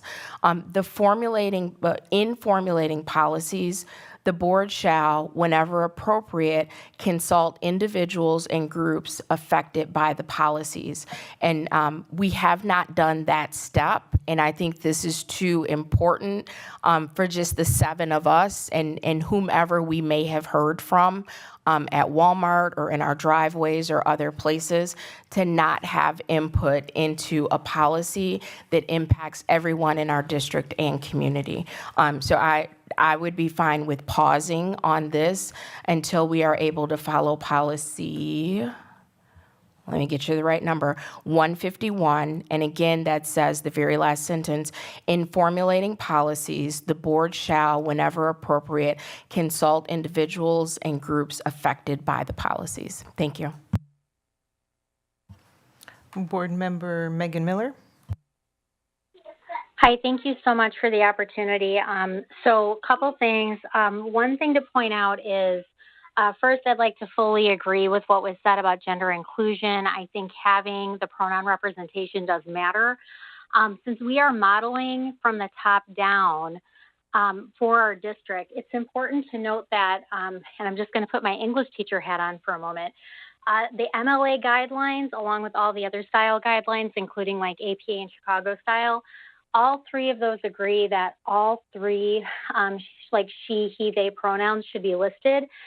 And I might be wrong on the date, but I think back in 2007, the official MLA, the Modern Language Association guidelines, came out to request that she come before he. And I think the rationale was something like, you know, it's always been he, she, so they wanted to flip it to she, he, just to be more, you know, sort of inclusive in that manner. So you can Google it if you want, but it is in like the formal MLA style guide, which is what I think we teach our ELA students.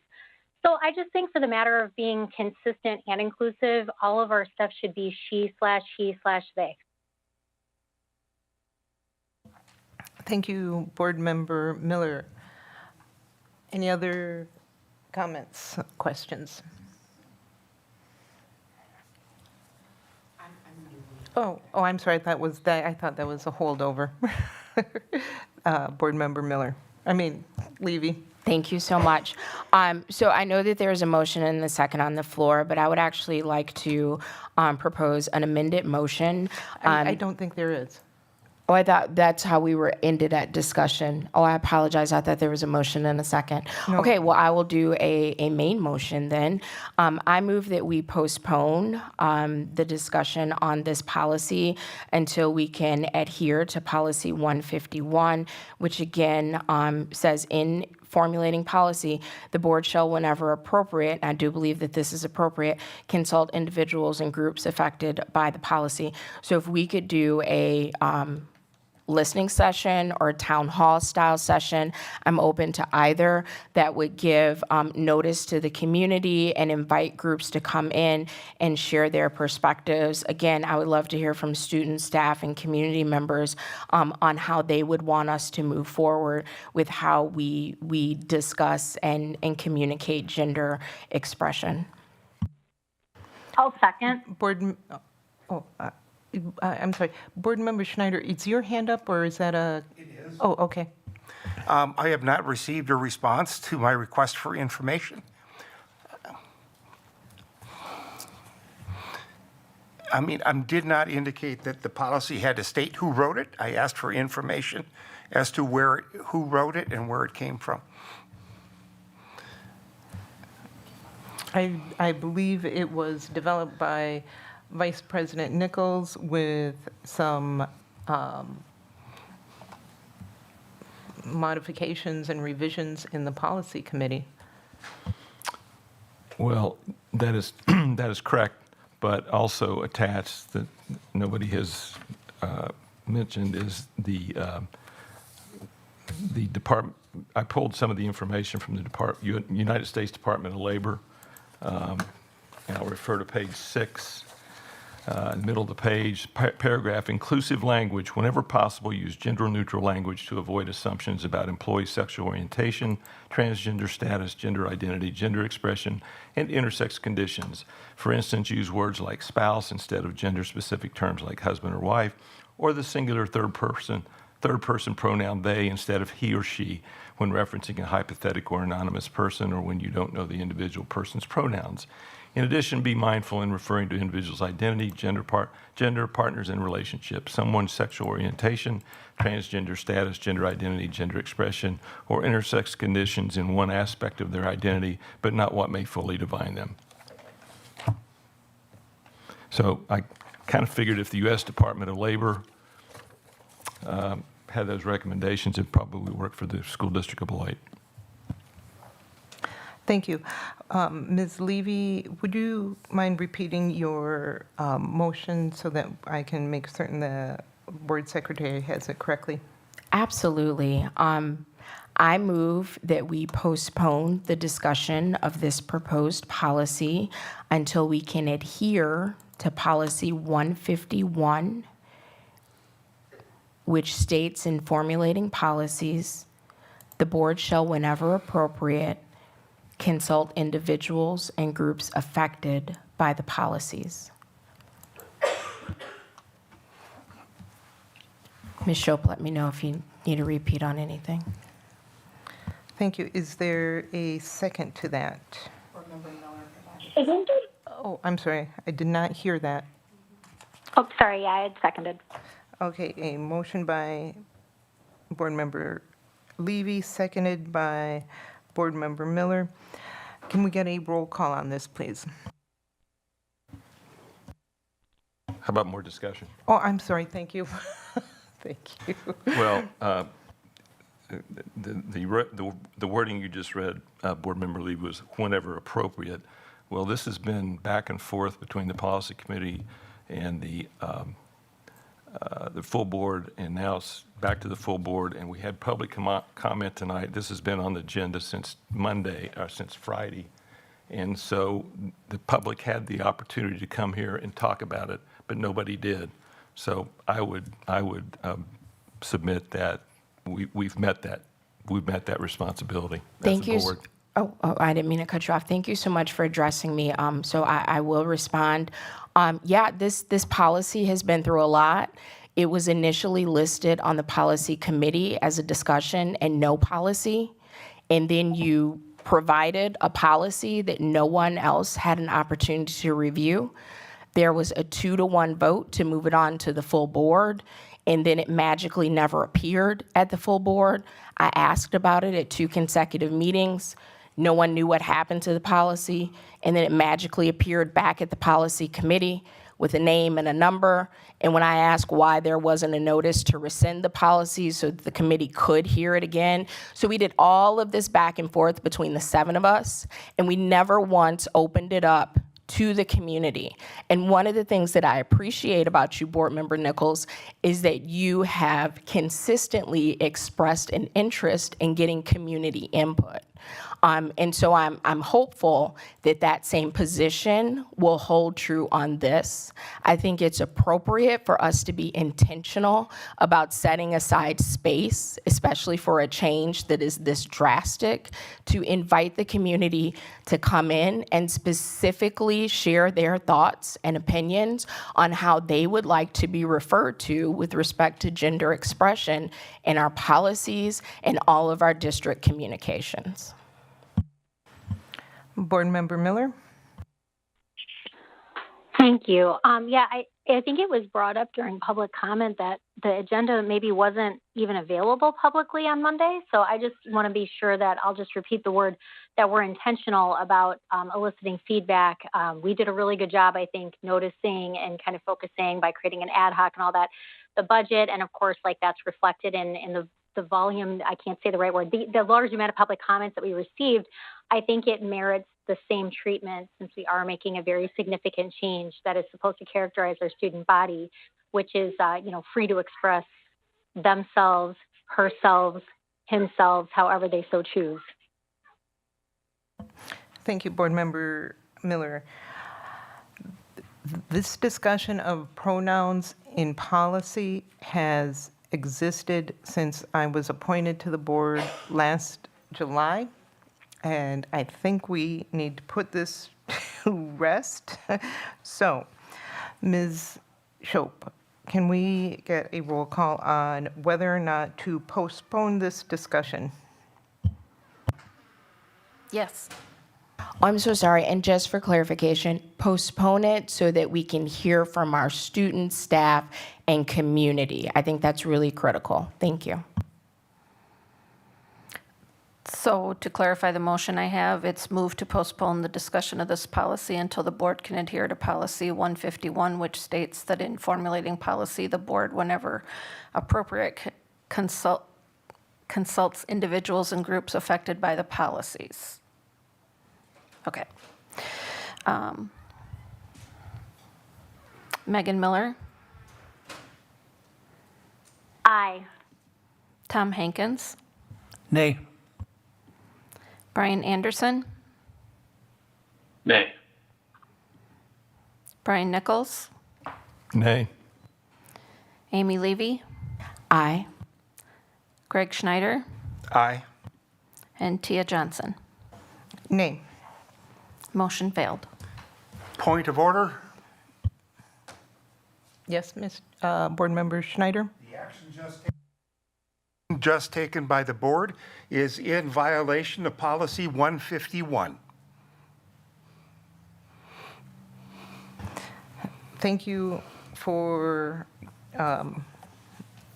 pointing out that your opinion is we are in violation of policy 151.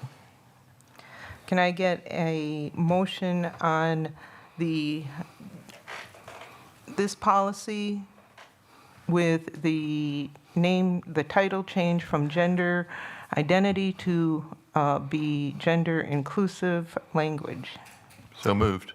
Well, actually, before there's a second, I don't know if we need an amended motion, but I have recommended different language for this policy. I'm completely fine with the name change, but that hasn't been addressed. Mr. Nichols, you have a motion on the floor. Would you flesh out what your motion is, please? I make a motion to move this policy to the full board, for the second reading with the change of the name title to gender inclusive language. Second.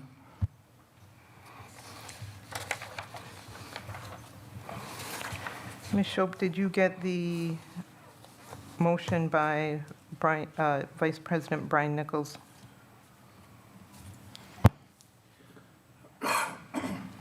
I have to move approval of the addition of policy 115, gender identity language for first reading with the title change of gender inclusive language. Second reading. It'll be move to the second. You would be approving it tonight for first reading so that it goes for second Yes. reading. Okay, gotcha. You're right. And that was seconded by Board Member Tom Hankins. Can we, any discussion? Board Member Miller? Oh, I think Board Member Levy had her hand up. Oh, my apologies. Board Member Levy. No worries at all. I would like to make an amended motion that the language in policy 115 to be changed as follows. The School District of Beloit uses he, she, they pronouns in district communications. They is used to represent all gender expressions not covered with he or she. The School District of Beloit is committed to diversity and inclusion and seeks to create an environment where expressed identities of students, staff, and community members are acknowledged and respected. Is there a second on the, or I'm sorry, does the? Is there a second on the amended? Is there, thank you. Is there a second on the amended version by Ms. Levy and Ms. Shope? Let me know if you need that repeated. Thank you. I'll second. Ms. Levy, would you take a moment and reread the amended motion Absolutely. for the board secretary? Yep. The School District of Beloit, and actually, would it be easier if I will definitely read it out loud for those watching at home, but I'm going to send you a quick email. Perfect.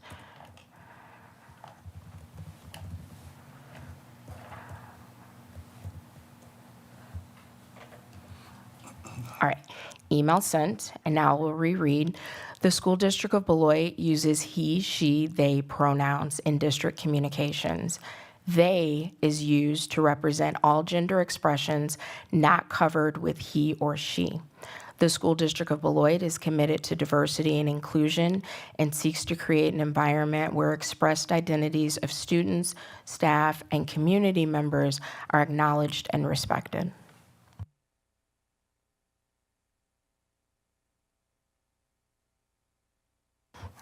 And when you're ready, Ms. Shope, can we get a roll call on the motion of the amendment?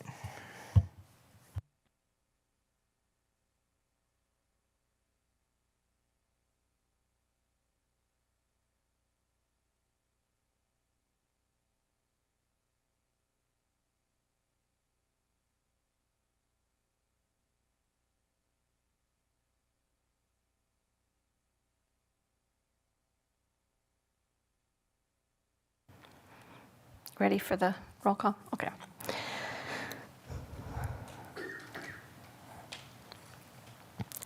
Greg Schneider, Aye. Amy Levy, Aye. Brian Nichols, Nay. Brian Anderson, Nay. Tom Hankins, Nay. Megan Miller, Aye. Tia Johnson. Nay. Motion failed. May I get a roll call on the motion, the original motion by Brian Nichols, seconded by Tom Hankins? Oh, I just have a discussion real quick. Is that okay? Yep, I'm sorry. Discussion? No, you're fine. So I guess like I'm really struggling with how to vote here because board member Schneider just alluded to the fact that we're making a change in policy without executing the full requirements of making that change in policy. I'm fine voting on the amendment that just failed because it's like not really a significant change from what we were doing, but we're voting now. The motion is on the table to include a significant change. So I feel like I'm participating in something unethical and legally questionable by even voting in this motion. So I don't know if I can get some clarity on whether we're allowed to like vote without following policy. Thank you for your concerns. And again, this has been a discussion in this district for over a year. And at any point in time, people have come forward to the board meetings, shared their opinions. They have had chances to contact us. We've talked to our community members. We've listened. We're board members. That's what we do. Well, and so, I mean, we did get a public comment a couple weeks ago against making this change. I don't recall hearing any public comments in favor of the motion that's on the table. Thank you for noting that. Ms. Shope, may I get a roll call, please? I appeal the decision of the chair.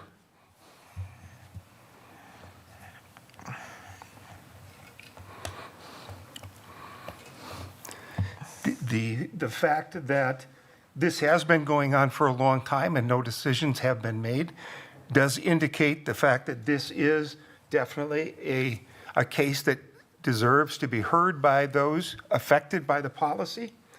I believe that the chair's decision to just ignore the question and ignore the policy is in violation of the policy and outside the norms of operation of the district.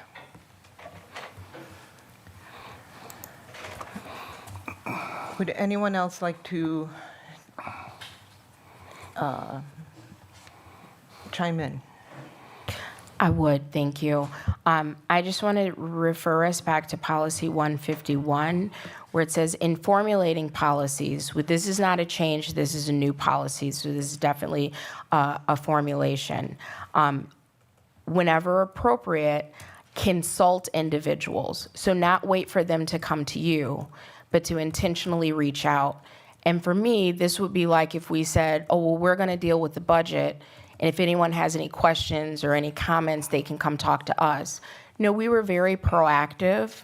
We authorized an ad hoc committee to research and discuss and to bring back recommendations.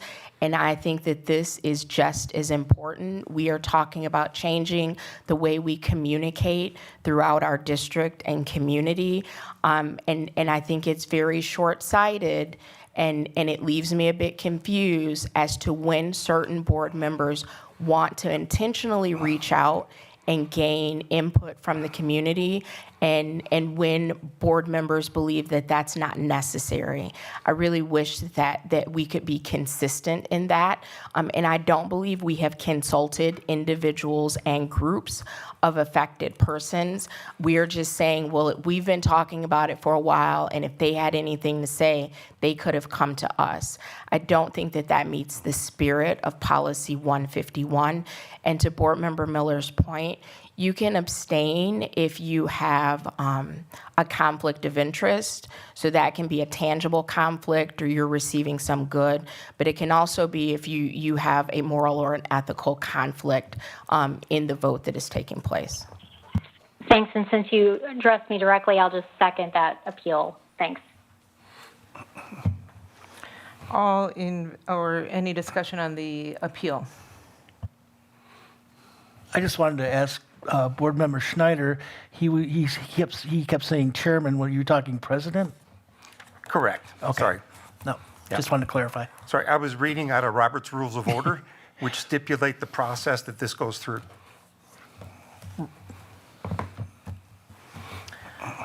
My only comment is that I support Board Member Schneider in his position on this matter. So we have an appeal by Board Member Schneider, seconded by Board Member Levy.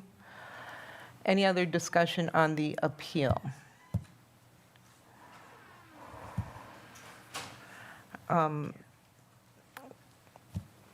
Ms. Shope, can we get a roll call on the appeal?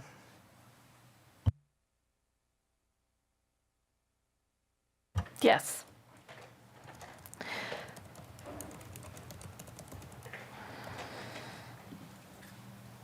Sorry, catching up.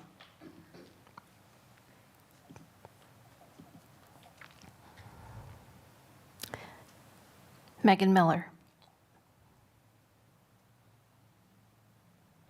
Sorry, aye. Tom Hankins. Nay. Brian Anderson. Nay. Brian Nichols. Nay. Amy Levy. Aye. Craig Schneider. Aye. Tia Johnson. Nay. Motion failed. Ms. Shope, can we get a roll call on the original motion? Yes.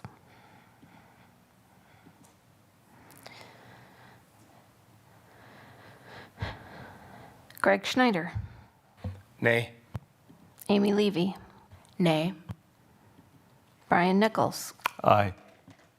Brian Anderson. Aye. Tom Hankins. Aye. Megan Miller.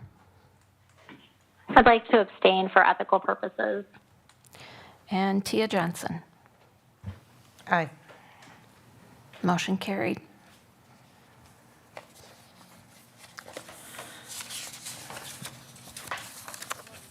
That brings us to item D, policy 672.1, purchasing bidding requirements.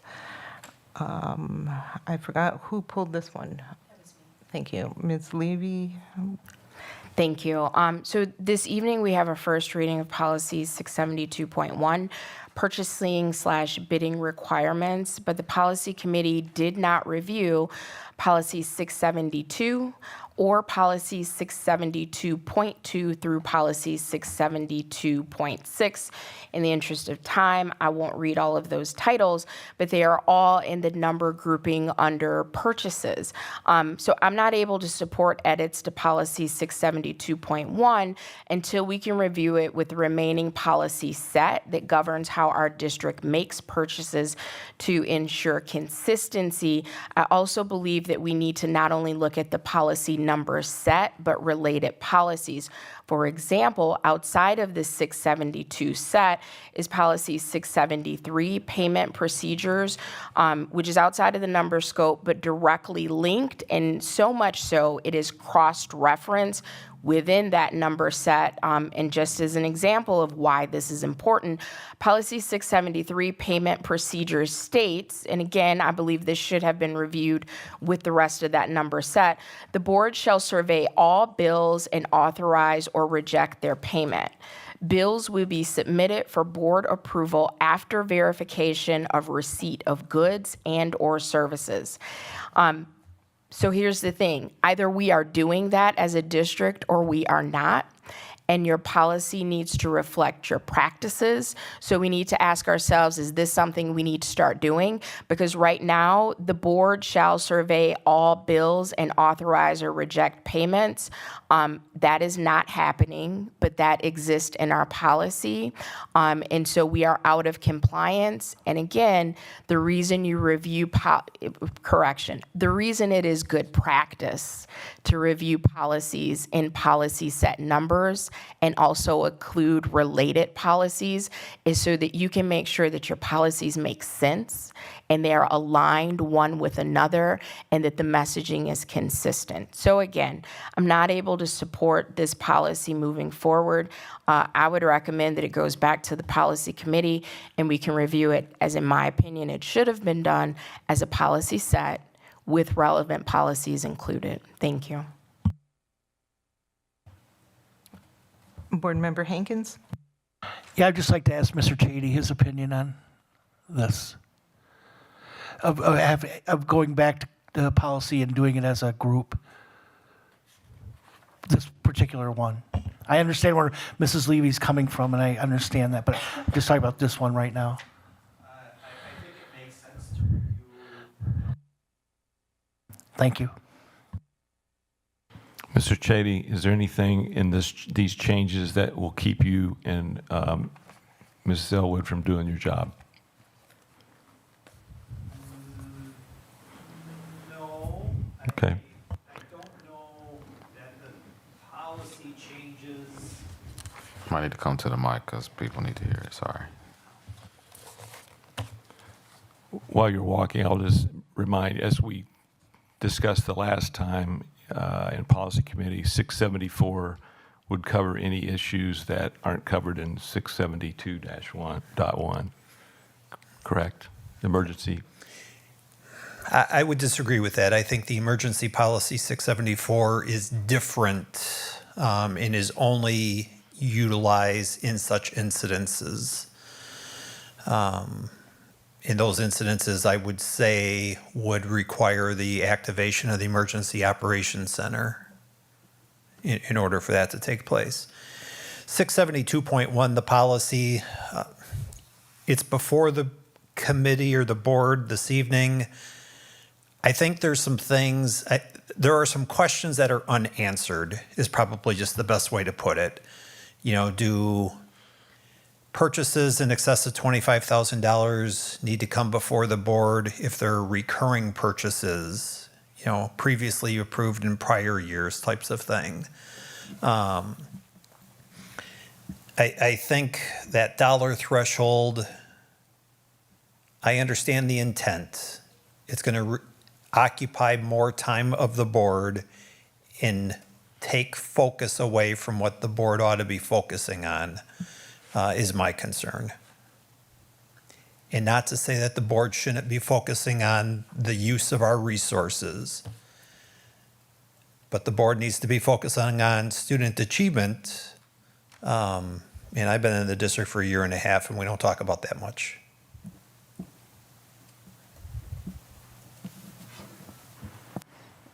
Any other Mr. Hankins? Yeah, my respectfully, my rebuttal to the purview of the board is oversight, in all areas, and I do respectfully understand where you're coming from. But student achievement, I agree. I think we're starting to tackle that. We've been focusing on the budget, and I do understand problematic of putting that threshold on you of $25,000. But on the other hand, it wasn't born, policy change, I don't think it was born because of Mr. Chady or his team or this admin. I think it was born from years ago. So I do respect it, but I do think that this board has oversight over budgetary items also. I think it falls under our purview. And so, as does student achievement, which, yes, you are correct in saying that, so thank you.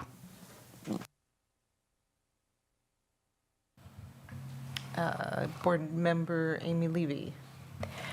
Thank you. I move that the board sends policies 672.1, purchasing/bidding requirements, back to the policy committee so it can be considered for review with the remainder of that policy set and relevant policies to include 673.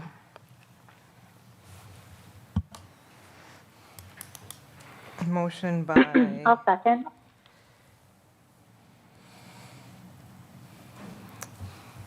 Motion by Board Member Levy, seconded by Board Member Miller. Ms. Shope, did you get the motion? Okay. Would you please do a roll call, please?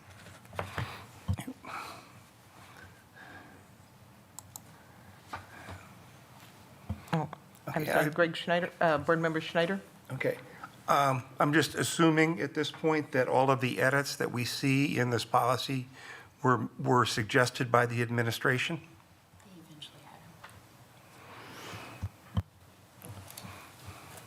Vice President Nichols?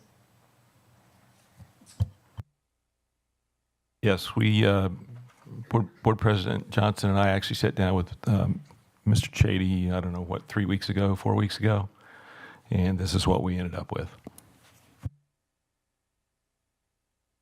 Okay, that didn't answer the question. The question was that the edits that are here were recommended by the administration.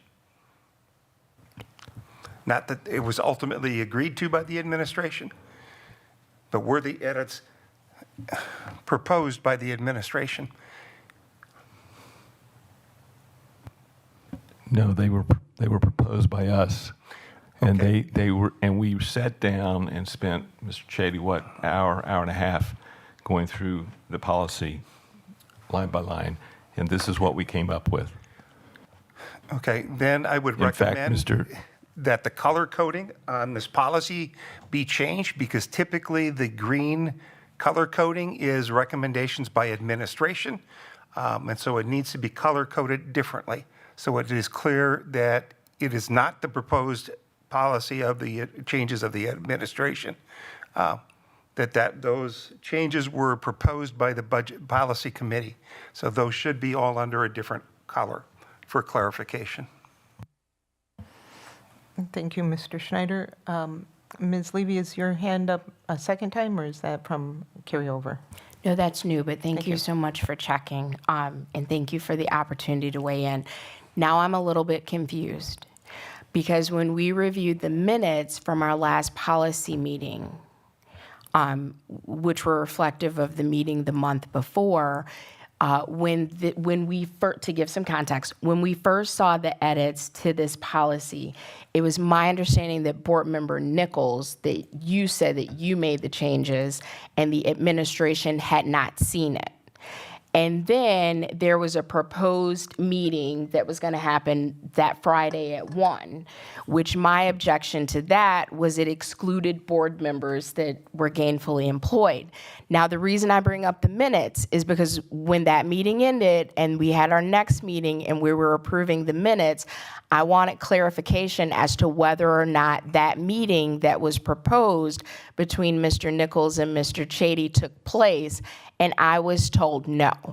So this is not, the committee could have weighed in, but the committee did not come up with those edits. I was told that meeting didn't happen, but now it sounds like that meeting did happen. So if I could get clarification. The meeting did not happen on the Friday. That meeting happened the next week, Mr. Chady, something like that. I don't remember the exact day, but it was next week. Well, thank you so much. That's a bit misleading because whether it happened that Friday or the following week, it happened prior to us reviewing those minutes. And I was told that a meeting had not happened. So I'm very uncomfortable that policy work is being done with select board members outside of the policy committee meeting. That is very troubling to me. And I'm also concerned that I asked if a meeting happened and I was told no. When I asked the question, you already knew that the meeting had happened, which I'm finding out tonight. This is not transparent, and this is not best practices when you're doing committee work to roll on to the full board. Very disappointing. Thank you. My recollection is at that meeting, in the meeting, Finance Executive Director invited Chairperson Nichols to have a meeting. Michelle, would you please reread the motion?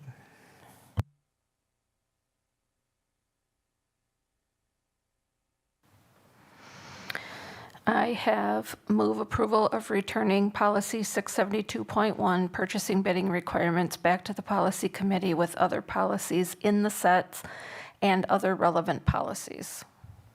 Including policy 673, please. Is that an amendment? No, that I originally stated that. It just wasn't included in the read back. Thank you. Was that 673? Yes, ma'am. Thank you. And Michelle, can we get a roll call on this? Yes. Megan Miller? Aye. Tom Hankins? Aye. Brian Anderson? Nay. Brian Nichols? Nay. Amy Levy? Aye. Greg Schneider? Aye. Tia Johnson? Nay. Motion carried.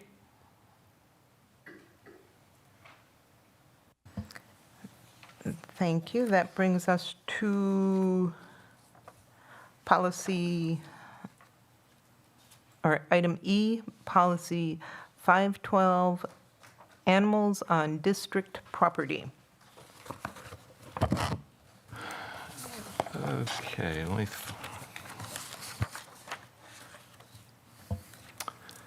So, in reading the policy, the new policy, the proposed policy 512, under service animal, it says any guide dog, signal dog, or other animal that is trained or being trained to do work. But I looked at the ADA .gov, and it says, where is it?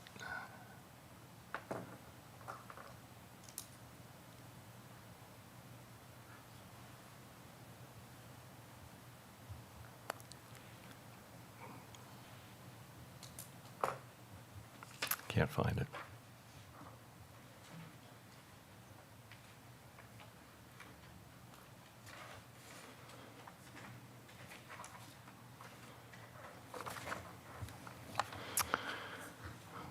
What did I do?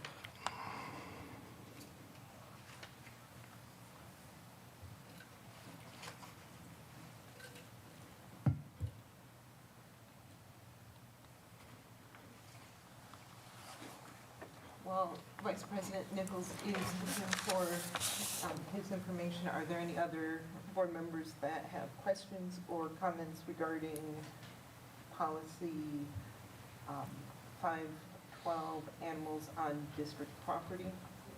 Is that one we're on? Yeah, that's one we're on. Ms. Levy? Sure, I'll help stall. This is just another example of why we should be reviewing policies and policy number sets and the policies that relate, because that is why you see policy 383 and 383.1 up for suspension, because 383 and 383.1 conflict with 512. So we have a new policy that conflicts with the old policy, but because we didn't review them together, we need to ask the board to suspend 383 and 383.1. So final plug for the evening, I promise, let's review policies in policy number sets and also include relevant policies that impact them. Thank you. Need to ask a clarification question, Board Member Levy. Did we not discuss these in the last, all three of these in the last policy committee meeting? That's why we moved it forward. Oh, thank you. That's such a great question. 383 and 383.1 were attached as references, but they weren't on the agenda, so we couldn't retire them as was requested by the administration. So the workaround, because we don't currently review policies in policy set with relevant policies included, is that we're asking the board to pass for a first reading policy 512 once you find the information that you're looking for. And then we're asking the board to suspend two policies when we could have handled this at the committee and just asked for the board to retire them. So at some point, these policies are going to have to come back so we can retire them. Thank you, Board Member Levy. So here's what the ADA says. Service animals, dogs, any breed and any size dog, trained to perform a task directly related to a person's disability. Not that they will be trained, that they are trained. So that's what I'm saying is this, we need this needs to be clarified and just changed to that is individually trained to do work, to perform tasks for the benefit of an individual with a disability. So what part of the service? Sorry. So service animal, it says, the policy reads, any guide dog, signal dog, or other animal that is individually trained or being trained to do work. And the ADA says service animals are dogs, any breed, any size of dog, and they're trained to perform a task directly related to a person's disability. Not that they are being trained. So I see what you're saying. I think the spirit of why the service, I think the spirit of this policy that we have right now, trained or being trained to do the work, performance tasks that benefits the individual with disability, is because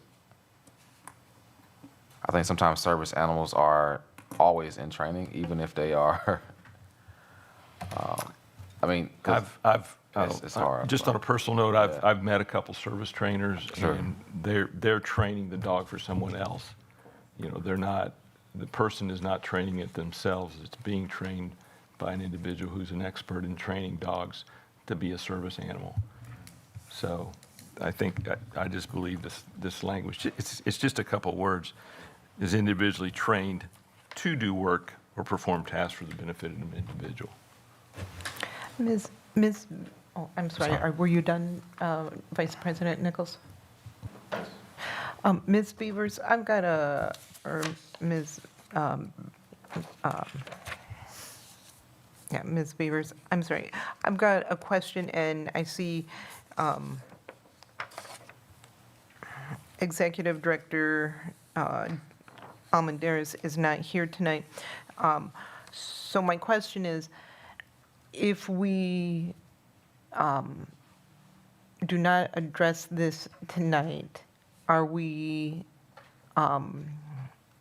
hindering any employees from not having the support they need to do their jobs until we can address this and get more information on it? I'm not saying that's what we're going to do, I'm just wanted to know. I don't believe so because the law would cover anyone currently, and we do have policy in place for staff. And the ADA reasonable accommodations that have been requested are covered under a law. So I don't believe so, but that would be something I'm sure we would want to look into a little bit further. Okay, and for students, would we be hindering their ability to? We have current policy in place. Okay. The current policy we have is written for students. Right. This was being written to be a little bit more inclusive. Okay.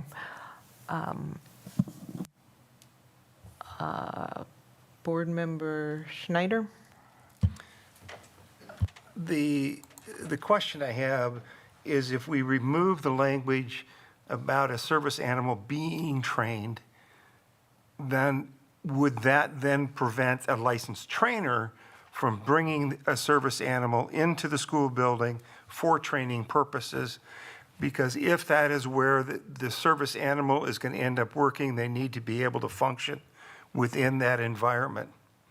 So we need to make sure that any policy includes the ability for a licensed trainer to bring a service animal into the building. I can answer that in the ADA. The ADA website says service animals are not required to be certified or go through a professional training program, required to wear a vest or other ID. Emotional support or comfort dogs. Service animals are not emotional support or comfort dogs because providing emotional support or comfort is not a task related to a person's disability per the ADA. So. Board Member Levy? Oh, no, I'm good. Oh, your hand's up. I'll remove that, thank you. Thank you. May I?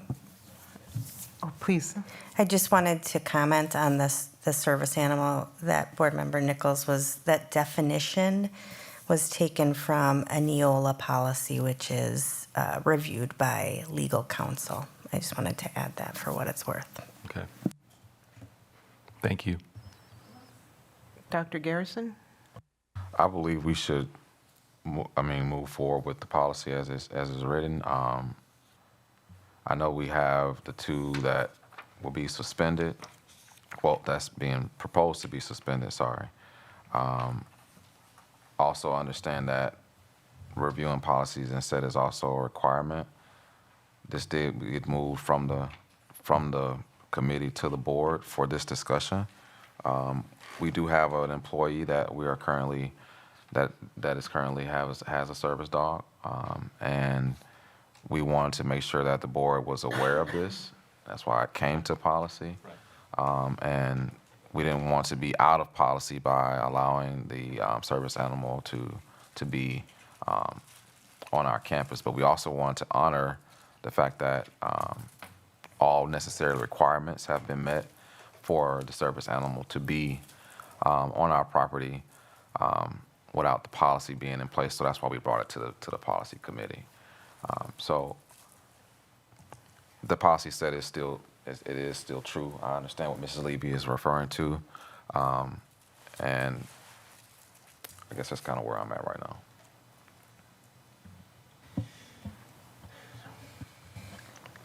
Can we not move the policy forward with just the couple of words taken out?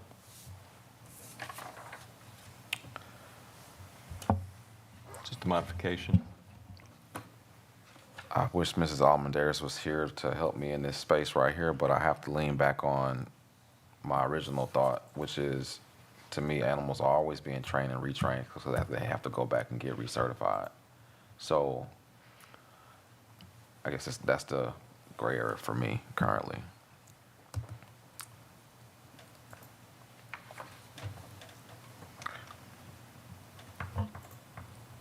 Any other, and Board Member Miller? Yeah, sure. I mean, I think like if there's even a shadow of the doubt, we need to lean on the legal advice that was provided by getting the policy language through Neola, which, as we've heard in previous board, conversations, is all legally checked. So if we're not like absolutely 100% sure that it's okay to remove that language, I would not be in favor of removing the language. But Board Member Nichols, like totally understand like where you're coming from. Maybe that's something we could get answered in the future if it needs to come back and be changed, like absolutely. But unless we're absolutely sure it's okay, which it sounds like we're not, I think we ought to just leave the language that's been legally verified in there.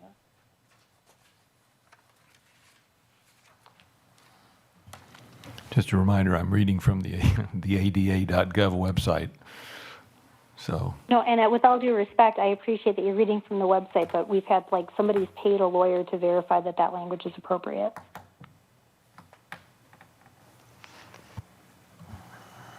Any other discussion or questions? I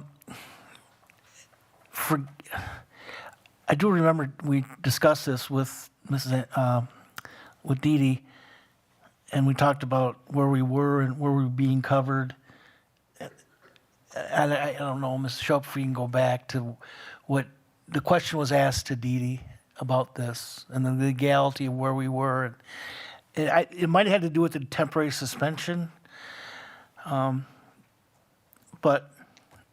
I'm up for whatever everybody agrees to. But I thought we kind of went through that at the last meeting that we talked about that when Mrs. Alandaris was sitting back there. But I guess my recollection isn't always correct.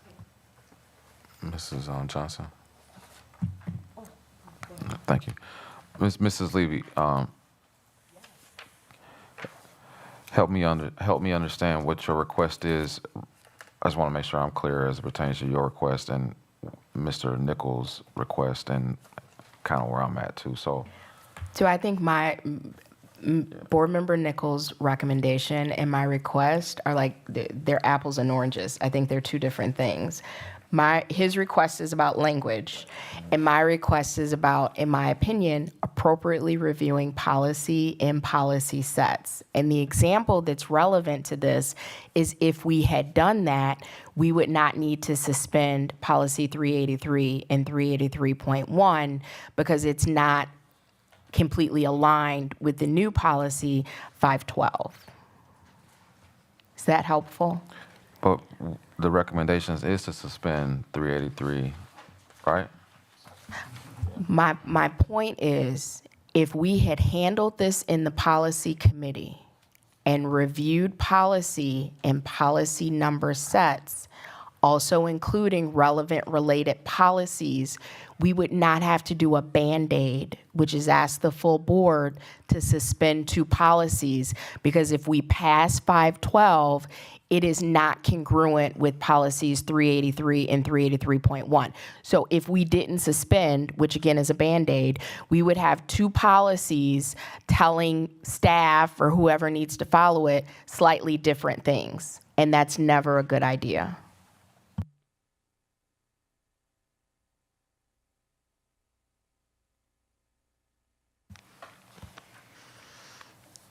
Executive Director Beavers, are there any last comments or considerations you'd like to share?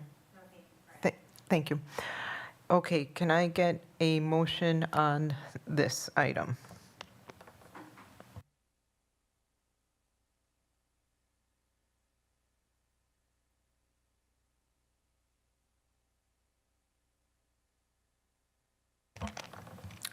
Hearing none, we will, or I'll do second call. Going once. Third call. Okay. We will bring this back next time. Future meeting dates. Oh, I'm sorry. Policy 383 K-12 guidelines for the use of animals in the classroom, and policy 383.1 service animals in the school. temporary suspension. This is pretty much in alignment with this previous policy. Any discussion? Ms. Levy? Thank you.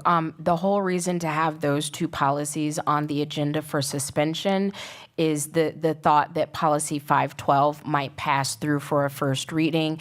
I would recommend that we handle policy 512, policy 383, and policy 383.1 together.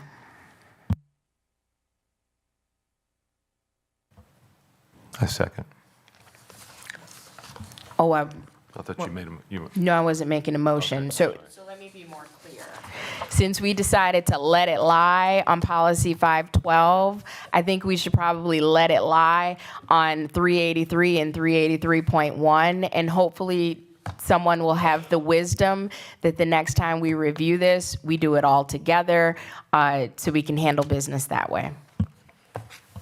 Do any board members have any objections to bringing these two policies? I'm sorry? I'm sorry, I meant two items, item E and F. That's what I was looking at. To the next board meeting. If there aren't any objections, we. I just have a question. Go ahead. I think this is either Dr. Garrison or Missy. With us doing nothing, does it put the district in jeopardy for what's going on right now? I don't think so, because you have ADA, you have. Right. So the district is covered for what's going on currently. Okay, thank you. Thank you, Board Member Hankins. Okay, we will bring those back to the next board meeting, the next regular board,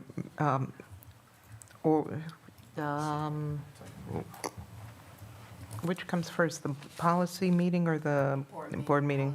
Yep, that's right. Yeah. Okay, the future board meeting dates.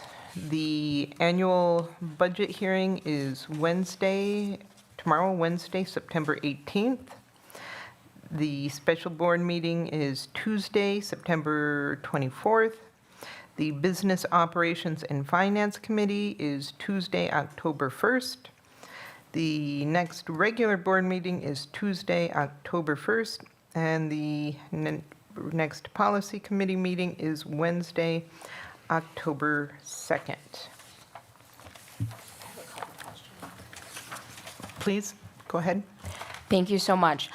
So when you say the special board meeting, that's not listed on the sheet. If you could provide a bit more information on that, why are we having a special board meeting? To discuss and take action on budget items. Okay, so that's outside of the budget hearing that's tomorrow. You said, I believe you said, and again, forgive me for having to repeat, it's not listed, a special board meeting on Tuesday, September 24th. So it's not going to be governance, it's going to be a special board meeting? Correct. It's listed under the agenda item details. Got it. I was looking at board governance. So that is for the budget, but we're having the budget hearing tomorrow, and then we're going to have another budget special meeting on Tuesday, the 24th? Correct. All right, and then my other question on upcoming meetings, there had been some discussion, and I had a few tentative dates on my calendar for the board legislative meeting. Do we have an update on that? Or if not, that's completely fine. Could we schedule to have an update on when that's going to happen at a future meeting? Yes, we can get that scheduled. Perfect, thank you. Any other questions on meeting dates? Okay, that brings us to Human Resources Employee Recommendations. Are there any open session questions on Exhibit A?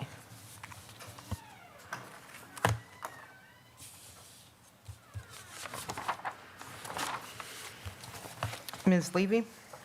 Thank you so much. Under retirements and resignations, there's no information listed, so if we could just have an understanding of who's retiring, who's resigning.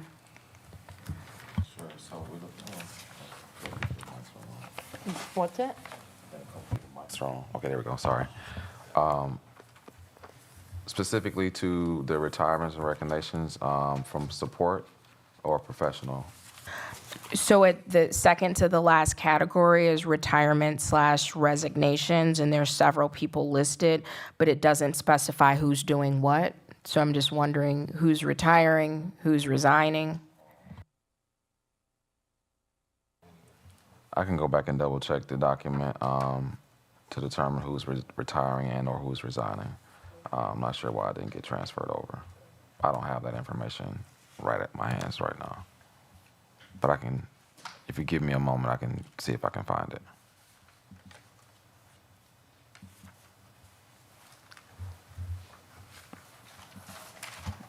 Any other open session questions for Exhibit A while Dr. Gerson is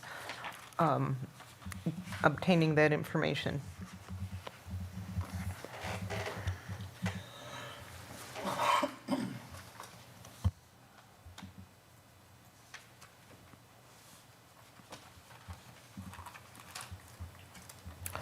While he's obtaining that information,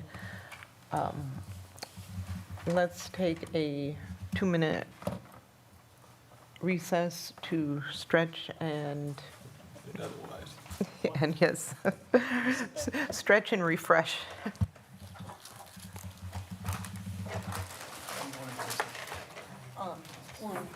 He's gonna, Yeah, let me see if I can get it.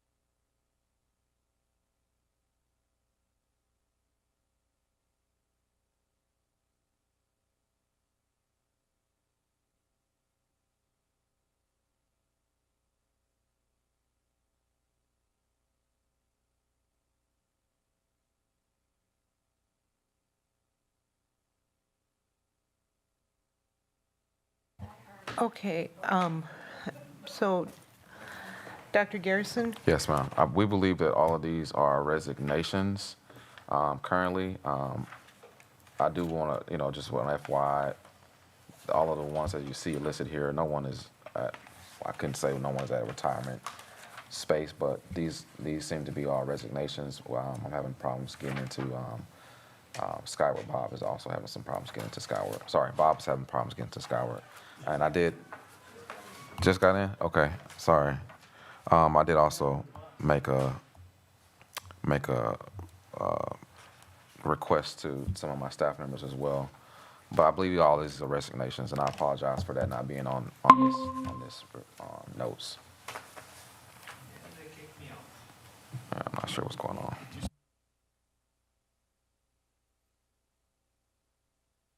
I do believe there are resignations on board, President Johnson. Thank you, Dr. Garrison. And hearing no other open session questions, a motion may be made and a vote taken to convene the Board of Education into closed session pursuant to Section 19.85, Parent 1, Parent C of the Wisconsin State Statutes relative to considering specific personnel recommendations and compensation for professional educators and all non-teaching groups. May I get a motion to go into closed session, please? So moved. Second. Motion by Brian Nichols, seconded by Tom Hankins. Any discussion? Ms. Shope, when you're ready. Megan Miller. Aye. Tom Hankins. Aye. Brian Anderson. Aye. Brian Nichols. Aye. Amy Levy.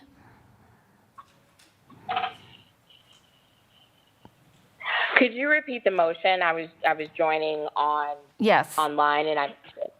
The motion is to move to convene the Board of Education into closed session pursuant to Section 19.85, Parent 1, Parent C of the Wisconsin State Statutes relative to considering specific personnel recommendations and compensation for professional educators. And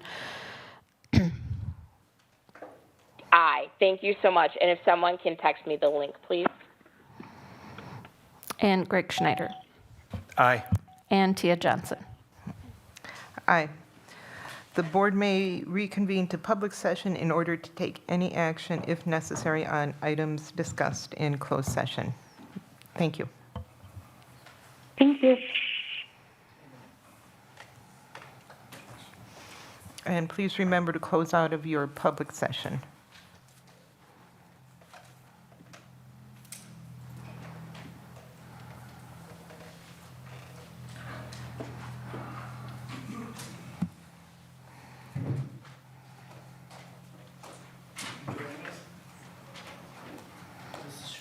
That's up to those two people up there.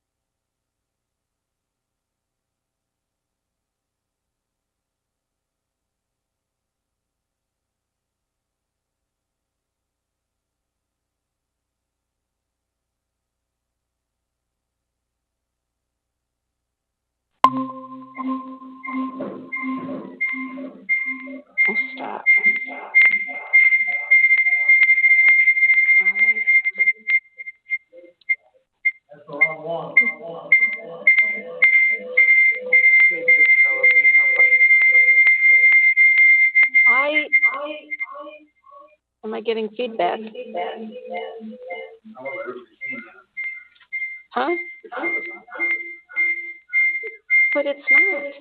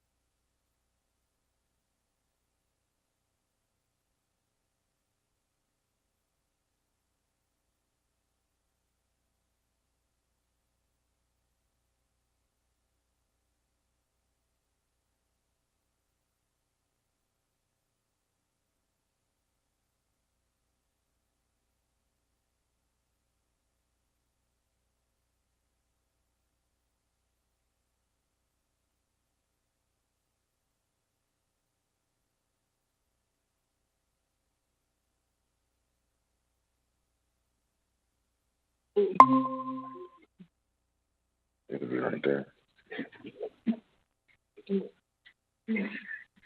Click on the three dots. I know. I even took a little Oh, fiddlesticks. 3 o'clock. Okay. Not the full.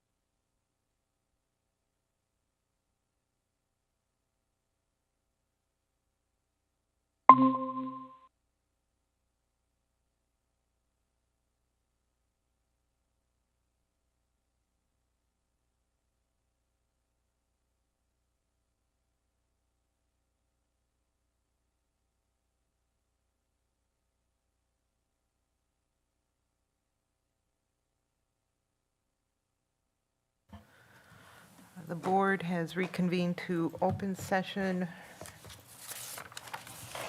Can I get a motion on approval of Exhibit A? So moved. Second.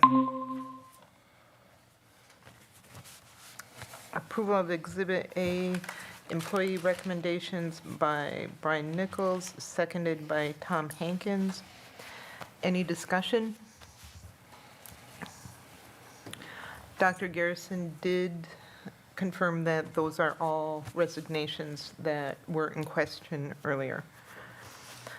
All in favor? Aye.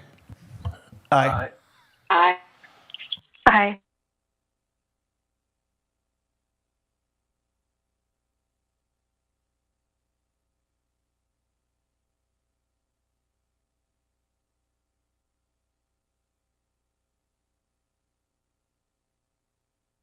So moved. Second.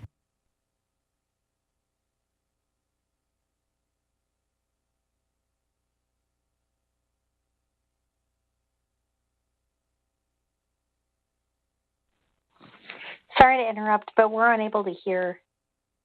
If someone could unmute so we're able to hear from home. Can you hear now?